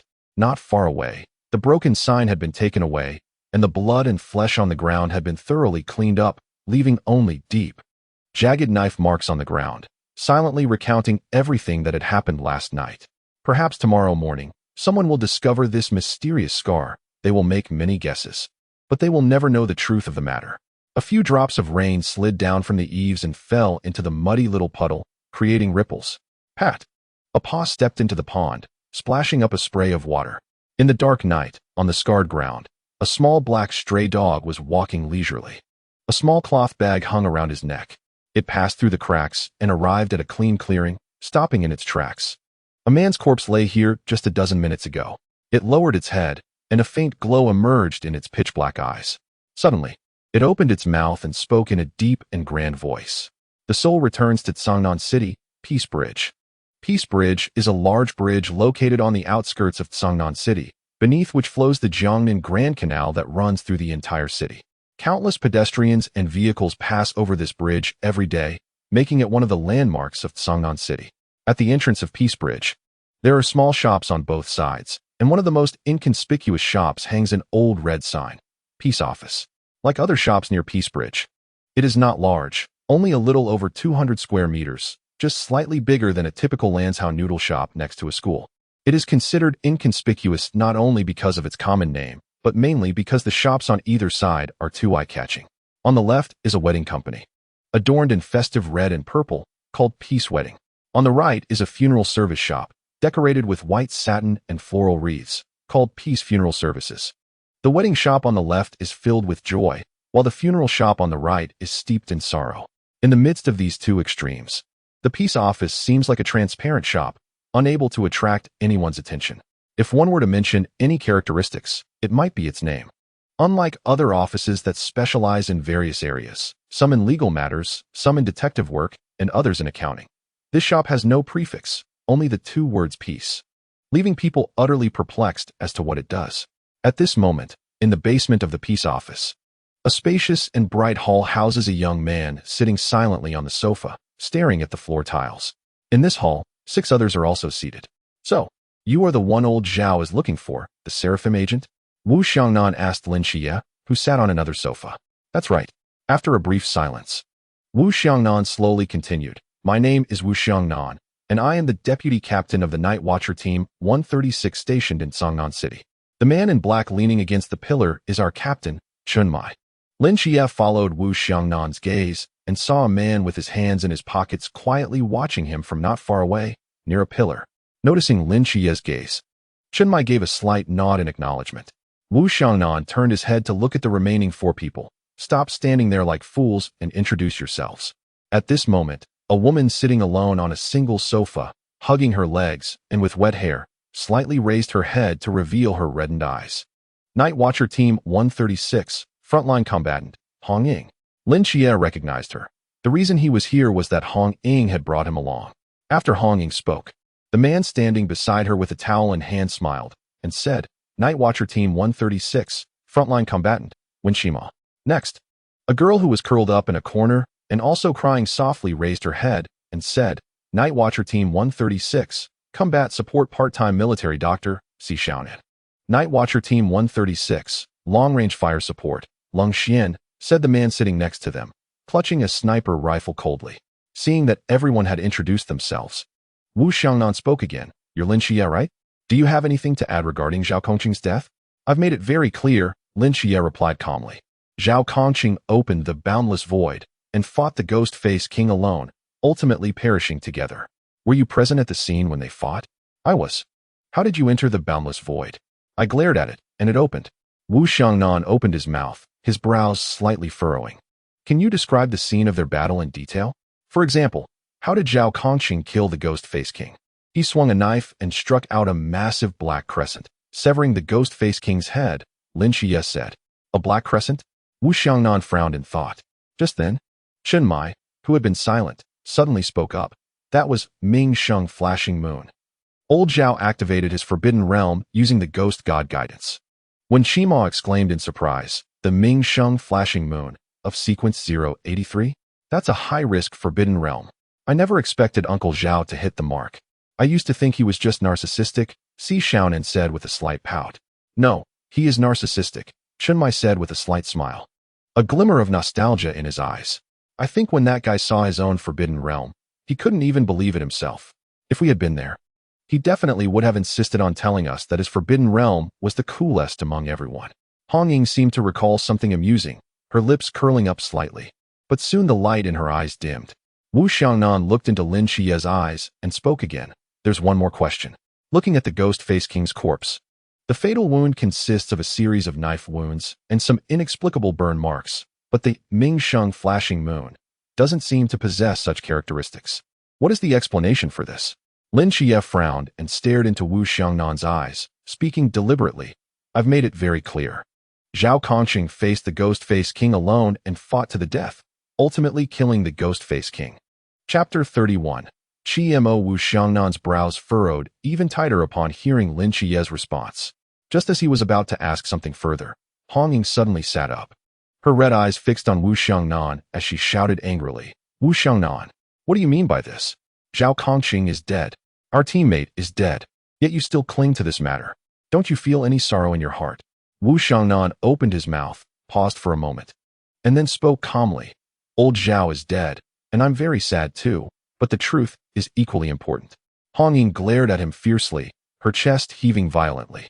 She let out a cold laugh, slammed the black box in her hand heavily on the ground, and turned to walk towards the basement exit. When Shima, standing nearby, wanted to say a few words of comfort but felt a tug on his sleeve and turned around in confusion. Si Xiaonan was standing next to him, shaking her head. So, those at the scene. Xiangnan, that's enough. Wu Xiangnan was about to press Lin Xia for more answers when the captain, Chen Mai, who had been standing at the edge, suddenly spoke up, interrupting him. Lin Xia has made himself very clear. As for the details, there's no need to continue probing. This matter ends here. Chen Mai walked behind Wu Xiangnan with his hands in his pockets and patted him on the shoulder. Wu Xiangnan turned in shock. Seeing Chen Mai's unwavering gaze, hesitated for a moment, and reluctantly nodded. Chen Mai sat down slowly on the sofa opposite Lin Xia. Now that Zhao Kongqing's matter is settled, it's time for us to talk about you, Lin Xia. Talk about what? As far as I know, Zhao Kongqing once invited you to join the Night Watchers. But you refused. Later, he even told us that he lost track of you. If you don't bring Zhao Kongqing's body out, we might never find you again. Since that's the case, why do you want to join the Night Watchers now? Chen Mai stared deeply into Lin Xia's eyes. To repay a favor, Lin Xia said calmly. Chen Mai was taken aback. A favor? I had an agreement with him that I would join the Night Watchers. Lin Xia paused. However, I have a condition. What condition? I will only stay with the Night Watchers for 10 years. After 10 years, I will leave. Upon hearing this, everyone present was stunned, their expressions turning strange. The Night Watchers are not community volunteers. Once you join, you can't leave. So I can't agree to your 10-year term. No one in the entire Night Watchers organization can give you that promise. Just as Lin Xia was about to say something, Chen Mai spoke again. However, if after 10 years you have the ability to leave the Night Watchers on your own, and the higher-ups have no way to stop you, then that's a different story. In short, there's no way to leave the Night Watchers through proper procedures. Okay. Surprisingly, Lin Xia nodded decisively. If I can't leave after 10 years, then that's my problem. Hearing Lin Xia's almost reckless answer, Si Xiaonan and Wen Qima were both shocked, their mouths agape. Even the icy Xianyan blinked, glancing at Lin Xia a couple of times. In that case, I will immediately submit your application to the higher-ups, but until the training camp is completed, you won't be considered an official member. Training camp? The Night Watchers are a semi-militarized organization. All newcomers must participate in a year-long training camp before officially joining, learning skills such as combat, firearms, operational deployment, and the use of restricted areas. When does it start? Every September, which is a month from now. Before you complete the training camp, you will only be considered a temporary member of our team. At this point, Chen Mai seemed to remember something and solemnly reminded. As a temporary member, we do not provide food and accommodation. No food and accommodation? Lin Xia exclaimed. Isn't the welfare of the Night Watchers supposed to be great? How can they be so stingy? So, where will I stay this month? Lin Xia panicked. At your aunt's house? No, if he goes back. There's a 99% chance he won't come out again. He might even run away with his whole family. However, he definitely has to notify his aunt, at least to let her know he's safe. So he planned to write a letter home, saying he was going to join the army, which would ease her worries. But now the problem is, if the Night Watchers won't let him stay, does that mean he has to sleep on the streets? It's okay. You can stay at my house. Just then, Hong Ying, who had been secretly hiding behind the door, poked her head out and said softly, my house is quite big. Giving you a room is no problem. Hong Ying, didn't you leave angrily? When Qima exclaimed, I remembered I forgot something, so I came back, okay? Hong Ying glared at her, stepped into the room, picked up the black box on the floor, and shot Wu Xiangnan another glare. Wu Xiangnan, under Wu Xiangnan's speechless gaze. Hong Ying walked up to Lin Xia and said gently, don't worry, since you're a member of our team, sister will definitely take care of you. Temporary. He's a temporary member, Chen Mai corrected seriously, and besides, you two might not even know who is older. You can't be so hasty in calling him brother. Captain, you're too rigid. Hong Ying stuck out her tongue at Chen Mai, ripped off a piece of paper from the table, wrote down an address, and stuffed it into Lin Xia's hand. Brother Xia, I still need to go practice shooting. If you can't find me after the paperwork is done, just head back on your own. Hong Ying's face was very close to Lin Xia's. Close enough for him to clearly smell her faint fragrance and see her eyelashes flutter slightly. Those clear eyes smiled at Lin Xia, resembling a pool of autumn water in a golden maple forest, pure and moving, yet full of warmth. I must say, Hong Ying is very pretty, with fair skin, a delicate nose, red lips, exquisite features, and a curvy figure. Lin Xia quickly averted his gaze. A strange blush appeared on his face. This was the first time he had been so close to a girl, especially someone as naturally charming as Hong Ying. Thank you, Sister Hong Ying. Aha! Hong Ying suddenly stood up, laughing excitedly, startling Wu Xiangnan behind her. What's wrong with you? Wu Xiangnan said irritably. Mind your own business. Hong Ying pouted. Who told our new brother to have such a nice name? Lin Xia's mouth twitched slightly, instinctively tilting his head to the side. Just then, Wen Qima walked over with a smile. Hong Ying, stop bullying the newcomer. Xia, let's go. I'll show you around and talk to you about the Night Watchers. Lin Xia felt as if he had been granted a reprieve, following Wen Qima out the door and down the stairs to the ground floor. Xia, in the hallway. Wen Qima suddenly spoke. What is it, Senior Wen Qima? Ahem, don't call me senior. That feels too distant. Besides, I should only be 2 or 3 years older than you. Wen Qima scratched his head awkwardly. Just call me by my name, or like them, call me Qima. Okay. Actually, I have a rather unreasonable request. Wen Qima stopped and looked seriously into Lin Xia's eyes. What? Can I stay at Hong Ying's house with you tonight? I've wanted it for a long time. Lin Xia, Chapter 32 Night Watchers. Lin Xia looked at Wen Qima, his expression gradually becoming strange. Wen Qima chuckled, just kidding. I noticed you seemed too tense in there, so I wanted to help you relax." He gazed into Lin Xia's eyes, his expression softening. After all, anyone who witnessed such a brutal battle wouldn't be able to walk away easily, especially since you were just a high school student. Lin Xia was taken aback. He pressed his lips together and fell silent. When Shima was right, even Lin Xia himself hadn't noticed how bad his mental state was.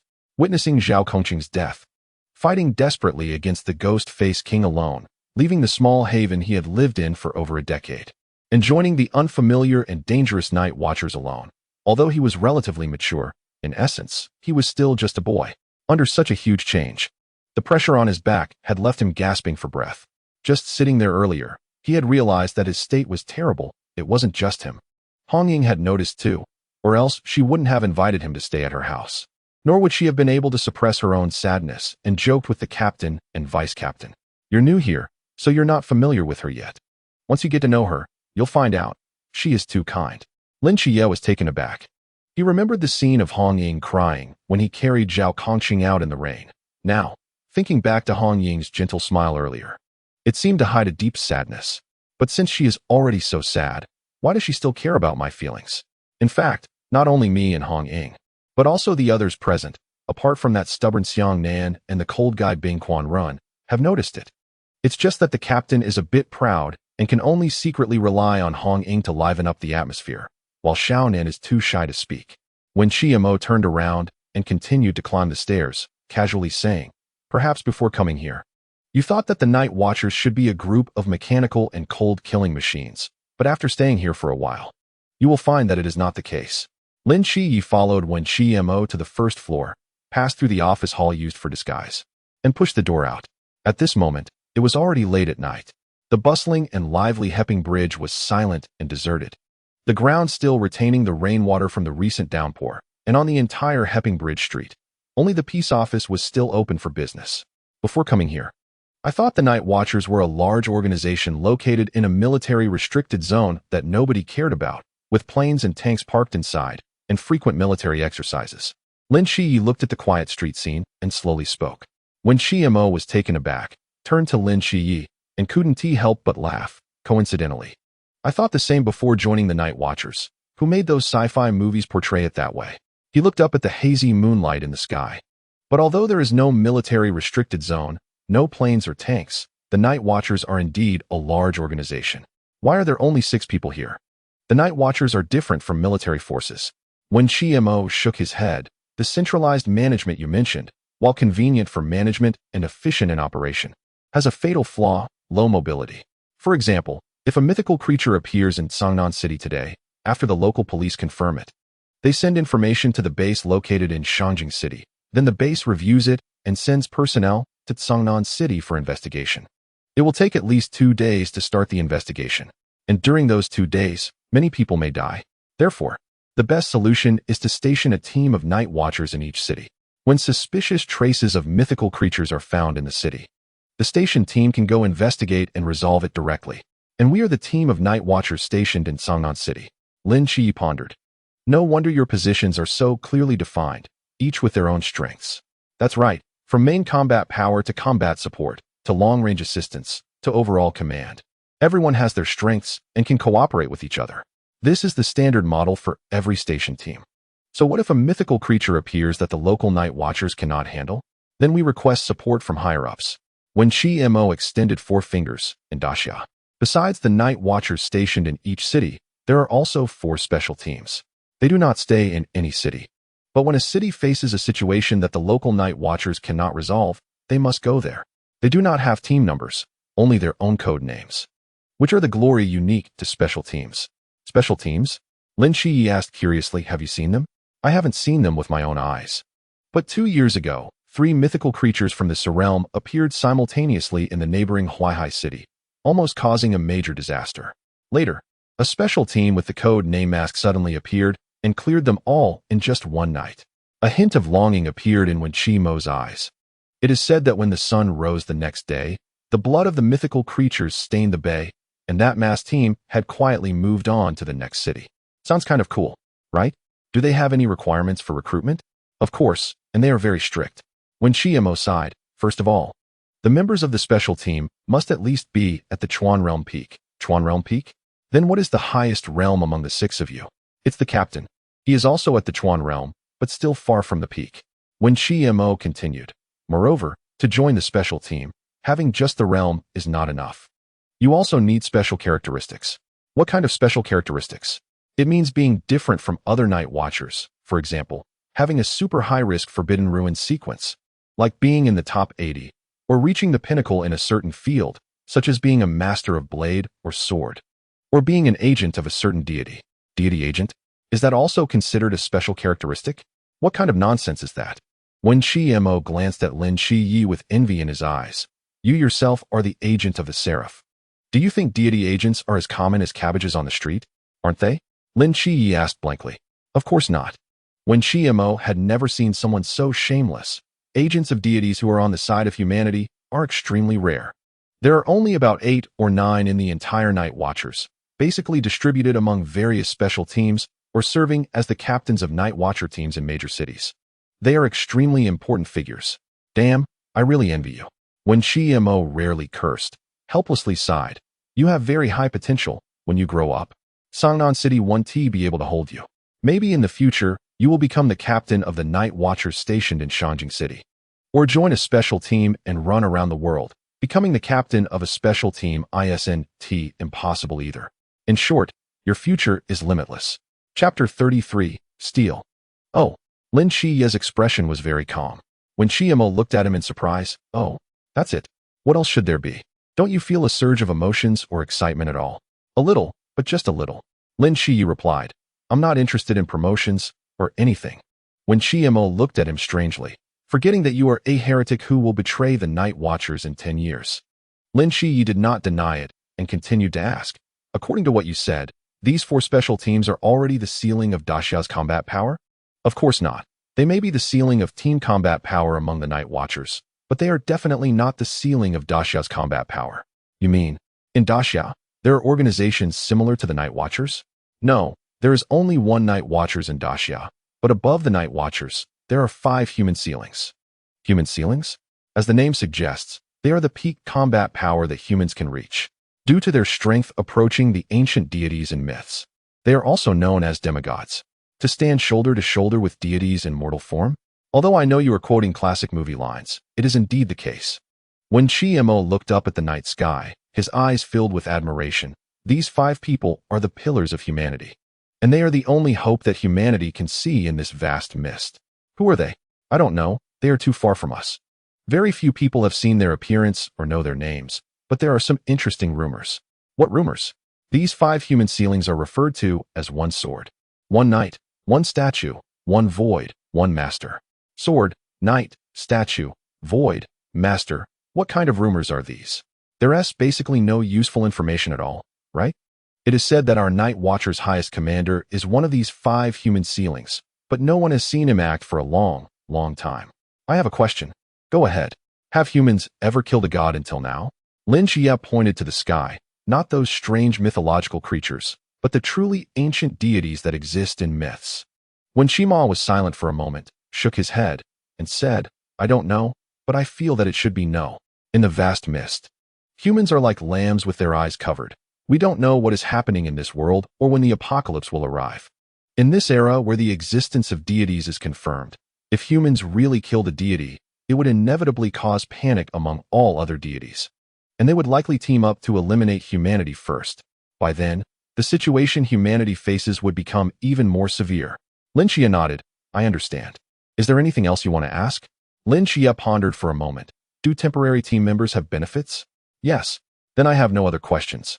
So, after asking so many questions, is that the only one you care about the most? Of course. Lin Xia nodded confidently. Special teams and those human ceilings are too far from me. I prefer to keep my feet on the ground. All right. When Shima turned his head and asked, Are you tired? Not tired. Then I'll take you to a place. Is it serious in the middle of the night? Serious. When Shima's mouth twitched. Then fine. Lin Xia reminded. Don't forget, I'm still underage. When Shima. A few minutes later, the car slowly stopped in a silent, deserted wilderness. Lin Xia opened the door and got out, looking around cautiously, his eyes filled with vigilance as he looked at Wen Shima. Why did you bring me here? Wen Shima silently rolled his eyes and pointed to a graveyard not far away, over there. Lin Xia followed the direction he was pointing and fell into silence. He vaguely guessed that when Qima brought him here for a reason. The two walked along a narrow path and quickly reached the outskirts of the graveyard. This graveyard is not large. Compared to the public cemetery on the edge of the city, this place is obviously much smaller. But both the craftsmanship of the tombstones and the spacing between them are far beyond what an ordinary public cemetery can compare to. The tombstones here seem more exquisite and orderly. This is the cemetery of the Night Watchers in Songnan City. When Qima said calmly, since the Great Xia Special Biological Response Team officially transformed into the Night Watchers in 1936 and adopted a management form of one team per city, this place has been designated as the final resting place for the Night Watchers who died in Songnan City. Of course, this is just the default resting place. When each person officially joins the Night Watchers team, they can specify whether they want to be buried in the Night Watchers cemetery, cremated, or buried back in their hometown, etc. Back then, Zhao Kongsheng chose to be buried in the Night Watchers cemetery. He said he had too much blood on him and was afraid of scaring his ancestors if he returned to their graves. As he spoke, when Qima's mouth curled into a smile, as if he could see Zhao Kongsheng saying that without a care in the world. Lin Xia silently looked at the standing tombstones around, his brow slightly furrowed. So many. In this cemetery, there are at least 60 or 70 different tombstones, and most of them are new. From 1936 until now, it has been 85 years. When Qima sighed and said, at first, our sacrifices were indeed few. After all, there wouldn't be many mythological creatures appearing in each city each year, and even if they did, their levels weren't high. But as time passed, the speed at which mythological creatures descended became faster, and their power grew more terrifying, leading to more and more casualties. Nearly half of the tombstones you see here are from the last 20 years, before Captain Chun Mai came to guard Songnan City. It is said that 2 team members would die here every year, and only after the captain arrived did the death rate significantly decrease. Lin Xia's mind conjured up the image of that taciturn figure in black, and he couldn't help but feel admiration. But Zhao Kongsheng just sacrificed tonight. Is his tombstone already prepared? Lin Xia suddenly thought of something and asked in confusion. No. Then why are we here? When Qima raised his hand and pointed into the distance, look at that. Lin Xia followed his hand and saw a faint light gradually brightening in the dark graveyard. Under the weak light, Hong Ying, with red eyes, was sitting beside an empty space, holding a blank tombstone in her arms and slowly carving it with a carving pen. Tears slid down her cheeks and fell onto the tombstone, only to be hurriedly wiped away. In that moment, she had lost any trace of her previous vitality. She said she was going to practice shooting, right? Lin Xia stared blankly at this scene. She lied. When Qima shook his head, it's an unwritten rule that the tombstones of the Night Watchers are carved by the deceased teammates. Originally, this tombstone should have been carved by me. Although she didn't say it, I actually know in my heart that she is the one who wants to help Zhao Kongsheng carve the tombstone the most. Their relationship is very good, really good. So even if she lied so blatantly, I still turned a blind eye and let her secretly carve the tombstone. Lin Xia and Wen Qima quietly stood there, watching Hong Ying focus on carving the tombstone, not saying a word for a long time. Under the hazy moonlight, in the silent graveyard, only the carving knife in Hong Ying's hand emitted a faint mournful sound. Aren't you going to go say hello? After a long time, Lin Xia asked Wen Qima, if we go say hello now, it would only make her embarrassed. Her skin is too thin. But it feels like we are peeping at someone else's secret like perverts. Lin Xia felt a bit awkward. When Qima turned to look at him, a hint of a smile appearing in his eyes. Do you think we are the only perverts peeping from the side? Chapter 34. What do you want to do? In the graveyard, on the other side of the woods, Xiangnan, Wu Xiangnan, lying on the ground, jolted and turned his head sharply, breathing a sigh of relief upon seeing the newcomer. Captain, it's the middle of the night. Please don't move silently in the graveyard. You almost scared me to death. Wu Xiangnan clutched his pounding heart and took a deep breath.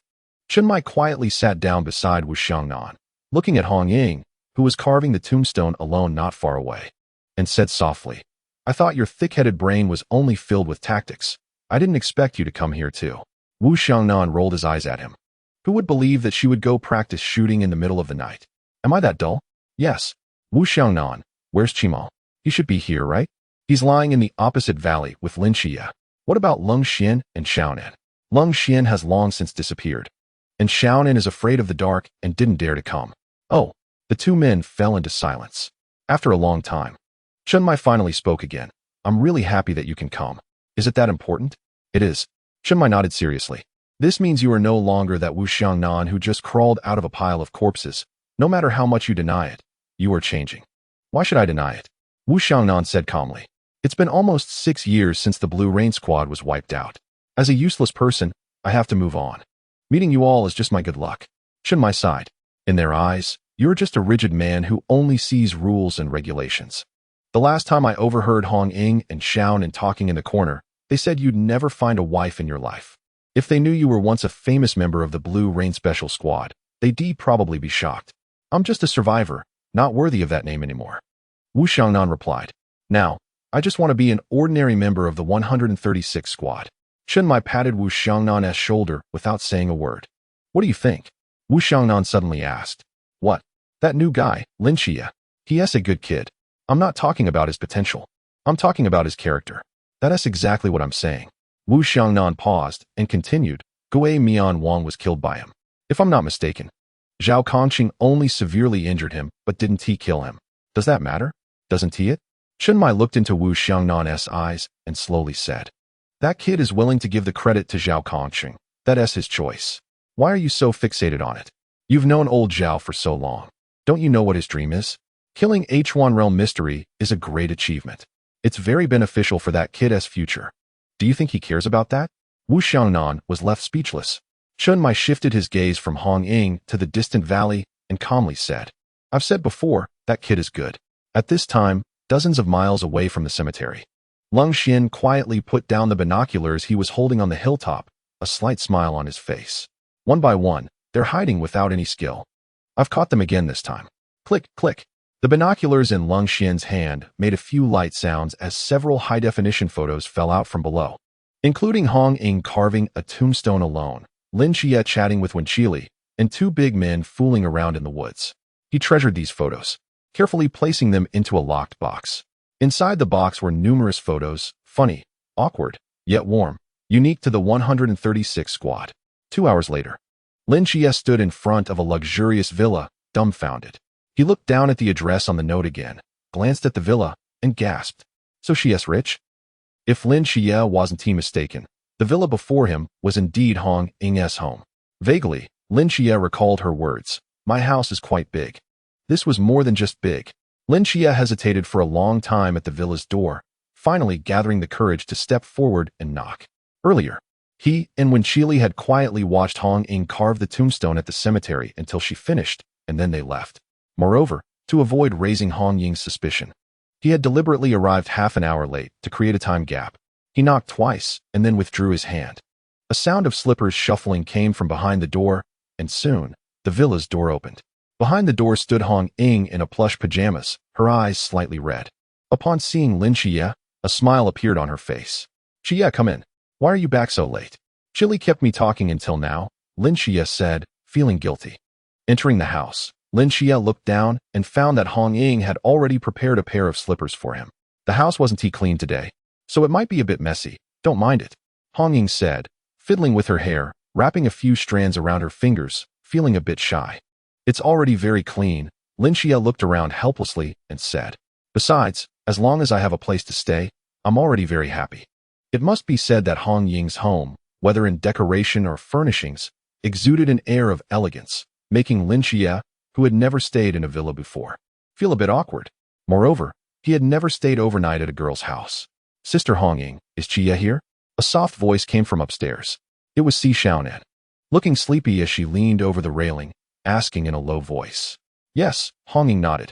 Lin Xia was taken aback and turned to look at Hong Ying. She smiled at him and explained, since I don't usually stay in the dormitory, I'm not at ease with Xiaonan staying alone there. So I usually let her stay with me here. Oh, I see. At this moment, Lin Xia seemed to think of something. What about your uncle and aunt? Will it disturb them if I just move in like this? No, Hong Ying shook her head. They disappeared 5 years ago in the fog, before Xiaonan came. I lived here alone. They were from the exploration team? Yes. Lin Xia opened his mouth, realizing he had asked the wrong question. But he didn't know what to say to comfort her. At that moment, Hong Ying pointed to a room on the 2nd floor. You'll stay in that room. I've tidied it up. The blue towel and toiletries in the bathroom are yours. Don't mix them up. Hong Ying walked up the stairs in her slippers. then suddenly turned to Lin Xia and said, "By the way, if you want to enter my and Xiaonan's room, you must knock first. If I find out you have any bad intentions, humph." Hong Ying rolled up her pajama sleeves, revealing a fair arm, and waved it threateningly. "Don't forget, I'm the main combat power of the squad. No one can beat me except the captain. Sister S. Long Gun, doesn't he have eyes?" After saying that, she turned around gracefully, her long black hair cascading down as she strode into her room. Lin Xia, Si Xiaonan, who was leaning aside, yawned, waved at Lin Xia, and said, "Good night." Thud. The two doors closed, and the corridor fell silent again. Lin Xia suddenly thought of something and quickly walked to Hong Ying's door, knocking a few times. Creak. The door slowly opened, and Hong Ying stood behind it with a long gun, her expression unfriendly, lifting her chin. "What do you want?" Chapter 35. We are regular troops. Under the warm light, the tip of the long gun emitted a faint cold gleam. She actually hid a long gun in her room? Lin Xia swallowed hard and hurriedly said, "No, Sister Hong Ying, I just wanted to ask if you have paper and a pen." Hong Ying was taken aback. "What do you need paper and a pen for at this hour?" "To write a letter." I think I have some. Just wait a moment." Hong Ying put the long gun aside and returned to her room, rummaging through her things. Standing at the door, Lin Xia could clearly see the situation in Hong Ying's room. Surprisingly, her room was very simple, even shabby. In this room, there was only a hard bed, a desk lamp, a desk, and a plush toy placed beside the bed. Without any unnecessary decorations, no expensive mattress, no sofa, and no air conditioning. It was hard for Lin Xia to imagine that Hong Ying's room could be this simple in such a luxurious villa. Rather than calling it the master bedroom of the villa, it would be more appropriate to describe it as a hermit's humble abode. The only thing that matched Hong Ying's age in this room was that lovely plush toy. Paper found it. Hong Ying's eyes lit up as she grabbed a pen and a few sheets of paper, walking to the door to hand them to Lin Xia. "Sister Hong Ying, do you usually sleep here?" Hong Ying turned back to glance, nodding. As a night watchman, one cannot indulge too much in material pleasures. One must constantly hone their will. If this villa weren't a relic from my parents that needed regular upkeep, I might have sold it long ago and gone back to live in the dormitory. Lin Xia was silent for a moment. "I understand. Thank you. Good night." "Good night. You should sleep early too." Hong Ying smiled and waved her hand, gently closing the door. Lin Xia walked downstairs, sat down in a chair in the living room, and turned on a lamp above him. On the table was a piece of paper and a pen. The lonely sound of cicadas faintly echoed outside the window. The summer night's heat swept away after the rain, and the silhouette of the leaves was projected on the table by the moonlight. Lin Xia held the pen, sitting at the table, motionless. He didn't know how long it had been, but he gently began to write, putting down the first line of text. To Aunt Yangjin. Mom. Yangjin shook the aunt who was sleeping on the dining table, calling softly. The aunt opened her hazy eyes, slowly lifted her head, rubbing her sore neck while asking, "What's wrong? Is your brother back?" Yangjin shook her head. "No, but there's a letter under the door." "A letter?" "Yes. It seems to be written by my brother." "Xiaoqi, hurry, open it, and take a look," the aunt said anxiously, watching Yangjin open the letter. "This child, not coming home all night without a word. Even at the doorstep, he doesn't come in. What does he mean by leaving a letter?" Yangjin opened the letter, and the aunt took it over. Both of them huddled together, carefully reading it. After a while, the aunt trembled as she put down the letter, sitting there in a daze. "Mom, my brother said he wanted to join the army." Yangjin picked up the letter and turned to look at her aunt. "Join the army? How did he suddenly join the army?" The aunt murmured, "I've never heard him mention it before." "No, my brother has mentioned it." Yangjin nodded seriously. "He mentioned it? In the past, he often told me privately that his biggest dream was to join the army, but his eyes were always bad, so he temporarily gave up that dream."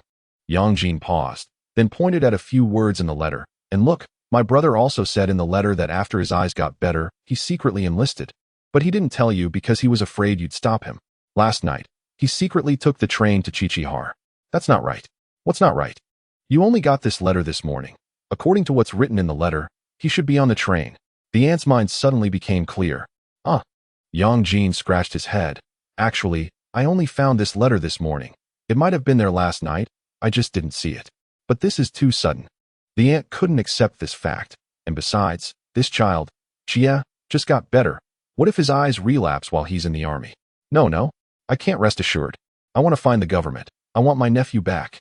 The aunt stood up anxiously. not caring that she was wearing slippers, and hurriedly opened the door to go outside. Suddenly, she stopped in her tracks. Outside the door, two men in military uniforms were awkwardly standing there, seemingly about to knock. If Lin Xia were there, he would immediately recognize that these two were Chun Mai and Wen Qima. "Who are you?" The aunt frowned and asked. Chun Mai and Wen Qima exchanged glances, and a gentle smile appeared on Wen Qima's face as he saluted the aunt with a not-so-standard military salute. "Hello. May I ask if you are Ms. Wang Fong, the guardian of Lin Xia?" "Yes, I am. We are from the Tsangnan Military Political Office, here to deliver some documents and subsidies regarding Lin Xia's enlistment." "Military Political Office?" The aunt asked suspiciously. "What is that?" "It's specifically responsible for the enlistment of new soldiers." "Oh, then come in and sit." The aunt stepped back a few steps to let the two in, turning around to make tea for them. "I was just about to find you. This matter doesn't seem right." As soon as Chun Mai and Wen Qima sat down, the latter broke out in a cold sweat upon hearing this. Wen Qima quietly leaned over to Chun Mai's ear and whispered, "Captain, can we really fool them like this? What are you afraid of? Our documents were all issued from the regular army. They're all real. But you only submitted Lin Xia's application for enlistment yesterday. The paperwork shouldn't come this quickly, right? Are you sure this is real?" The corners of Chun Mai's mouth twitched slightly. "Soon, they will become real. But I don't understand. We could have waited for the official documents to arrive before coming. Why the rush?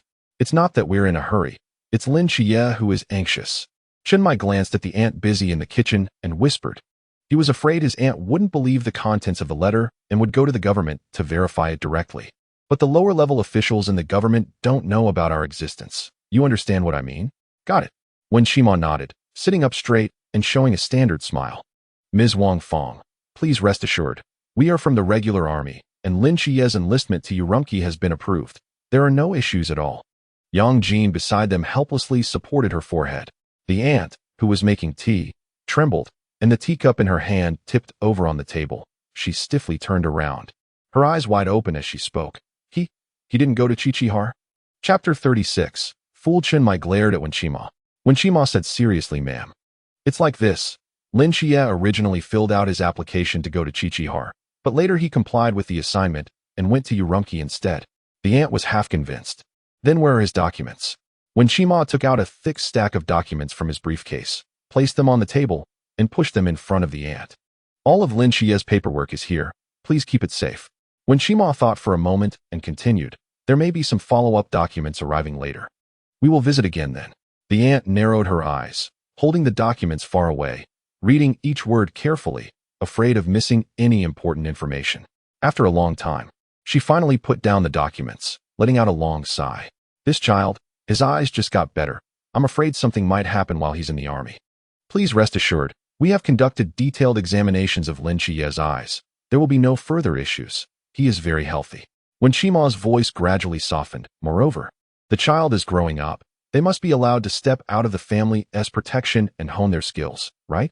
The aunt opened her mouth as if wanting to say something, but in the end, she could only sigh helplessly. "Ma'am, here is the subsidy for Lin Xia's enlistment. Please accept it." Chun Mai took out a thick envelope and pushed it in front of his aunt. His aunt lifted a corner of the envelope, shuddered, and looked at the two with shock. "Isn't this too much? The country is providing good benefits for soldiers now, and Lin Xia's team is quite special. So the subsidies are relatively higher than in other places," Wen Qima explained. "Special? Is it dangerous?" The aunt's expression changed. "No. The special aspect here refers to the fact that he is far away," Wen Qima said seriously, "since it would take a long time to get from here to Urumqi. So that's how it is." The aunt, holding the envelope, felt restless. It was the first time she had seen so much money. "Comrade, can you help me send this to him?" The aunt said worriedly. "What if he goes so far and has no money on him? And having so much money at home makes me uneasy. The army doesn't need this much money, and we have regulations that this money is for the family. So please make sure to accept it." When Shima's eyes narrowed slightly, his voice gradually becoming serious. "As for safety, don't worry. As long as we are here, no one can touch you." "When will he come back?" 10 years, Chun Mai suddenly said, his eyes serious. "He will definitely come back in 10 years. 10 years. The aunt murmured, looking back at Yang Jin, muttering to herself, "In 10 years, Jin should be in college." Wen Qima and Chun Mai chatted with the aunt for a while, and when the time was almost up, they stood up to say goodbye. "By the way, can you make phone calls from there?" The aunt suddenly remembered. "Of course, When Shima nodded. I'll give you a call later, as long as it's not during training. You can reach him. Good. The aunt saw the two off and then stood alone at the door for a while before slowly returning to her room. Staring blankly at Lin Qia's room, her eyes gradually turned red. Mom knows that going to the army is a good thing, Yang Jin said, holding little black lie. Trying to comfort her. I know, the aunt wiped her eyes. The child has grown up. He has to go out and see the world. It's indeed a good thing to train in the army. When he comes back, he will be a veteran. And when the time comes for me to find him a wife, there will definitely be many people fighting for him. Mom just can't put her mind at ease. Yang Jin said, looking out the window, lost in thought. It's time to go. Shenmai went downstairs and patted Lin Xia, who was secretly watching from the window. Lin Xia stared intently at his aunt on the balcony and whispered, How is it? She believed it. That's good. Did you give her the money? I did. Shenmai paused. That's all your subsidy and a year's overdrawn salary. You've given them all. What will you do? I've saved some money over the years. I can manage for a year if I spend carefully.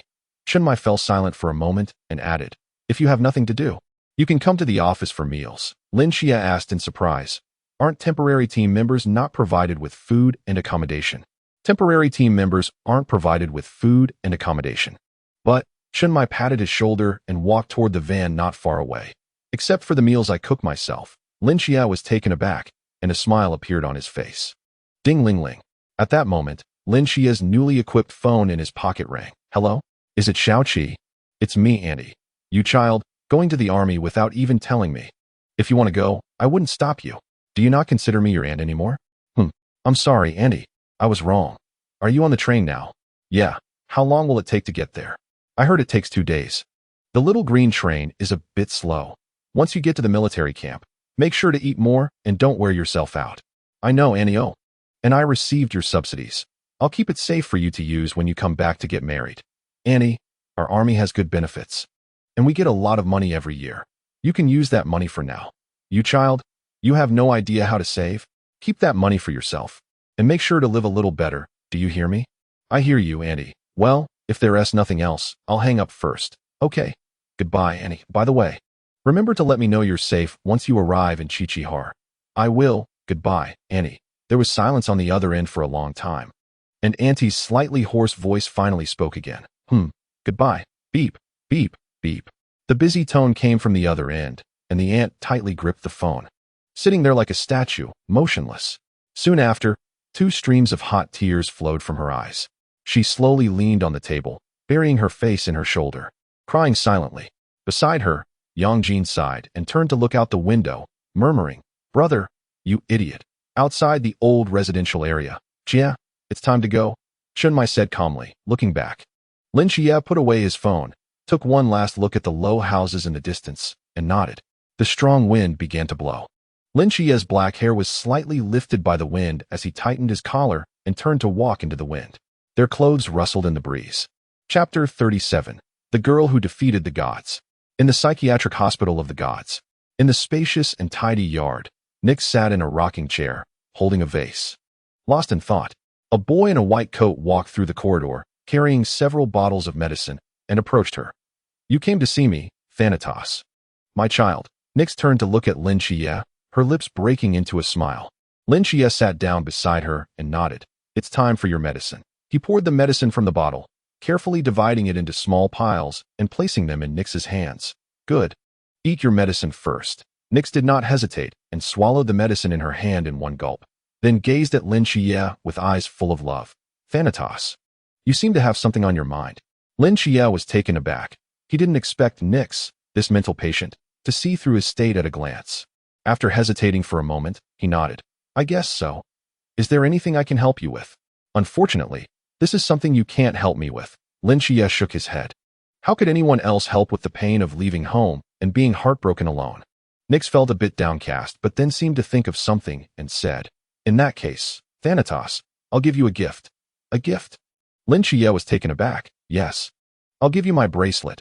From now on, just wear it, and you'll have me with you. Nix stretched out her hand to touch her wrist, then looked down at her bare wrist. Where's my bracelet? Where's my bracelet? Lin Xia said. Indeed, Nix is not in a good state. Nix tilted her head and frowned, seemingly deep in thought. Just as Lin Xia was about to get up and leave, Nix suddenly spoke. I remembered something. What did you remember? My bracelet was won by someone. Won? Lin Xia was taken aback, thinking for a moment that he hadn't seen a story about a bracelet in any mythology. Which god won it? Not a god. Nyx shook her head, pointing at Lin Xia. She is like you. Like me. Is she your child too? Lin Xia tried to think along the lines of Nyx's reasoning. No, she is like you, wearing this white dress. Lin Xia's pupils constricted, and his brows furrowed tightly. Are you saying that before me, someone else wore this dress and entered your room, winning your bracelet? Nyx nodded. Lin Xia's expression gradually became serious. Unintentionally, he had received such important information from Nyx. From her description, there should have been someone else here before he knocked on the door of this mental hospital and released Nyx. And that person had also opened Nyx's door. Was he not the only master here? But this hospital was clearly in his mind. How could there be someone else inside? Lin Xia suddenly thought that the first time he dreamed about knocking on the door of the mental hospital was 5 years ago. 5 years ago. It had abruptly and mysteriously entered his dreams. Could it be that before he dreamed of the hospital 5 years ago, someone else existed here? With that thought, Lin Xia immediately sat back down and asked seriously, how did she win your bracelet? Nyx recalled for a moment and said, she said she wanted to compete with me. If I won, she would return my child to me. If I lost, I would have to give her my bracelet. What did you compete in? Nyx slowly uttered 2 words. Creation. Creation? In the end, you lost? How could that be possible? Lin Xia's eyes were filled with surprise. You are the goddess of night, one of the 5 gods who created the world. How could you possibly lose to someone else? I don't know, but I did lose. Nyx shook her head. Do you remember what she looked like? I remember. She seemed to be only 12 or 13 years old, with long black hair, very pretty. And there was a strange pattern here. Nyx pointed to the back of her hand. A 12 or 13-year-old girl won against you in creation. Lin Xia's eyes nearly bulged out. Even if your divine status is damaged, that's still unlikely. Nyx sat there, seemingly lost in memory again. Lin Xia calmed down and continued to ask, what else do you remember about her? Her name? I don't know. I just know she seemed to have the surname G. Nyx said somewhat uncertainly. G. Lin Xia repeated this character. In the end, before I returned to my room, she walked that way. Nyx thought for a moment and pointed to a room on the 3rd floor. I see. You rest well. Lin Xia glanced at the room, gave a word of advice, and turned to run down the hallway. Moments later, Lin Xia arrived in front of the room Nyx pointed to. On the doorplate, 3 large characters were written, Director's Office. Lin Xia furrowed his brows slightly and pushed the door open. Behind the door was a medium-sized office that looked somewhat messy. He had previously entered this room, and the white coat was also taken from the hanger inside, but it seemed he didn't notice anything before when he came in. Since Nyx said that the girl had walked into this room, it was very likely that she left some important clues. This time, he had to thoroughly search the place. He chose not to rummage through everything, but instead sat down on the spot and slowly closed his eyes. With the divine ruins given to him by the seraph, he could easily sense everything in this room, which was much more efficient than rummaging through it. A few seconds later, he suddenly opened his eyes. He stood up and walked to the desk, reaching into the last drawer's compartment to feel around, and pulled out a somewhat yellowed letter. Sure enough, there was something. Lin Xia quickly tore open the envelope, took out the letter, and his expression suddenly became a bit strange. Hiss, this handwriting seems a bit ugly. It was crooked, like a 6th grader just learning to write. To someone, I don't know who you are, but I know you are the true master here. By the time you find this letter, it should have been several years. Don't laugh at my bad handwriting. After all, I'm still young. Sorry for forcibly keeping your hospital here for a while, but since your things have now returned to their rightful owner, please don't hold it against me. Sticking out tongue doodle. Also, I borrowed a few things from your patients. When I find you again, I will return them to you, don't worry. Lastly, let me remind you that there is something beneath this office when I grow up. I will come to find you, stranger, after all. You are my hope of going home. Bye-bye commemorative. Chapter 38. Monster. Lin Xia put down the letter in his hand, his expression somewhat odd. He originally thought this letter would contain the secrets of the hospital, or a message from some mysterious powerful being, or perhaps reveal the truth of this world. But what the hell was this 6th grade composition vibe? Could it be that the previous director of this hospital was really a little girl? That makes no sense. What kind of little girl could win against the goddess of night and creation? From this nonsensical letter, Lin Xia could gather very little information. Before him, this hospital had been in the hands of another girl, who had also taken some things from the patients. With that thought, Lin Xia's brows furrowed again. In the letter, she mentioned several patients. This means that besides Nyx, she had also opened other gods' rooms, and perhaps similarly won something from each of them through competition? What kind of freak was this? However, she said there was something beneath this office. Lin Xia crouched down, carefully probing the floor with his mind. As he was about to reach the 20-meter boundary, it seemed he really encountered something different. Was there a mechanism in this room? Lin Xia looked up at the wall behind the office. In his perception, there was a hidden passage behind this wall and the method to open it. Lin Xia carefully sensed for a moment, then stood up and walked to the corner bookshelf, gently pressing on a certain hidden compartment. Immediately, the wall behind the office slowly opened to both sides, revealing a dark passage. Lin Xia did not hesitate and walked down the passage. This passage was long and deep. Lin Xia walked for a while before reaching the end. When he opened the door at the end, he was frozen in place. In front of him was a dim, damp corridor, and on either side of the corridor were dark cells. Yes, cells. Unlike the 6 wards in the previous building, what appeared before Lin Xia was a cell that truly only existed in a prison. The iron door of the cell was also covered with dense patterns, the purpose of which was unknown. Lin Xia walked down the corridor, his mental power constantly on guard around him. At the bottom of this already mysterious hospital for the gods, there were 2 rows of eerie cells, clearly not a good place. Strangely, both sides of the cells were empty, with not a single person in sight. Could it be that this was just an abandoned prison? Lin Xia muttered to himself and continued to walk forward. Soon, he reached the end. However, when his gaze fell on the first cell at the end, his pupils suddenly constricted. In the corner of the cell, there squatted a tall figure. It seemed to have heard Lin Xia's footsteps, and stiffly turned its head to reveal a pale and hideous ghostly face.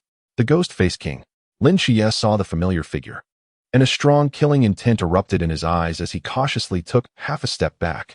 The Ghost Face King lunged at Lin Xia like a wild beast, roaring fiercely, but the moment it came into contact with the prison bars, it was bounced back by an invisible force, crashing against the wall behind.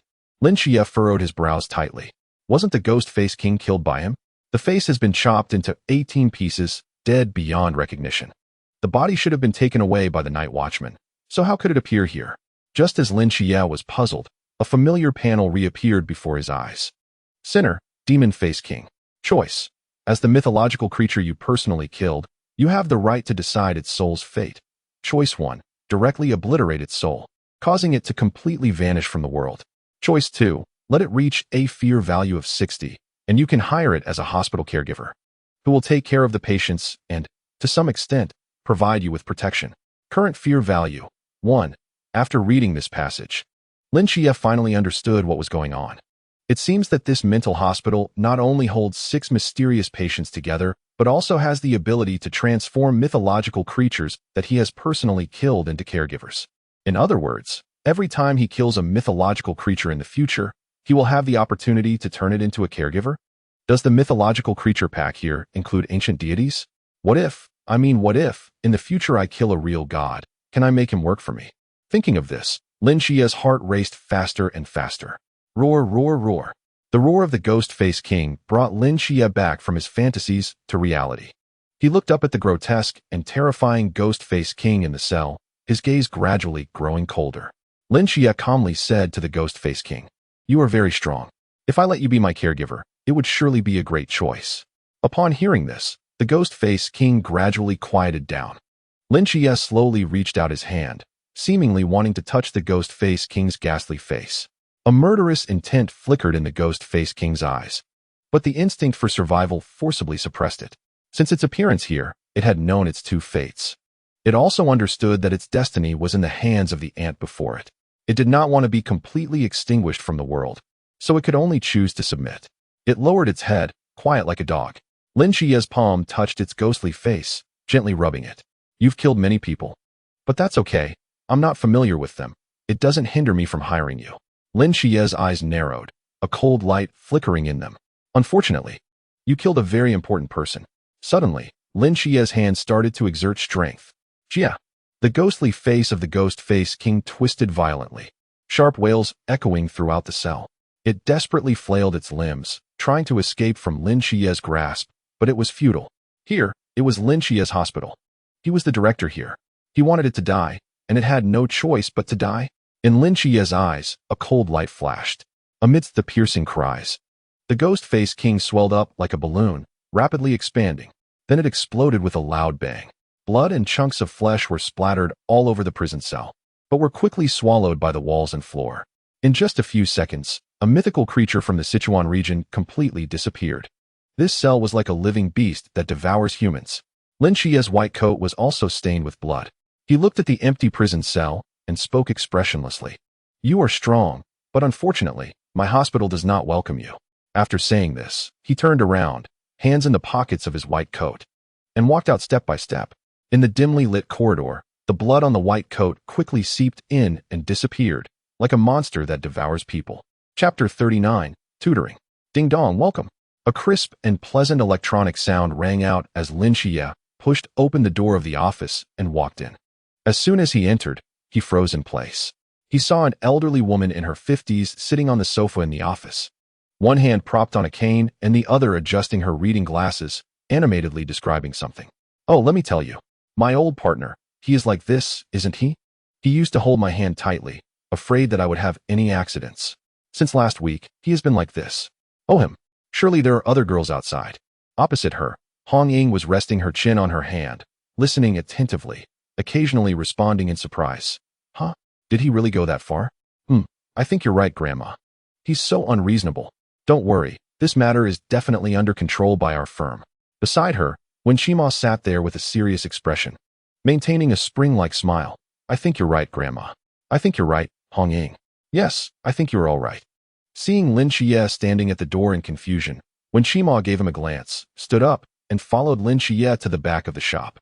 Hong Ying was still sitting there, enthusiastically chatting with the old lady. "What is going on here?" In the hallway leading to the basement, Lin Xia finally couldn't help but ask, "A normal job? I thought the store above was just a disguise, but it actually has business? Xia, you still don't understand enough." When Shima patted his shoulder, "The city of Cangnan is neither too big nor too small. Mysterious events do happen, but only about 5 or 6 times a year.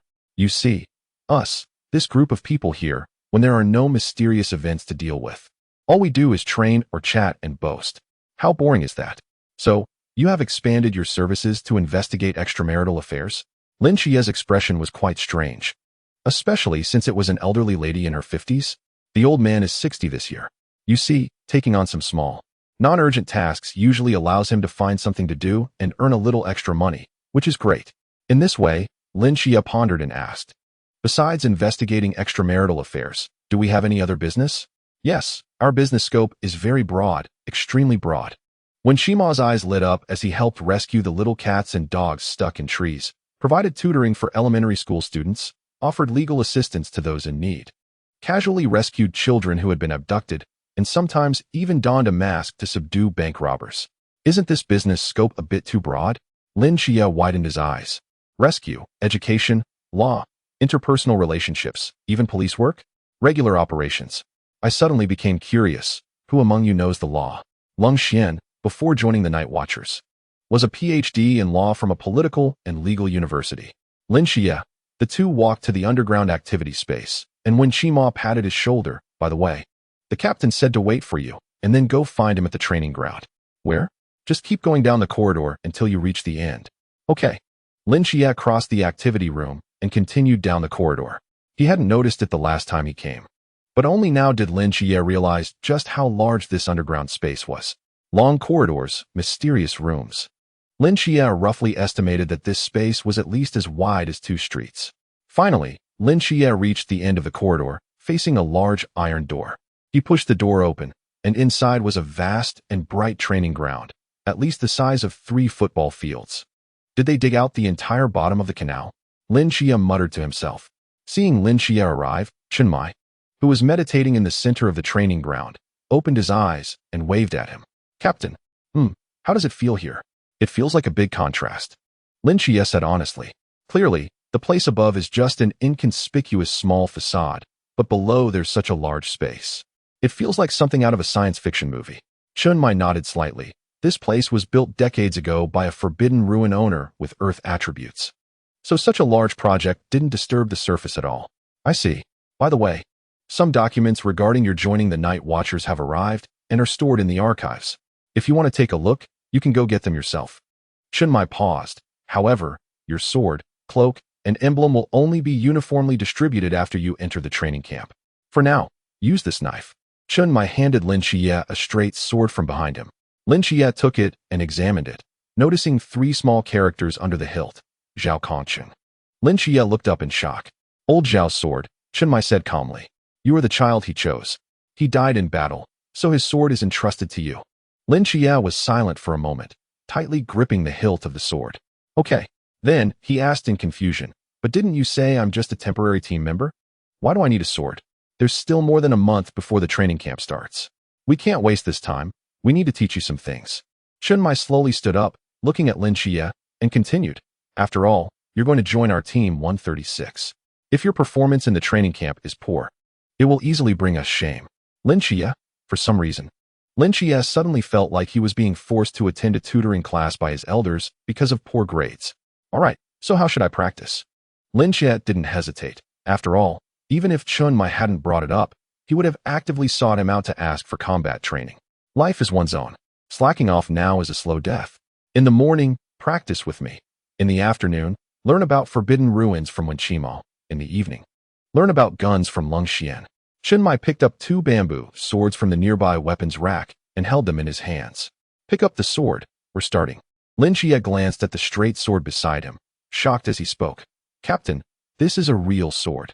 It doesn't matter. Chun Mai, expressionless, walked towards Lin Xia with both swords. The result is the same anyway. For some reason, Lin Xia's heart tightened, and he had an ominous premonition. He picked up the straight sword from the ground, drew it, and took a deep breath. Captain, I'm going in. Chun Mai nodded. Come on, let's go. Lin Xia's gaze sharpened as he tightened his grip on the hilt, quickly charging towards Chun Mai. 3 seconds later, his scream echoed throughout the entire basement. Chapter 40, Mundane Divine Realm Afternoon. When Qimo was sitting bored in the Forbidden Ruin experimental area, glancing at the time. Why hasn't this kid come yet? Just as he finished speaking, a figure slowly pushed the door open, shuffling towards him like a zombie. What the hell? When Qimo exclaimed upon seeing the visitor. Xia, what happened to you? A bruised and battered Lin Xia waved his hand, about to say something, but stumbled and nearly fell. When Qimo rushed forward to support him. Did you spar with the captain? Yeah. It seems your talent is okay. Lin Xia stared into his eyes. You call this okay? The first time I sparred with the captain, I was knocked down and lay in the training ground for a day and night before recovering. When Qimo sighed now. The only one who can barely spar with the captain in close combat is Hong Ying. I heard Zhao Kongqing is a close combat master. He can't do it either? When Qimo was silent for a moment before slowly speaking, he and the captain's sparring isn't called barely a fight. It's called evenly matched, of course. Under the condition that neither uses forbidden ruins. All right. Lin Xia endured the pain in his body and managed to stand up.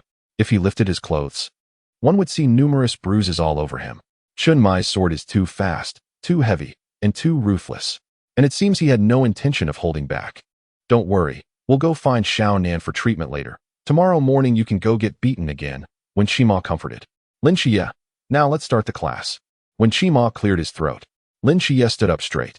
First, let's talk about what forbidden ruins are. This, Zhao Kongqing told me about it before. In that case, let's talk about divine ruins. We've talked about that too. All right, then let's discuss forbidden ruins generated from objects. We've talked about that as well. When Qimo, this guy, how many things did he secretly tell you? When Qimo rubbed his forehead, what about the forbidden ruins sequence? Has that been mentioned? That hasn't.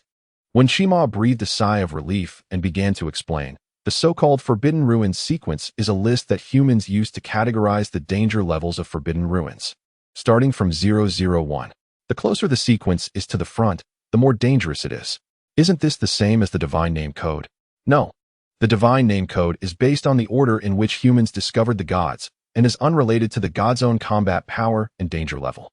The Forbidden Ruins sequence, on the other hand, is a ranking of danger. I understand. Forbidden ruins with a sequence above 600 are called harmless forbidden ruins. The effects of these forbidden ruins are very minimal. At most, they can help water plants, kill cavities in one's mouth, or even conjure a spicy strip out of thin air. Sequences in the range of 400 to 599 are referred to as low-risk forbidden ruins. These ruins possess lethality but do not pose significant danger. If used properly, they may yield miraculous effects. Sequences from 200 to 399 are called dangerous forbidden ruins, which can pose a large-scale threat to human society and possess the capability to engage in mysterious battles. The sequences from 90 to 199 are termed high-risk forbidden ruins, which can cause massive threats to human society, having extremely high combat power.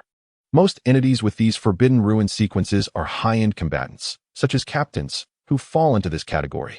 As for sequences below 89, they are classified as ultra-high-risk forbidden ruins. These types of ruins either possess extremely powerful large-scale lethality or have astonishing special abilities. In short, these forbidden ruin sequences have completely surpassed the category of human, with the potential to destroy an entire city. When Shima emphasized again, this is not alarmism. A few years ago, a powerful mythical creature appeared in the northwest desert, possessing the forbidden ruin sequence 063, the Luo Tianmi Sha, which nearly buried several surrounding cities in a storm of sand. It was only after a special team arrived that it was killed. Lin Xia was taken aback. He remembered Zhao Kongqing mentioning that his forbidden ruin sequence was 083, Min Sheng Shanyu, which ranks as an ultra-high-risk forbidden ruin. Although it is one of the last few, it is still incredibly rare. When Shima's expression turned somewhat lonely, if he had truly possessed this forbidden ruin from birth, perhaps he would have joined a special team and become a general by now. Is this the ranking of forbidden ruins? What about divine ruins? Lin Xia asked curiously. Divine ruins are also a type of forbidden ruin, so they are included in the ranking. When Shima paused and looked at Lin Xia with a hint of envy. Among the top 30 in the forbidden ruin sequence, 23 are divine ruins. The power granted by the gods is naturally unmatched by mortals, far exceeding our imagination in terms of danger and uniqueness. But does that mean there are 7 human forbidden ruins among the top 30? Yes. When Shima's eyes sparkled. And even among the top 5 forbidden ruins, there is one that belongs to humanity. Which one? I don't know. Don't look at me like that. I've only been with the Night Watch for a few years, and how could I know such confidential matters? When Shima spread his hands innocently, what about my forbidden ruin? Lin Xia pointed to himself, asking what his sequence was. When Shima glanced at him and said softly, the divine code 003. The divine ruin of the Archangel Michael is called Mortal Realm, and its forbidden ruin sequence is also 003. Forbidden ruin sequence 003, Mortal Realm, Lin Xia murmured. But don't get too happy. 003 is the forbidden ruin sequence of the Archangel, not yours, Lin Xia. When Shima added, it only counts as 003 in the hands of the Archangel, while in your hands, as a newcomer just stepping into the mysterious realm. Its power might only be considered a high-risk forbidden ruin. When one day in the future, your realm is high enough to stand shoulder to shoulder with the divine, then it will truly be 003. Lin Xia nodded, understanding in his heart. By the way, I have another question. Go ahead. Is it possible for the same person to become the agent of several different deities? Not possible. When Shima shook his head without hesitation, at least in human history, there has never been such a precedent. Oh, Lin Xia nodded. From now on, there is. On Lin Xia, besides the Archangel's mortal realm, there is also the starry night dancer, obtained from the goddess of the night. In a certain sense, he is indeed the agent of 2 deities. Of course, this matter cannot be disclosed to others for the time being. If the higher-ups of the Night Watch catch him and study him, he would be in big trouble. At least now, he is too weak. Perhaps when he becomes strong enough one day, he won't be afraid of any exposure. Now that the basic knowledge has been covered, let us talk about your forbidden ruin. What can the mortal realm in your hands do? Within a circular area with a radius of 20 meters centered on me, I can sense everything. Oh, when Shima raised an eyebrow, what color is Hong Ying's underwear today? White. In the testing ground, the 2 men exchanged a brief glance and smiled at each other. Chapter 41. Incomplete divine ruin. Top-tier reconnaissance and combat support abilities may not show significant advantages now, but as your strength grows, they should develop to an extremely terrifying level. When Shima said, while recording the information, what else? Dynamic vision is several times better than before. Close combat killing abilities, very good. What else? Under conditions of consuming a large amount of mental energy, I can use a trace of the Archangel's divine might. Generally, divine agents possess this ability. What else? That's it. That's it. When Shima looked up in shock, just this? The power given to me by the Archangel is just this. Lin Xia answered sincerely. In a sense, he was speaking the truth. When Shima frowned slightly, After thinking for a moment, he shook his head repeatedly. No, no, this is mortal realm. Even if it's just at the Zhan level, the power displayed should be far beyond this. You mean my current abilities are incomplete? Lin Xia was taken aback. When Shima nodded, let's put it this way.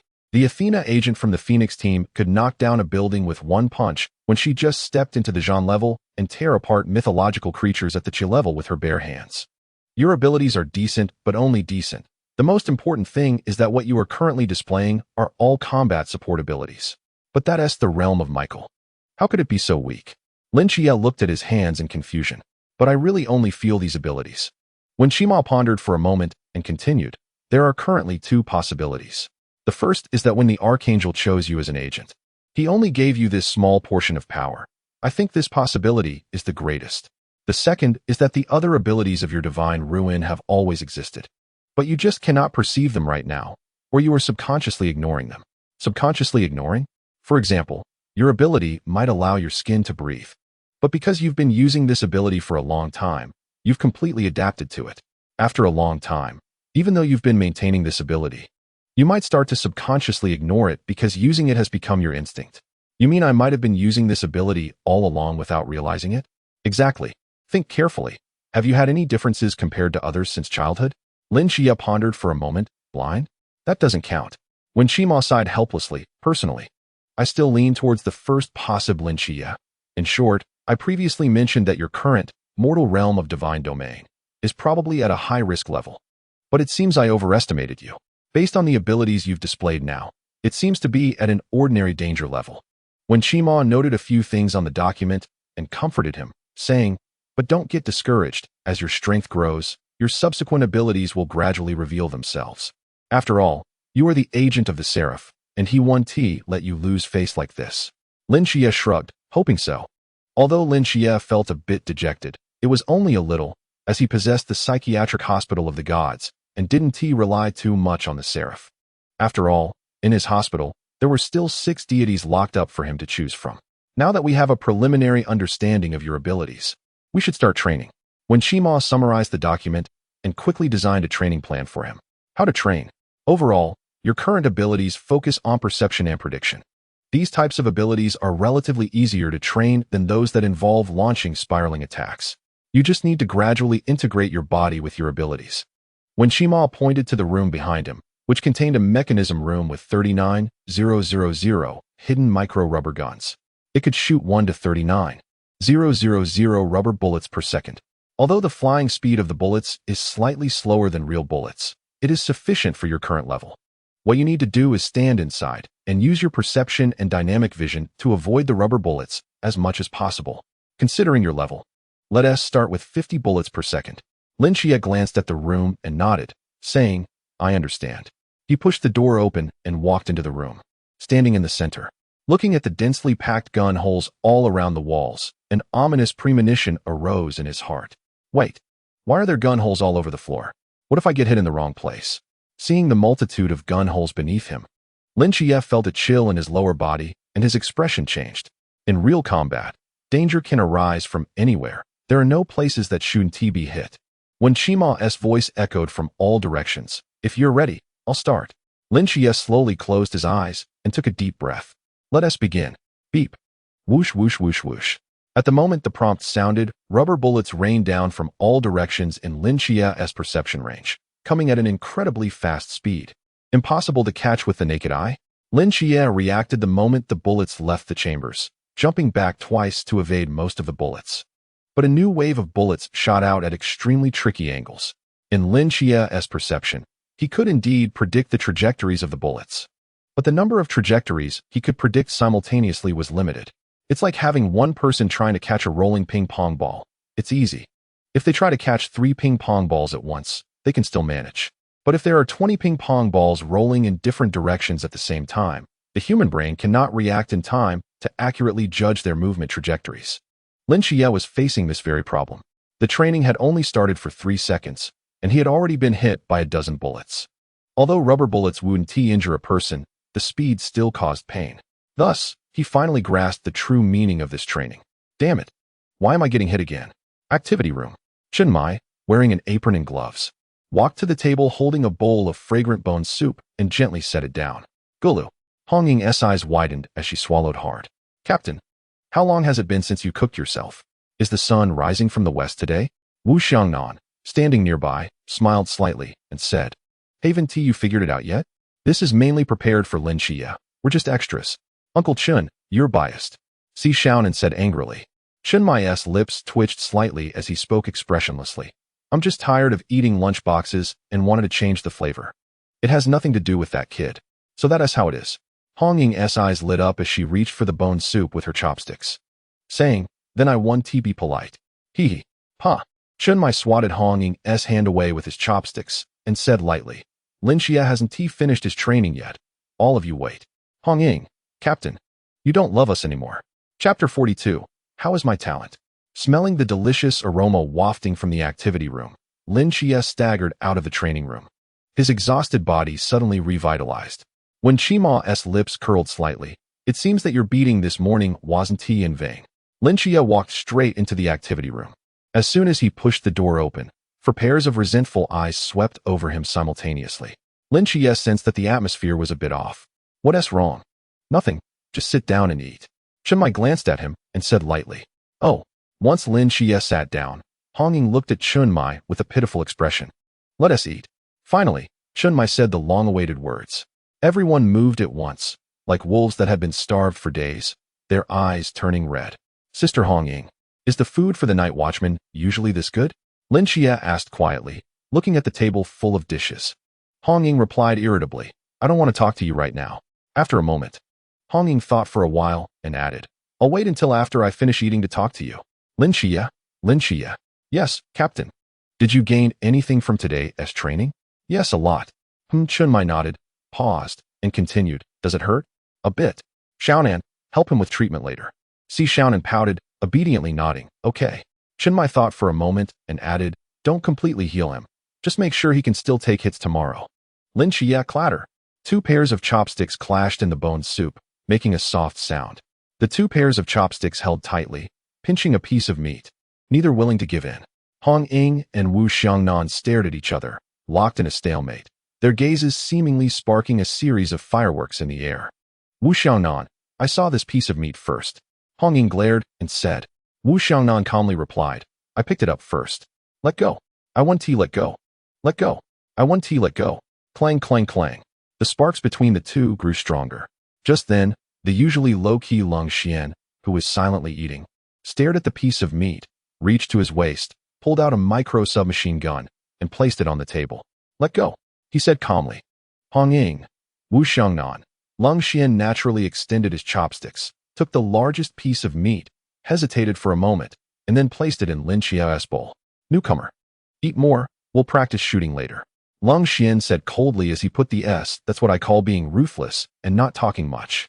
Cold Xian said, next time, try not to pull out a gun at the dining table.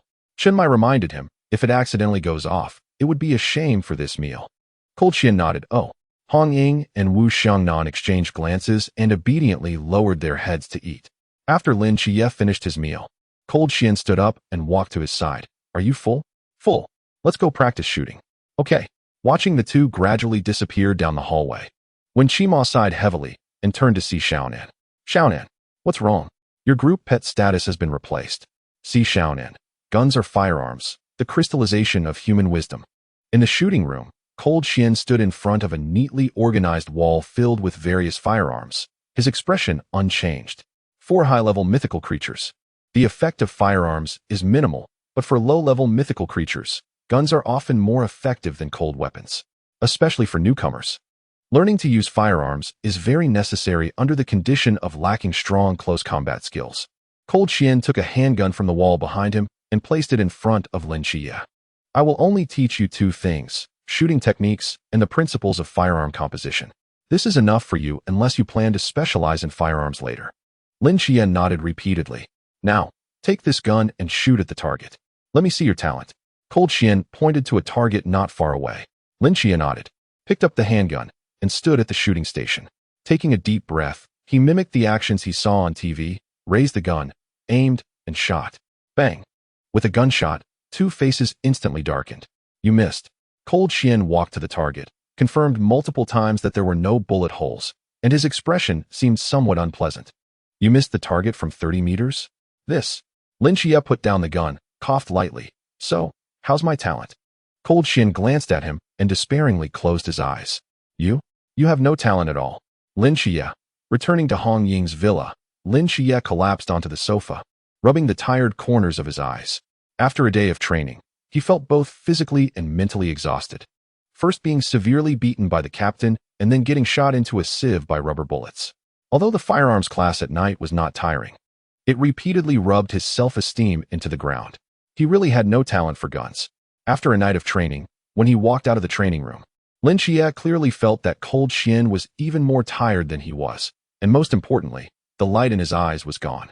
In the end, Cold Xin comforted him, saying that it wasn't too outrageous for a beginner to be like this, and encouraged him to work hard in the future.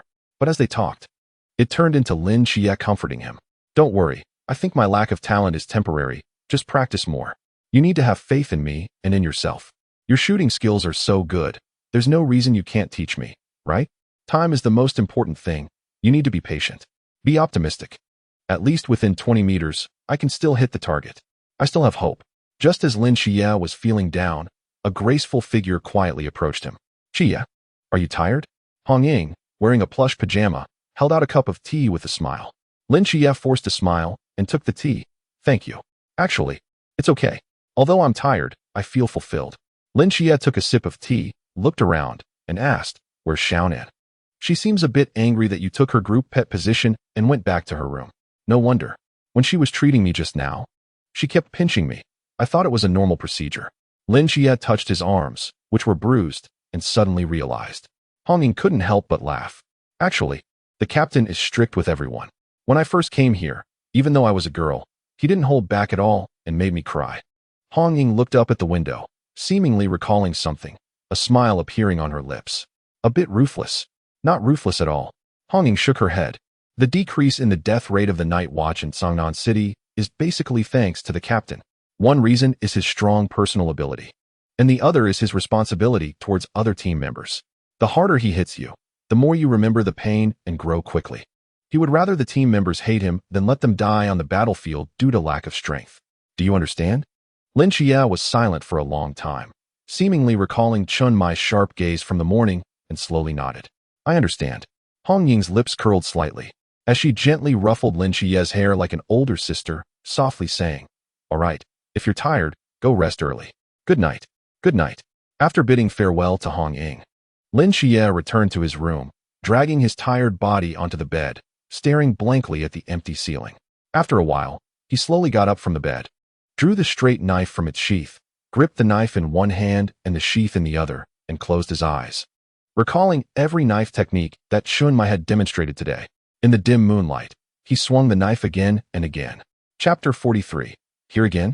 At the second high school, the school bell rang, and groups of high school students walked out of the school gate, chatting and laughing as they made their way outside. Sigh. Another day with so much homework. I'm going to be up past 11 again. Isn't that right? That idiot teacher assigned us 12 reading comprehensions. Are we supposed to live? Reading comprehension is not something you can just write casually. How can you write it casually? 3 long and 1 short, pick the short. 3 short and 1 long, pick the long. Uneven pick, ambiguous pick. Wait a minute, let me write this down. Suddenly, a student turned around and called out to Li Yifei, who was lagging behind. Li Yifei, why are you so slow? Hurry up. Li Yifei came back to his senses. Oh, I'm coming. He quickened his pace to catch up with the group, still constantly looking around, somewhat distracted. What's wrong? Looking for something? Wang Liang asked in confusion. Li Yifei hesitated for a moment, sighed. After that incident before, I already have a shadow over going home after school. Even though there's no evening self-study now and it's still bright out, I still feel a bit creeped out. Wang Liang rolled his eyes. You just ran into a murderer. How can it be that exaggerated? Li Yifei, you look so big and strong.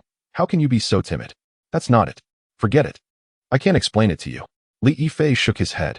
Just then, he seemed to remember something and suddenly stopped. What now? I just remembered I didn't bring my homework. It's still in the classroom drawer. Li Yifei said, somewhat headache. What is up with your brain? You're already not smart. And now it's even worse. Luckily, the school isn't closed yet. Hurry back and get it. I'll go ahead with them. Wang Liang, with his backpack on, waved goodbye to Li Yifei, and turned to leave with the others. Li Yifei sighed in place and turned back towards the school. By the time he returned to the school gate, 20 minutes had passed since classes ended, and most of the students had already left. The entire school was empty. Fortunately, the gate was still open. Li Yifei muttered to himself and hurried into the school. The campus in the dusk was quieter than usual, with fewer people around. Occasionally, there were students cleaning who hurried out of classrooms, glancing at the time, and quickly running towards the gate, brushing past Li Yifei who was going against the current. They were all eager to go home for a warm dinner. The further Li Yifei walked, the fewer people there were, and the darker it became. The tall trees on both sides of the road rustled in the wind, and the fading sunlight slipping through the leaves grew dimmer and scarcer. Li Yifei rushed to the second-year teaching building, took 2 steps at a time up to the 4th floor, and arrived at his classroom door. In the empty corridor, apart from the dim twilight, there was only Li Yifei. By now, the students who were cleaning had mostly left, and even the classroom door was locked. However, this didn't stump Li Yifei. He skillfully opened the window, dropped his backpack, and pushed himself up onto the windowsill to flip inside. Homework, homework, homework. Found it. Li Yifei rummaged through his desk and pulled out a notebook, his eyes lighting up. He stuffed the notebook into his bag and approached the window, preparing to flip back out. Just then, 2 figures suddenly appeared at the end of the corridor. Li Yifei caught sight of them out of the corner of his eye, his body tensing up as he quickly crouched down, hiding behind the tiles under the window. What terrible luck, running into the dean. Li Yifei cursed under his breath. The 2 people walking down the corridor were Lu Xiaoyan, the class representative for Chinese, and the dean of their second-year grade. Sneaking back into the classroom after school could easily be misunderstood. If the dean discovered him, it would be impossible to explain, and he would definitely be in big trouble. So, Li Yifei pressed himself tightly against the wall, planning to wait for them to leave before moving. As the 2 chatted and approached the classroom where Li Yifei was hiding, he could gradually hear their conversation more clearly. So, your class really needs to pick someone good for the writing competition in the city. I understand, Dean. There are quite a few good writers in our class, like... As they walked, the dean seemed to grow tired, stopping to lean against the railing of the corridor, resting. Lu Xiaoyan also paused, continuing to talk beside the dean. Their position was right at the entrance of the classroom, where Li Yifei was hiding. Li Yifei, seeing this through the reflection in the window, rolled his eyes in frustration and decided to sit down and wait for them to leave. Well, what you said sounds good. Have them come to my office tomorrow. I'll talk to them, the dean said, nodding in satisfaction and preparing to leave. Dean, Lu Xiaoyan suddenly called out, stopping the dean in his tracks. The dean turned around, looking at her with confusion.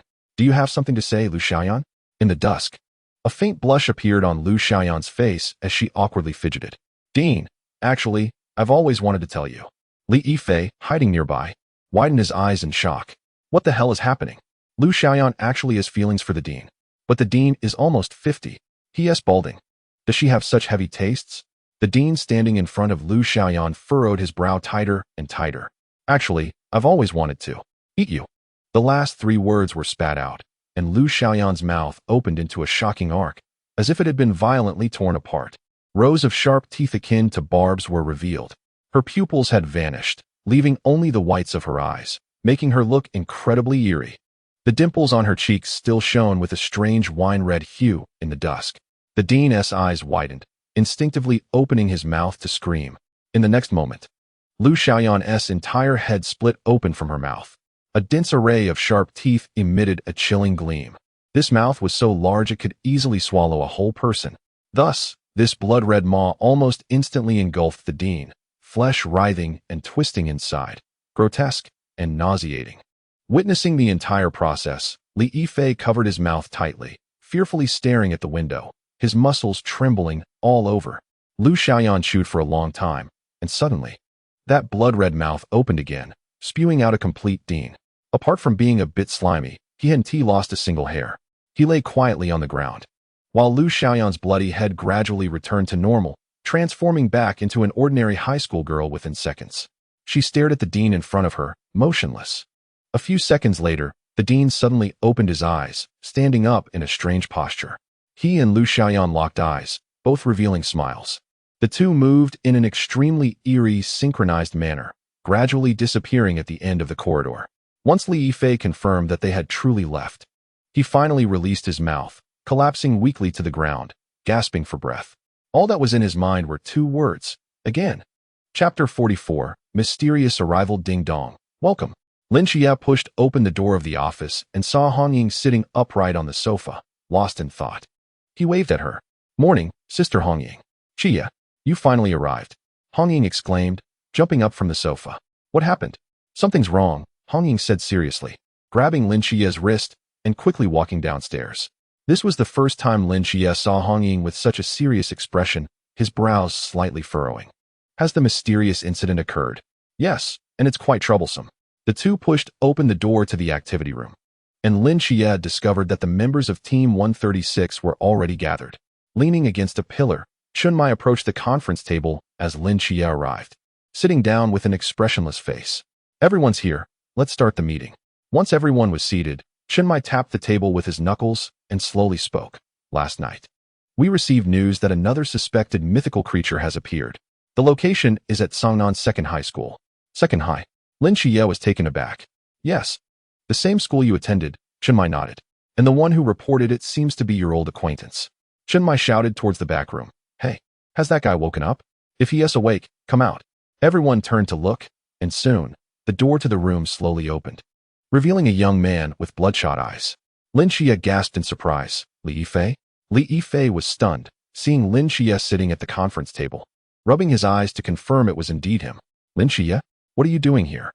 Did you see that monster too? No, he is one of us. Wu Xiangnan shook his head and said. A temporary member, Chunmai corrected. Li Yifei gaped at Lin Xia, and it took him a while to react. Whoa. They said you joined the army, but turns out you joined here. Lin Xia shrugged. Some unexpected things happened. We can talk about your matters later. Let's discuss the case first, Chunmai reminded. Then, as if recalling something, he added, normally, if a case suspected to involve the mysterious occurs, it would first be reported to the police, and then they would transfer it to us. However, this kid had an encounter with the Phantom Man case last time, came into contact with us, and even signed a confidentiality agreement, so he directly called us, skipping the middle process. This is an exception. Our normal case handling procedure isn't like this. Everyone nodded, but Lin Xia knew very well that Chunmai's words were meant to explain to him. Go ahead and tell us, he said. Okay, Li Yifei swallowed, recalling, last night, I went back to school to get my homework and happened to see. Li Yifei recounted everything he observed yesterday. The more they listened, the tighter the frowns of the team members became. When Li Yifei finished, Wu Xiangnan nodded. If what this kid said is true, then there is a 95% chance this incident is related to the mysterious. Saying this, he turned to Li Yifei. You should know the consequences of reporting false information, right? I know. Everything I said before is true. It can't be more true. Li Yifei replied sincerely. Good. Chunmai turned to Wu Xiangnan. What is your opinion?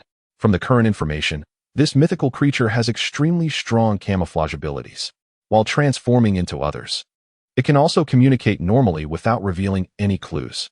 When Shima sighed beside them, camouflage is indeed a troublesome guy.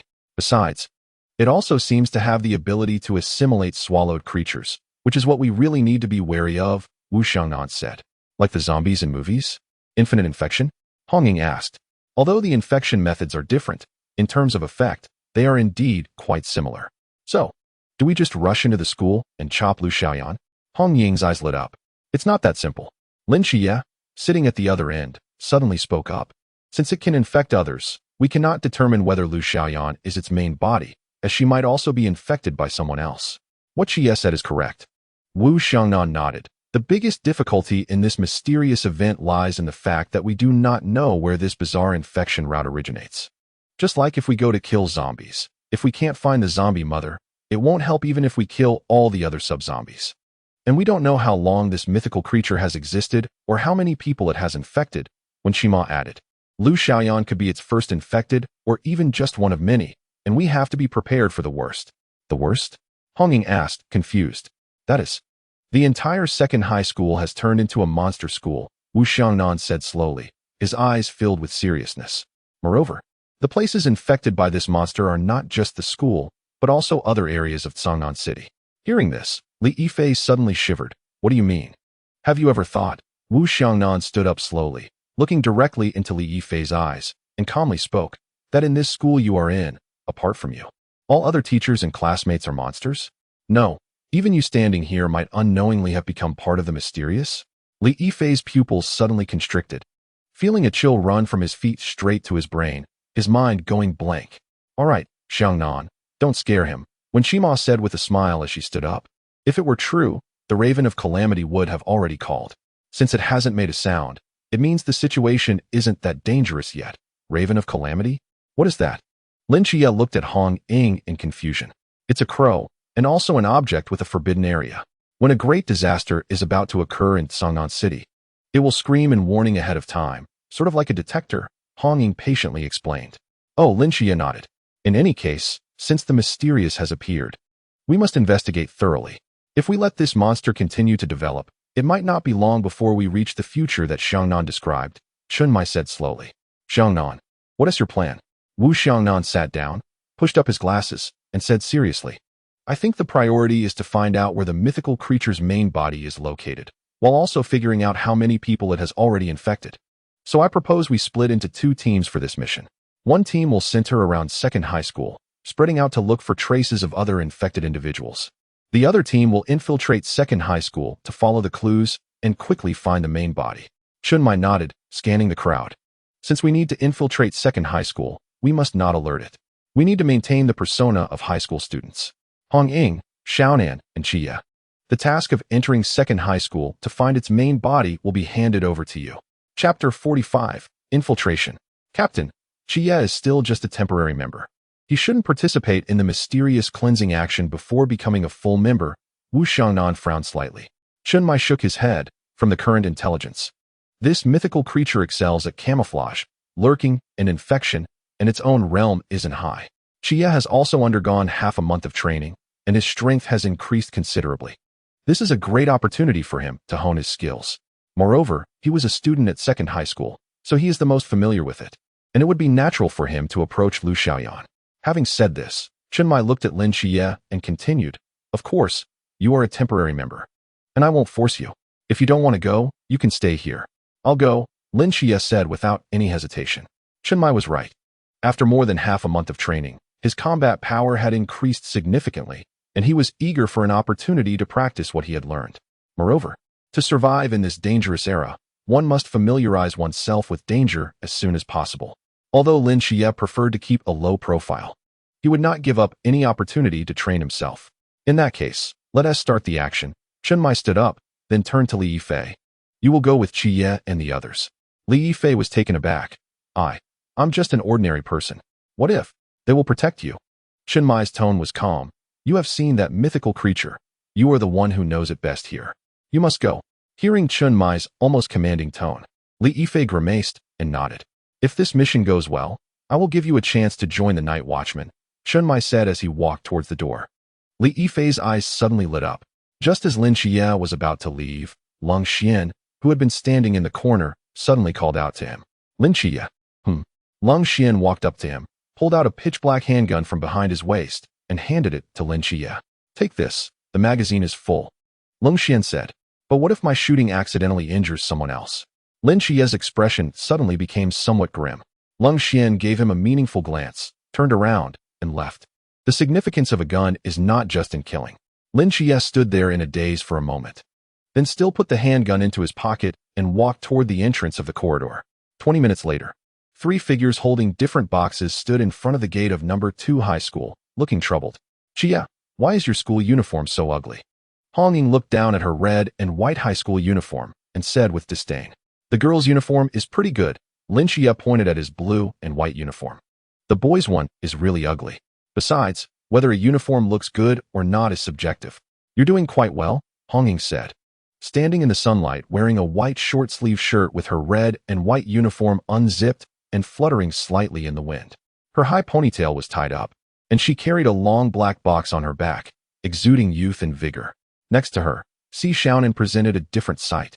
Wearing a cartoon long-sleeve shirt with her uniform wrapped around her waist like a skirt, her long black hair was tied into 2 large buns, making her look like a shy young girl.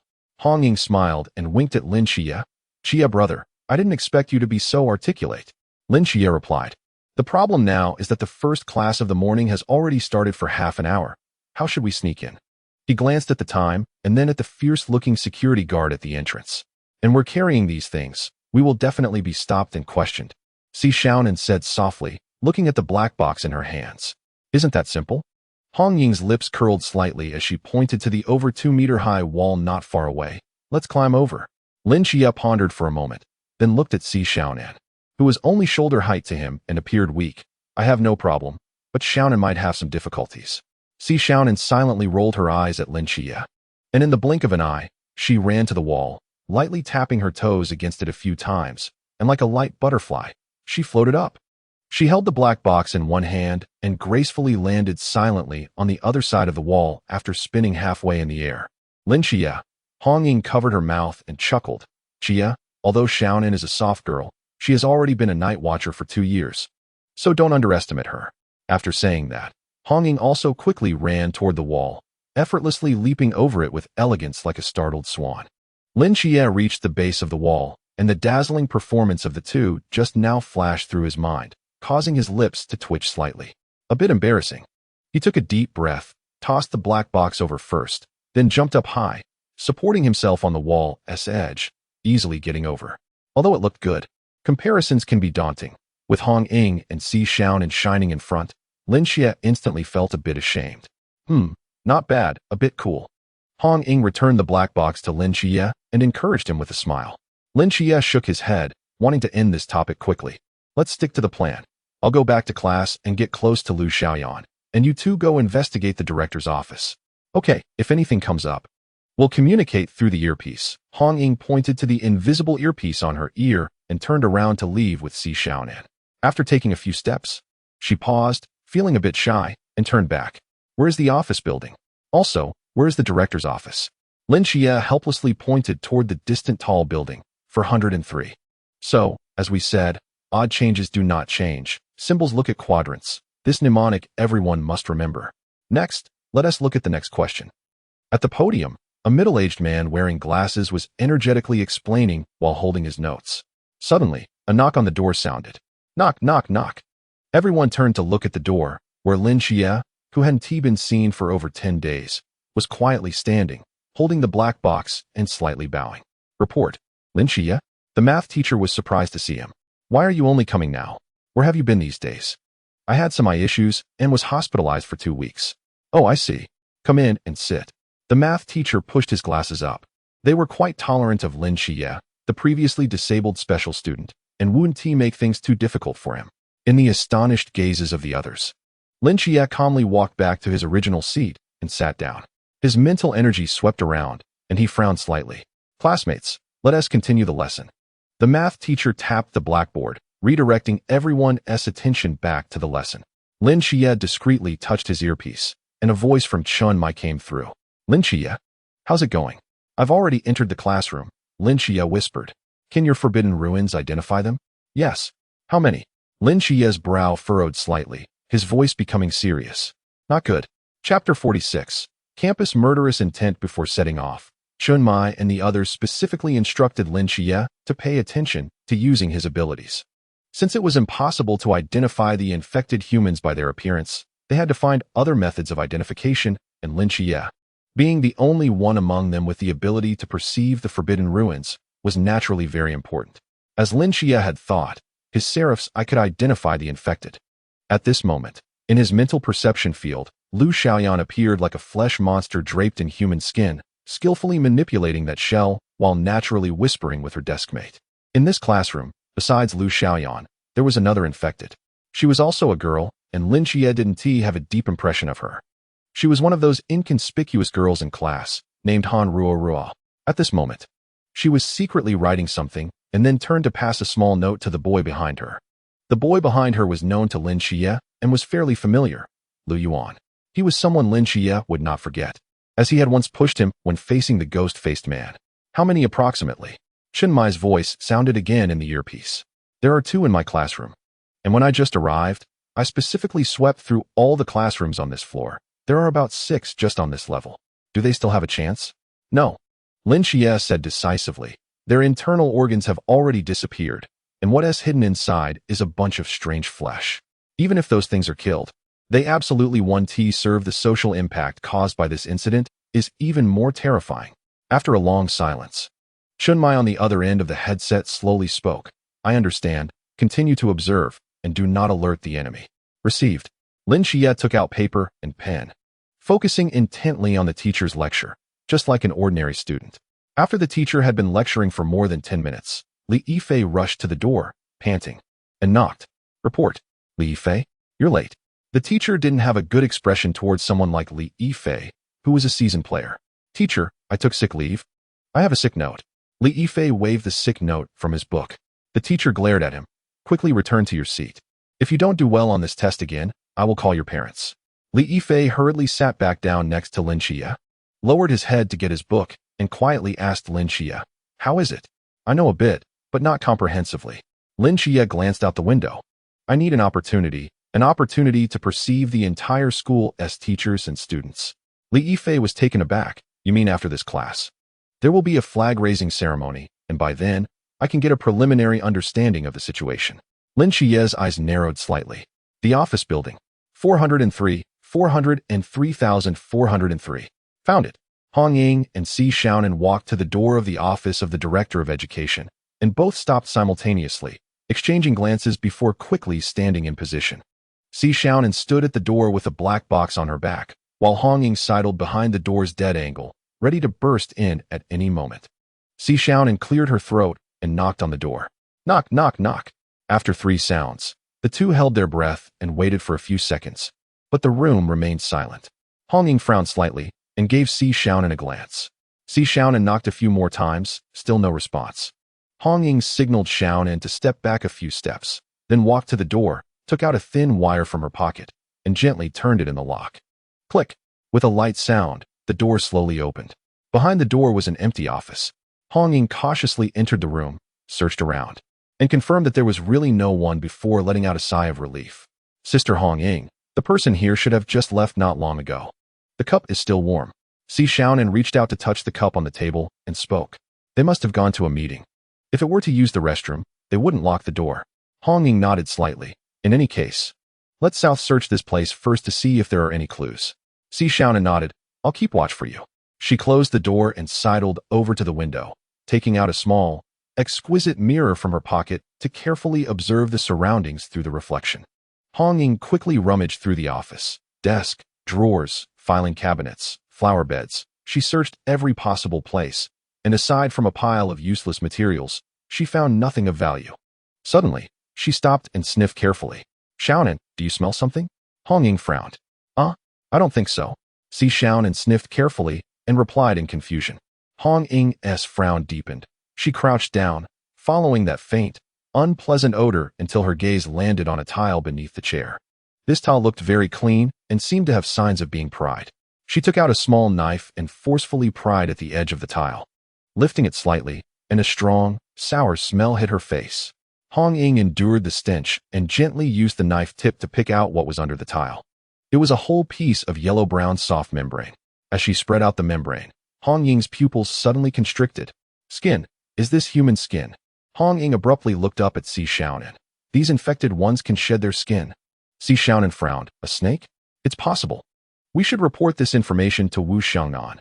Maybe we can find out about this mythical creature.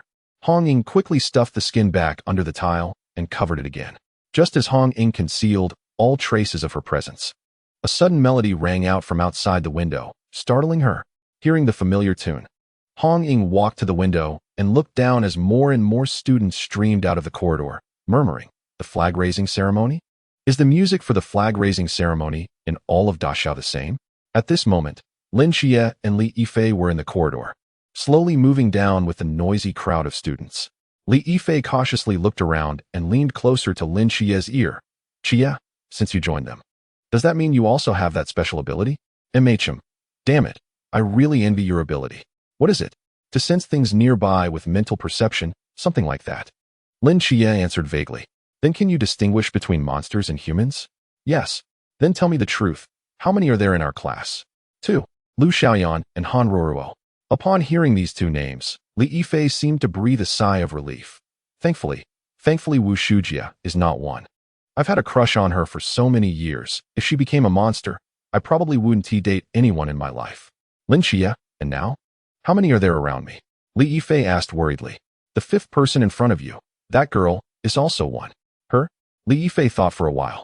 She's from the next class, seems to be named Tian Li. It's not surprising that she became a monster. Lin Xia was taken aback. Why? Li Yifei raised an eyebrow. Didn't you notice? Oh right, you just transferred here a few days ago, so you don't know these things. What did you find? Lu Xiaoyan, Han Roro, and Tian Li are all in the same dormitory. Chapter 47. The flag bearer. Upon hearing this, Lin Xia stood there in shock. Indeed, when he was sensing along the floor before, he also found that most of those infected by monsters were girls, and with Li Yifei's words, he realized something was off. Could that mythical creature have appeared from the girls' dormitory? Lin Xia murmured.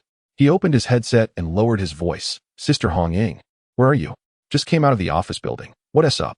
Lin Xia shared his speculation, and Hong Ying immediately nodded on the other end. Okay. While you all go to the flag raising, we will go to the girls' dormitory now. As the march played, the class where Lin Xia was in also moved out of the corridor, slowly heading toward the flag-raising platform. The flag-raising ceremony was held in a small, open space in front of the teaching building. The area was not large, and students from all 3 grades of high school were squeezed together, leaving hardly any gaps between them. Students at the back, keep up. Hurry, don't squeeze me. Hey, can you walk faster? How fast can I go? The person in front of me is stuck there. What can I do? Where's the person in front of me? Who is in front of you? Lin Xia, where did he go? I don't know, he was just here. Huh. Li Yifei is also missing. Just as several students were puzzled, Lin Xia and Li Yifei had already slipped out of the queue early, swiftly weaving through the chaotic crowd of students. Lin Xia's spiritual perception range is only 20 meters to fully cover the more than 2,000 students. He must keep moving constantly. Lin Xia, have you finished your scan? The music has ended, and it's time to raise the flag. Li Yifei struggled to push through the surrounding classmates and called out to Lin Xia ahead. No, there's still half left. What should we do? Everyone needs to stand in line, and after the music stops, we will be discovered. At this moment, the marching music that had been playing on repeat grew quieter, and the 2 students weaving through the crowd became increasingly conspicuous, with many people starting to point at them. Lin Xia frowned slightly. Li Yifei was right. If they were still moving around after everyone had lined up, it would definitely attract attention. If they forced their search, they might even be stopped by a teacher. But if they stopped now, to fully understand the students, teachers, and leaders of all 3 grades in the school, they would have to wait until after school to block the exits. The time was too long, and there were too many variables. They couldn't afford to wait. Lin Xia's mind raced, and suddenly he caught a glimpse of the flag-bearer team in the distance, and his eyes lit up. He changed direction, quickly pushed through the crowd, and walked up to the front of the flag-bearer team. Hello, classmate. Lin Xia politely addressed the leading student. The flag-bearer was taken aback. Hello? You're off duty now. The classmate looked at him in confusion. The school leadership just issued an urgent notice for outstanding student representatives to raise the flag, and after the flag raising, they will need to give a speech, so we need to temporarily replace the flag-bearer, Lin Xia said seriously, directly reaching out to grab the flagpole from the student's hand. But I'm Li Yifei, the outstanding student representative from the 2nd year. Please give me your flag. If you have any questions, you can find the leadership after the flag is raised. Lin Xia expressionlessly snatched the flagpole from his hand and stood in the position that originally belonged to him. His expression solemn. Li Yifei asked, What are you doing, Lin Xia? If you do this, you'll get punished, and I will too. It's my name being misused to deceive the flag-bearer. It has nothing to do with you, Lin Xia replied lightly. Besides, I'm no longer a student. I don't need to follow school rules. I am the night watchman. The solemn music began to play, and all the students, teachers, and leaders in the area fell silent, their gazes fixed on the flag in the flag-bearer's hand, waiting for it to be raised. To the rhythm of the music, Lin Xia raised the flag and stepped forward in a standard march. Hey, do you see that flag-bearer? Doesn't he look a bit familiar? Yeah, he's quite handsome. Kind of looks like Lin Xia. Are you sure it's just a bit? I think it's definitely him. Looks like it really is. Most people didn't recognize Lin Xia, but his classmates quickly identified him and began to whisper among themselves. The leaders on the stage didn't notice that the flag-bearer had changed. They smiled at the handsome young man, thinking such trivial matters didn't require their involvement. With so many students in the school, how could they know who was supposed to raise the flag today? However, the teacher responsible for the flag-raising ceremony suddenly changed his expression upon seeing Lin Xia. For some reason, he felt an ominous premonition. In front of everyone, Lin Xia walked with his head held high and chest out, completing the flag-raising path. Just as he was about to step onto the flag-raising platform, he suddenly made a sharp turn. He headed towards another corner of the student formation without hesitation. The leaders who were smiling and ready to welcome the flag were taken aback. Their smiles froze on their faces as they stared blankly at Lin Xia, who ignored them.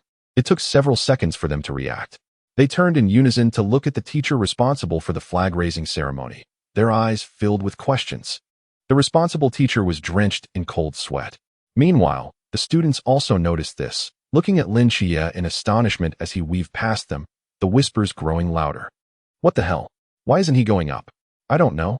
Is this his first flag-raising? He looks pretty unfamiliar.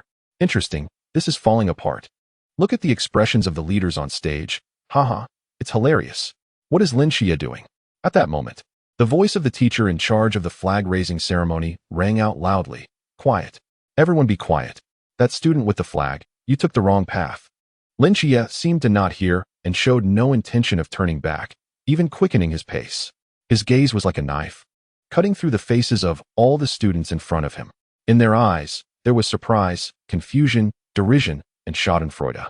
But Lin Xia's eyes remained as deep as a bottomless pool, unfathomable. In Lin Xia's view, they were a flock of sheep about to be led into the jaws of a wolf, oblivious to the danger. Among the more than 2,000 teachers and students present, only Lin Xia and Li Yifei were awake. While everyone is drunk, I alone am sober. Perhaps that was how it was. Come back. Where are you from? The teacher on stage yelled angrily. Finally, after completing the scan of all the students, Lin Xia pretended to be startled, quickly turned around, and walked back, moving towards the flagpole to quickly tie the flag to the pole. The responsible teacher stared at Lin Xia, trembling with anger. He seemed to want to question something. But now was not the right occasion. Lin Xia simply ignored his presence. He had no intention of caring about the teacher's feelings at this moment. As the music changed and the national anthem was sung, the flag slowly rose. But beneath the flagpole, a drop of cold sweat slid down Lin Xia's cheek. He stared blankly at the leaders around him, then looked down at the sea of students below, feeling as if his heart had plummeted into an abyss. Captain, you better be mentally prepared, he murmured to himself. Chapter 48, Girls' Dormitory U. Which class are you from? Where's the original flag bearer? Just after the flag-raising ceremony ended, the responsible teacher rushed in front of Lin Xia, questioning him fiercely. Lin Xia had no time to deal with him at this moment, and simply sidestepped and walked away. The responsible teacher's eyes widened. After so many years of teaching, he had never encountered such an outrageous student. Stop right there. I'm talking to you. What kind of attitude is that? Do you believe I can take you to the principal's office right now and report you for punishment to the whole school? He grabbed Lin Xia's shoulder and shouted. Ahead, Lin Xia stopped, slowly turned his head, and in his eyes, two golden flames suddenly ignited. In that moment, an unprecedented pressure enveloped the responsible teacher's heart. Under the gaze of those eyes, he felt as if he was staring at the entire universe. Small like a grain of sand in the vast darkness and unknown. The sense of oppression. This was a pressure that transcended the levels of life. In just an instant, the teacher's back was drenched in cold sweat, and he felt as if he were about to collapse. The flame in Lin Xia's eyes flickered and vanished, as if nothing had ever appeared in those pitch-black pupils. The recent incident was my fault. You can report me to the whole school, or even file a complaint at the office. Lin Xia looked at the teacher in charge, who was panting heavily, and calmly said, But you have to wait until I finish my work. After saying this, Lin Xia turned around and ran away amidst the teacher's terrified gaze. Captain Xia, report your situation. I have checked the situation of all the teachers and students in the entire school, and it's very bad. I think it's nearly impossible to resolve this quietly. Please elaborate. Among the 3 grades, the number of infected in the first and third years is relatively small, adding up to only about 10 people. The situation in the second year is the most serious, with a total of 36 infected students, and in one class, even half of the students are infected. This is only among the students. There are nearly 20 infected among the teachers and administration. So I can infer that at least 60 teachers and students in the entire second high school have been turned into monsters. There was a moment of silence on the other end of the earpiece. Captain, over 60 infected. Even if each infected person is just at the lamp level. There are more than 60 lamp monsters in this high school. If we discover the entity of this mythical creature, these more than 60 lamp infected will definitely enter a frenzy and launch indiscriminate attacks on the surrounding teachers and students. Moreover, their numbers are too many. If even one escapes the school, it will be a disaster affecting the entire Songnan city. Lin Xia calmly stated his deduction. Xia, it's not if one escapes the school. A chopping sound came from the earpiece, and Shunmai slowly spoke. They have already begun to seep out. At this moment, several kilometers away from the second high school. In a rented room, Shunmai held a knife, stepping over the scattered blood and flesh on the ground. Beside him was a serious-looking Wu Xiangnan. We investigated Lu Xiaoyan, Han Ruo, and the head teacher's family, and found that their family members were also infected. We just finished cleaning them out. The situation is more severe than we imagined. Then we need to go to the homes of the infected one by one to quickly cut off the spread of infection, so we can't go support you for now. But such a tricky mythical creature must not have high combat power. I believe the three of you should be able to eliminate it. But if that happens, it will inevitably cause chaos in the school and may expose our existence alongside the mythical creature. There's no need to worry about that. We have a forbidden item called Dream Whisper, which can create a dream within a certain range and erase parts of people's memories. Also, I will have Lung Xian temporarily act as the watcher, opening no around the second high school. No one is allowed to enter or exit. In the coming time, the second high school will become an isolated island cut off from the world. Shunmai walked to the window, gazing in the direction of Lin Xia and the others, calmly saying, "This time our enemy is very tricky. Don't hold back, don't hide. We must find its entity and kill it in the shortest time possible. At the same time, ensure the safety of the teachers and students. We can't afford to have too many casualties. This time you can go all out." On the other end of the earpiece, Lin Xia was silent for a moment before nodding seriously. "I understand." Lin Xia cut off the earpiece, and Wu Xiangnan, who was standing beside Shunmai, frowned and said, "Is it too difficult for him to encounter such a big incident on his first mission?" "Xiangnan, this child is different from you and me." Shunmai shook his head slightly. "He has potential, heart, and resilience. All we need to do is provide him with a clear path and a broad stage, and he will step onto the clouds by himself." In the girls' dormitory of the second high school, Hong Ying stealthily peeked her head out from the window and glanced inside, then waved her hand behind her. "Quick! The dorm supervisor isn't here." Si Xiaonan quickly ran in from outside, lightly leaping over the entrance restriction and hiding behind the duty room. Hong Ying followed suit, and after avoiding the duty room, they ran straight upstairs, taking 3 steps at a time, moving swiftly. In no time, they reached the 5th floor. At this moment, the flag-raising ceremony had just ended, and the students had all returned to their classrooms to prepare for class. The dormitory building was empty. All the doors on either side were locked, dark and narrow, with only a beam of sunlight casting down from the terrace at the front. Hong Ying cautiously pressed against the wall, using the dim light to examine the floor. "Which room did Lin Xia say those girls' dorms were?" Hong Ying turned and asked softly. "The second to last room on the north side," Si Xiaonan replied. Hong Ying looked towards the northern dormitory and silently stepped in that direction, while Si Xiaonan tightly grabbed her clothing hem, fear evident in her eyes. "Hong Ying, slow down. I know. You aren't afraid of monsters. But you're afraid of the dark?" Hong Ying replied helplessly. The two gradually approached the dormitory door. Hong Ying again used a small needle to pick the lock, and the dormitory door slowly opened. Just as Hong Ying expected, there was no one in the dormitory. The two entered and quickly searched.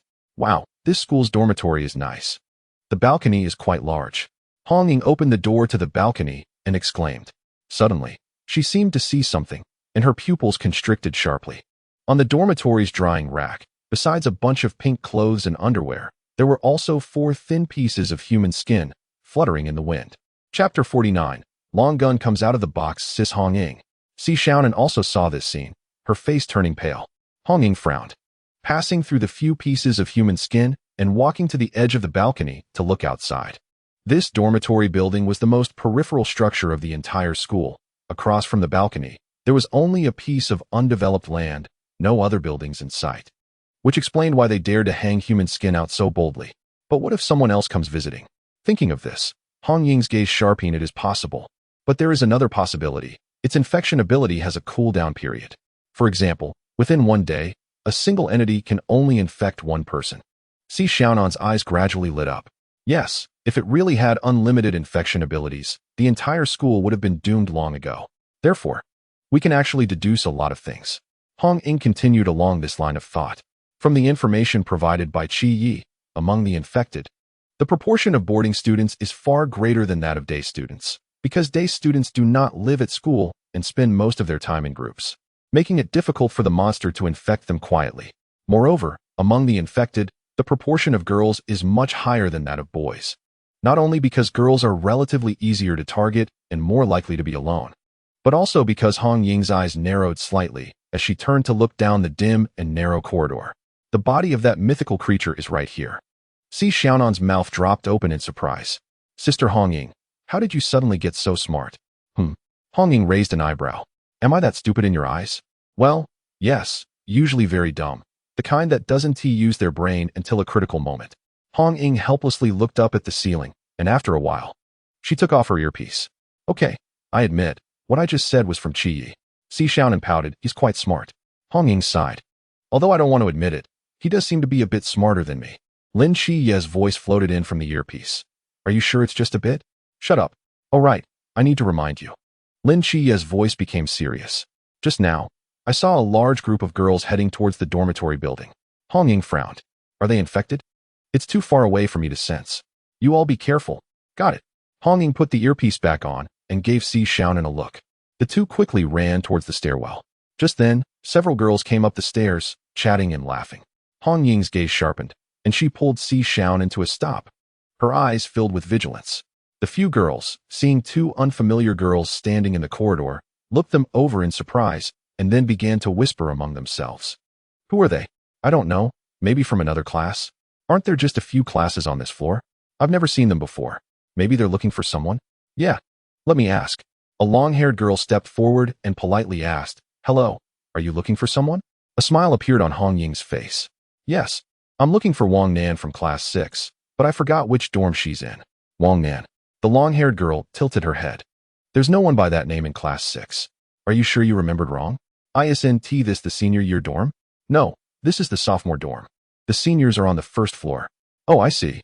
Hong Ying scratched her head apologetically, pulling Xi Xiaonan's hand, and cheerfully replied, Sorry for the disturbance. It's fine.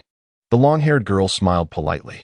Hong Ying and Xi Xiaonan bypassed the long-haired girl and walked straight towards the stairwell. The girls gathered together also politely made way for them. That girl is really pretty. As they passed by, Hong Ying heard the surrounding girls whispering, their eyes full of envy. Yeah, her features are exquisite. And her skin is so nice. I'm so envious. That short girl behind her is cute too, so adorable. Cute enough to want to eat her up. In the split second that Hong Ying and Xi Xiaonan brushed past the girls, a glimmer of hunger erupted in the eyes of those girls. Their heads opened like flower buds, revealing bright red flesh and densely packed, fierce teeth. The corridor of the dormitory was already narrow, and with these few girls occupying most of the space, there was barely enough room left for Hong Ying and Xi Xiaonan to maneuver. So small that they couldn't even dodge. But at that moment, a faint arc appeared at the corner of Hong Ying's mouth, and a burst of red light exploded around her. Boom!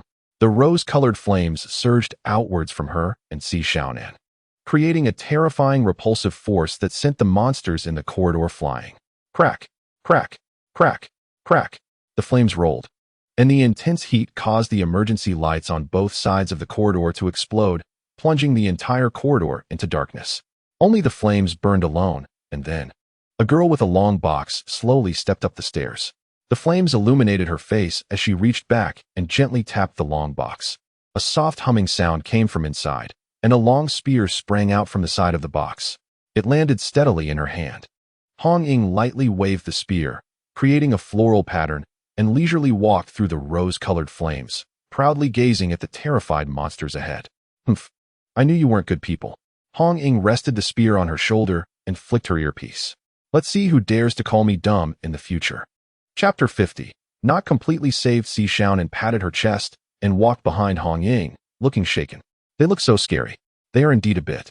Hong Ying nodded. However, their strength doesn't seem that impressive. Saying this, she stomped her feet on the ground, and her whole body shot out like an arrow, the tip of her spear igniting with a rose-colored flame, leaving a trail of fire in the air. Hiss! Hiss! Hiss! The few monsters in the corridor saw Hong Ying charging at them. Their grotesque heads opened again, revealing their terrifyingly large mouths, ready to swallow her whole. Hong Ying's eyes narrowed slightly, and without a moment's pause, she rushed straight toward that giant mouth. Roar! Just as the monster's massive mouth was about to engulf Hong Ying, A streak of fiery red light burst from the tip of her spear, igniting the rose-colored flames and illuminating the dark corridor in an instant. The next moment, a giant fireball erupted. The spear easily sliced through the monster's body, and the swaying flames consumed the shattered flesh in a breath. Hong Ying stood firm, casually resting the spear on her shoulder, the flames still dancing at the tip. She chuckled lightly, looking at the few dumbfounded monsters in front of her, and provocatively wiggled her fingers. With you few, combined, you're not even enough for me to fight. Si Xiaonan excitedly applauded from the side. Sister Hong Ying, you're so cool. The few monsters let out a roar, staring intently at Hong Ying, and the next moment, more and more figures appeared at the entrances of the corridor. Some were in school uniforms, some in casual clothes, some carrying water basins, and some holding books. Their long black hair hung down, and pairs of eyes were fixed on the central Hong Ying. They just stared at her silently. Drip, drip. The sound of water dripping came from the nearby restroom. A faint rustling sound came from the ceiling above, and the faint echoes of students chatting outside the window filled the entire corridor with an eerie silence. More and more girls surrounded the corridor, standing in unison like a silent army. This scene was enough to send chills down one's spine. Si Xiaonan quietly approached Hong Ying from behind, taking a straight knife from the black box in his hand. 16, 17, 18. Hong Ying counted the number of people carefully, muttering to herself, 18, this number is a bit troublesome, but just a bit. Ruoruo, you said in the last class that you wanted to drink calcium. I bought a bottle when I went to the convenience store just now. Here you go.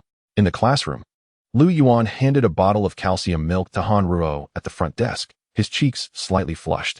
Han Ruo turned around, gave Lu Yuan a sweet smile, and took the calcium. Thank you, Lu Yuan, you're so nice to me. Seeing Han Ruo's smile, Lu Yuan felt as if he was floating and immediately patted his chest. Promising, don't worry, Ruo, just tell me what you want to drink in the future, and I'll buy it for you. Okay. Han Ruo nodded, hesitated for a moment, then leaned close to Lu Yuan's ear and said in a soft, sticky voice, Lu Yuan, after school, can you wait for me in the garage? Lu Yuan seemed to realize something, his heart racing. I have something to tell you. Han Ruo's pretty face turned red, and she looked at him charmingly, everything unspoken. Lu Yuan excitedly nodded. Okay, I'll definitely wait for you after school tonight. Just then, Han Ruo froze, seeming to sense something, and suddenly stood up. What's wrong, Ruo? Where are you going? Lu Yuan asked in confusion. I just remembered I forgot something. I need to go back to the dorm. Han Ruo's face lost its softness, coldly leaving a sentence, and she stepped toward the door. At that moment, a boy walked to her desk, blocking her way. Lin Xia? Lu Yuan frowned slightly upon seeing the newcomer. Han Ruo's irritation flashed away, but soon her face revealed an innocent smile again. Lin Xia, do you need something? Lin Xia directly ignored Lu Yuan's gaze, pondered for a moment, then spoke softly. Actually, I've liked you for a long time. Han Ruo was taken aback. Lu Yuan almost spat out blood, resolutely stood up, and stared at Lin Xia, saying, Lin Xia, don't do this. Han Ruo already has someone she likes. You can't keep pestering her. Before Lu Yuan could finish, Lin Xia pushed him back into his seat and covered his mouth with his hand. Han Ruo took a moment to react, seeming to come to a conclusion, and suddenly blushed. So? Be my girlfriend. Lin Xia naturally said the next sentence. Roar, roar, roar. Lin Xia's voice wasn't loud, but the impact of this sentence was clearly very high. The entire class heard it and immediately erupted. Wow, I didn't expect Lin Xia to like a girl like Han Ruo. Who would have thought? But if you look closely, Han Ruo is indeed quite good-looking. But obviously, Lin Xia is even more handsome. Wow, so domineering. I like it. What a pity, you all should look at Lu Yuan's expression. It's so wonderful. I agree. Get together. Get together. Get together. Amidst the commotion, Han Ruo lowered her head, as if observing her toes, her face already red to the roots of her ears. After a moment, she replied in a tiny voice like a mosquito. Then, okay. Beside her, Lu Yuan stared at her in disbelief, his mind feeling like a bolt from the blue. His world had collapsed. Lin Xia nodded expressionlessly. Since that's the case, see you in the garage tonight. Okay. Lin Xia released the hand covering Lu Yuan's mouth, and the latter sat there like a statue, staring blankly at the blushing Han Ruo, motionless. Lin Xia glanced at him and walked away silently. Li Yifei, who witnessed the whole process, walked up to Lin Xia and whispered, Xia, why did you save him? He pushed you before. I really didn't want to save him. If I were still the old me, I definitely wouldn't have meddled. Lin Xia patted his shoulder. But who told me I'm working now? I didn't want to save him. But from a guardian's perspective, saving people is a must. So, I saved him, but not completely. Li Yifei was taken aback. What does that mean? Lin Xia turned his head, glancing at the dazed Lu Yuan, and spoke meaningfully. Do you think, with his character, he would give up pursuing Han Ruo? Li Yifei's eyes widened. You mean he won't give up? Out of a guardian's duty, I saved him once. Lin Xia spoke calmly. But if he insists on asking for trouble, then it's none of my business. By that time, I might even applaud from the sidelines.